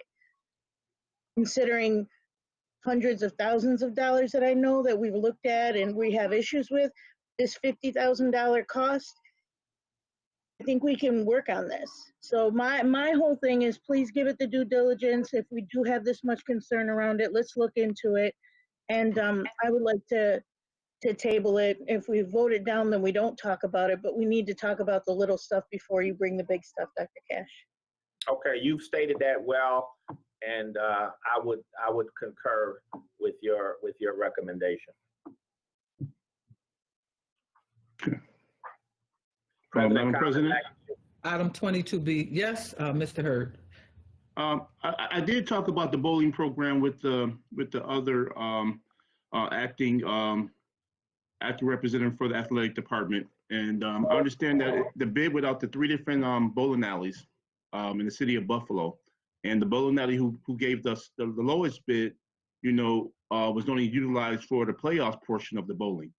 And I think that if that bowling alley, I believe it was Kearns Bowling Alley on Genesee Street, was utilized, I mean, maybe we could save monies in that way. I think some things need to be looked at if we can use that bowling alley more and not use the other ones that were charging much higher prices, almost double the amount from our conversation. I think that there's other ways we can look to save money, cordially without, cutting programs or looking to see. Did you want to say anything? I mean, I'm just appalled to hear information tonight by saying it was only opportunities only recognized for a couple of schools in our district, and other kids didn't receive the invitation. Jennifer McCosey, I've said that. So if you would concur that we take it to committee, there is more to this discussion. And let's just see if we can get to a consensus on what to do. I have no problem with it at all. It's what we should do. I'm hearing from you. I hear you. So let's do it. If Dr. Cash has pulled the item and the board concurs with that, then it's off the table. And it'll be sent thank you. to the National Support Committee meeting. We move on. Thank you. Let's see. I think that's everything, unless someone else has something. I'm sorry. What is it? I believe I have an item for 26A issue. 26A, I'm sorry. Buffalo Board of Education Committee / appointments and draft. Okay, I'm sorry. Yes. Thank you, Madam President. So at this time, I'd like to make a motion to appoint Mr. Edward Spidell as the Park District Parent Representative to the Special Education Parent Advisory Committee, CPAC. This is a recommendation from the CPAC committee, and I concur with it. Mr. Spidell is one of my most active and engaged parents. He volunteers on a variety of different committees and organizations that are involved with his children's education in addition to just CPAC. He is a product of the Buffalo education, as all of his children are as well. I've had a few conversations with Mr. Spidell prior to my putting his name into nomination. I know that occasionally he has rubbed some of my fellow board members the wrong way. He said that he'd be willing to apologize for any of those types of things, but that regardless of the vote, that he's still going to be engaged in these committees and in the district, and that he will be a tireless advocate for not only his children, for all the children of the city of Buffalo. Okay, what are you looking for? That's it? Okay. And that's under 26A. Correct. It's not what's under 26A on my thing. That's not what's 26A on mine. No, under 26A, those are the committee appointments that you've done, Mrs. Cotman. We just put it in there so the board members have a copy of it. This motion that Mr. Petrucci is doing is separate from that, but it is a motion that he's bringing forward. It's not a part of 26A. They are the ones you're appointing, but this is a separate motion, Mr. Petrucci, that has, because he has a vacant CPAC seat in the for the Park District. I thought that was part of this motion there. Oh, okay.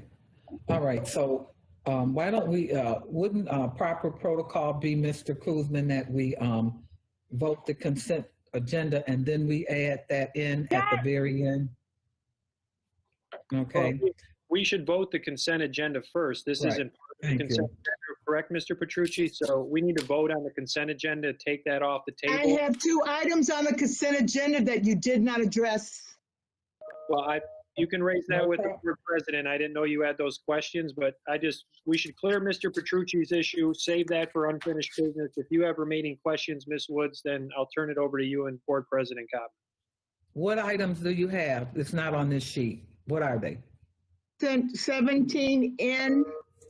They want to increase the payments to NFTA by $177,841. Did send an email asking our clerk, Dr. Brown, asking him when we save millions of dollars because we are doing a remote learning situation. We are not transporting children. 8 millions. Why are you asking me to approve a 17N item increasing NFTA payments? Somebody give me some reason for this. When we start talking about saving money, these are the areas we need to be saving money. And to item 17A, also object to item 21A, where we are talking about One paying at a time, please. One $7.5 at a million. time, Mrs. Woods. One at a time. Trust me, no one is trying to ignore you. It was not on the sheet. Okay? So just relax. Please answer the question for her for 17N. Yeah, I'll handle that, Board President Cotman. When we look at our budget for transportation, we look at our fiscal year, which is July 1 through June 30. And so the increase to our agreement expires with the NFTA as of August 31. So we needed to redo a contract with them. And we did it for a year, primarily because since we're all dealing with COVID-19, including them, that we really wanted to look at a year snapshot. And I think when we get back to the table, that we'll do a longer term deal, once hopefully this thing passes within the next year, knock on wood. But NFTA, we had a new agreement 3 years ago. I think it was groundbreaking agreement, quite frankly, in terms of the accessibility that the NFTA has offered to our students. And it's been quite successful. They've also been a great partner with us, contributing to delivering food during the period of the closure. And to Mrs. Wood's point, after the board's vote tonight, it's pretty clear that we're not going to be utilizing the full capacity of the NFTA service, at least for the first month or two of the school year. And so we won't be paying for that service. So in all likelihood, we're not going to actually be spending the money that the board is authorizing tonight. But it's still important that you authorize the contract with them and the increase of 2.25 on the base, of which 87% of that I think is reimbursable. So while it's $177,000, if it were spent, in all reality from the board's pocket, it would be about $20,000 to $25,000.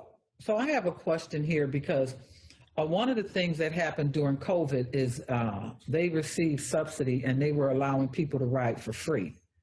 And so I'm just pay them. I know what you're saying, but I'm saying that they allowed people to ride for free because of, I think, monies that were made available. Are you aware of that? So we're paying for contracts when people were allowed to ride for free. No, this is a future-looking contract. Anybody in the city of Buffalo or within the NFTA's area could have ridden the bus for free, including our students during the period of closure. We didn't pay the NFTA one dime from the moment we closed until the end of the year because we weren't using their service. They, in essence, extended that onto us, including the general public. They weren't treating us differently. No, I understand that. I'm just trying to figure out that we're talking about now the first month, we're talking about possibly going back to hybrid, and now we're talking about paying them extra money this year. I can understand Board Member Wood's concern about this. I really can. I do. And after the decision. I understand what you're saying. You're saying this is a formality. We have to enter into the agreement and the contract, but you're not going to spend a dime because I'm going to be monitoring.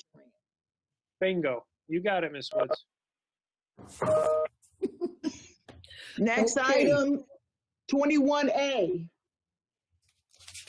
1A, and I did send this to you. I don't know if Darren's got it or received it, but it's asking us to authorize $7.5 million to pay utilities to the city of Buffalo.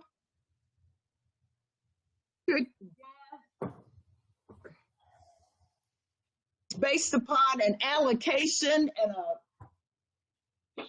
a guess estimate. And my problem with that item is that I don't like items that are estimates. I wanted to know how often is this item, these costs, our gas bills, our water bills, our electric bills, how often does an auditor or somebody review these expenses, match it to things they're billing us for, to see if they're actually even our property, to see if what the costs are Ms. Woods, by these costs. Ms. Woods, and so I Yes. know Pritchard attempted to call you this afternoon, but you were on the phone with me when he was attempting to call you. So I believe Jeff is on here, and he can try to answer this one for you. Just wanted to point out that, and I think Luke can back me up on this, that the city of Buffalo, when it finally audited its own electric costs from National Grid, were being billed for non-existent light posts, they were being billed for all kinds of items. They saved millions when they did an audit. I worked for Erie County for 37 years, and we Well, review any allocated expense. Jeff answer. Go ahead. Mr. Pritchard. Hi, good evening, board members. This is Jeff Pritchard. So, Paula, and I'll probably want to follow up with you with a little more detail. I apologize, I didn't get this question until later on, and it has come up before. Now, we do, so, you know, as you're probably aware, several years ago during the JSCB projects, we actually have a system that was installed that takes and accumulates our utilities for each of our individual schools and actually tracks them. And that's something that the plant department looks at, looks at closely. And similarly, we're looking at those energy performance contracts right now, where we actually can drill down right to the school level for these utilities. So that's essentially one thing. So it's, and we'll have the bills will be spot checked by engineers as well, that the plant department would send the invoices for what it said at each individual school was utilized. The engineers would go and actually compare the meter readings as well. So utilities are monitored, and they're looked at quite frequently. I also look at them from a budgetary perspective. We do bring, and this is really something that I asked the plant department to do a couple of years ago.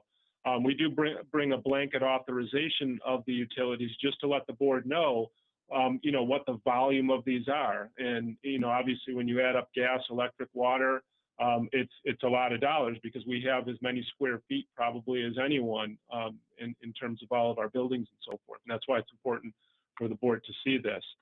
We are also in an energy pool with the city, where by pooling together, we can negotiate better rates. And periodically, the suppliers do change. I think in the last year or so, the provider of electric changed based on bidding. That's also something that we want to look at a little bit deeper. In our next iteration of the 4-year plan, we may want to look and see maybe the city and the school district should combine or look at what other schools are doing, and maybe there's an even better way of looking at this stuff. So it is certainly looked at. We can, I can gather up some information and circle back with the board as well on any other questions there are. And I want to apologize, Ms. Woods, because your email did get buried, and I did not find it until today. So I do apologize for that, because I just sent it to Jeff not too long ago. So it is absolutely not his fault, but your email did get buried. So I apologize. It wasn't a purposeful oversight, and you know that. You guys are working so hard. I respect everything you're doing, but what I'm looking and saying, we have a ZI committee. I want to look at every major expenditure. Talking about $7.5 million, and make sure that if we're having these reductions and savings, and we're shutting down buildings, if there's leaks that are just running water, I want to save in things that don't affect students. This is the area that we need cost containment and cost reduction. I agree. So can I ask a question? Why are we advancing the city money in advance for a whole year? Why wouldn't we do it 6 months at a time, particularly when we're having financial restraints at this point? We're not advancing the city anything. It says from 7/20 to 6/30 of 21. Right. So what this is basically our way of letting the board know what our estimate for the full year is. We pay these invoices monthly, and they're paid usually about a month after it's over. So probably within the last week or two, we just paid the final June bill from last year, and we'll continue to do that going forward. This is really just letting the board know at the start of the year what we expect to pay for the full year. Okay, and so what did you pay last year in total to the city? I'd have to. I don't have Munis up right now, so I. Okay. No, the reason I'm asking is that we have cut our schools down. They've been closed for the past I don't know how many months. Okay, we are going to remote learning where the children are not going to be in the building for at least probably the next 6 weeks. Okay. And I wanted to know if your projections were in alignment with the fact that we're going through a COVID scare. That's all. Yeah, I can definitely tell you that we expected, and I'm nearly certain that there is a reduction in these costs. And I was really just waiting for the final June bills to be able to report that out. But that was one of the areas, both electric, water, and gas. We did expect, and I'm certain we did achieve savings based on the closure. And I can get more details on that for you. I just don't have them. Because that's how money gets hidden away from children. $1 million here, 500,000 there, or whatever, and we're arguing over $50,000, $600 to let children go bowling. It's crazy for me. That's why I brought up these two items. That's all I had, because both of those need to be looked at. So can you bring that over to your committee, Paulette? Yes. All right. Thank you. All right. So if all minds are settled, can we move forward with voting on this consent agenda? Mr. Kuzma, may I have a roll call vote, please? Yes, on the consent agenda, Board President Kopman, how do you vote, Dr. Kathy Evans-Brown? Options. No exceptions? Yeah. Mr. Hurd?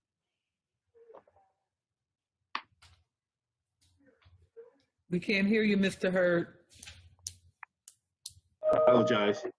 With 22B being removed from the consent agenda, I vote no exceptions. Thank you. And 22B has been pulled. So yeah, that's not part of it. Thank you, Mr. Hurd. Ms. J? No exceptions. Ms. McCosey? No exceptions. Mr. Petrucci? Exception for 20B. You said 20B? Correct. Dr. Rivera? No exceptions. Mr. Scott? No exceptions. Ms. Woods? No exceptions as long as I get supplemental information. We'll accept that. President Belton Kopman? Exception 17, I, J, and K. Other than that, no exceptions. Okay, thank you. Consent agenda passes. Thank you, board members. Okay, Mr. Petrucci, please move forward with your request. Thank you very much. So I do have, I apologize to my fellow board members. I thought this was going to go under the committee and board appointments, but I hope this is a separate resolution. So I will read it one more time and just let everyone know that, again, I will just repeat my comments. Mr. Speidel is one of our, this comes as a recommended from CPAC. Mr. Speidel is one of my most dedicated parents when it comes to how he volunteers and advocates for all the children, particularly not just his children, but all children in the city of Buffalo. He is very engaged. He will continue to be engaged whatever the outcome of the vote may be. So at this time, I'd like to make a motion to appoint Mr. Edward Speidel to the Park District Parent Representative on the Special Education Parent Advisory Committee, also known as CPAC. Can we get a second?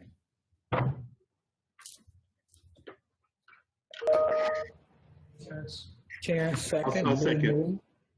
Any discussion, any conversation? Mr. Kuzma, if you're still there, do we need to have 6 votes to move a late motion? Yes. Yes, you do. Well, you actually need 6 votes to even consider it, and then 6 votes to approve it. Thank you for the point of order, Larry. So I'll assume that since we're discussing it, that we had if you'd prefer to take a vote then now on the actual appointment, we can do that. Yes, Is that what you? Well, don't we No, you need have to consider it? You have to add it on first, Nate. Isn't that correct? Even if, So it's not then on the table. So this is an appointment of Mr. Spidel to CPAC. right, You want to take a vote, President Belton, comment on whether the board wants to consider this? Want a roll call vote? Yes, sir. Okay. On the, to even bring to the table this appointment of Mr. Spidel at this meeting, how do you vote, Dr. Evans-Brown? Just to be clear, you're not voting on the appointment, you're only voting to consider the appointment. Oh, yes. No exception. Mr. Hurd? Yeah, I thought that's what we were doing, and no exceptions. It's yes or no? Yes. Ms. Jay? No.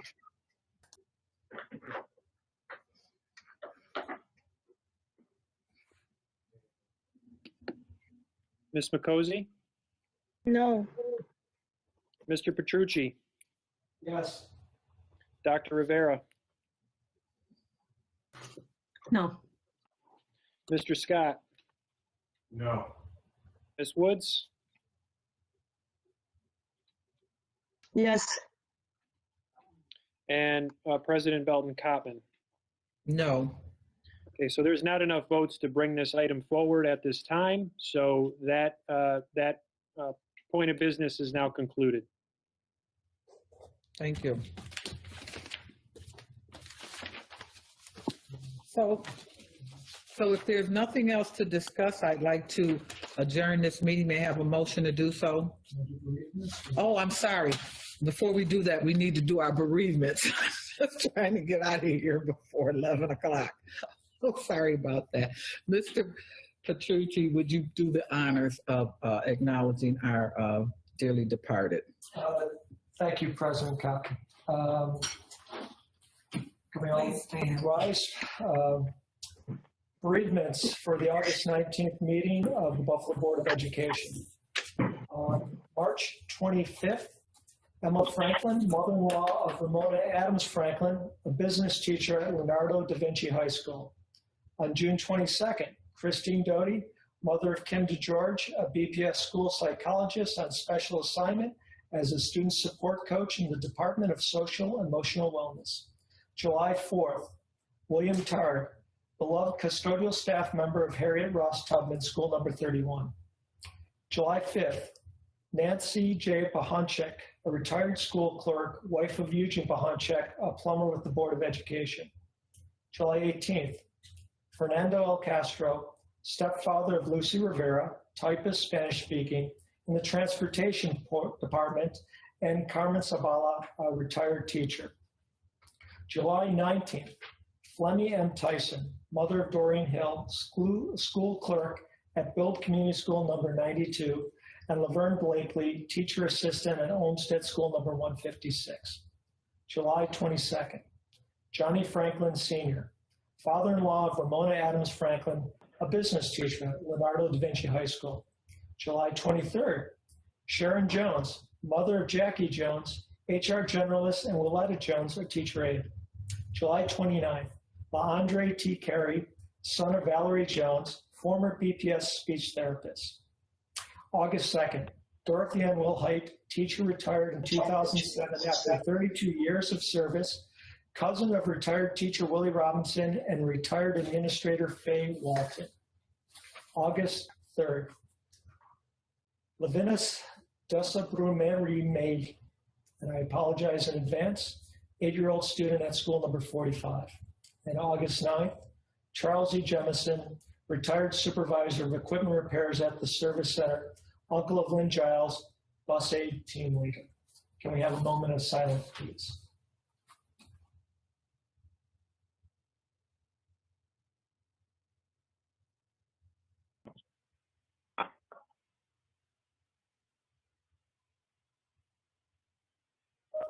Thank you very much.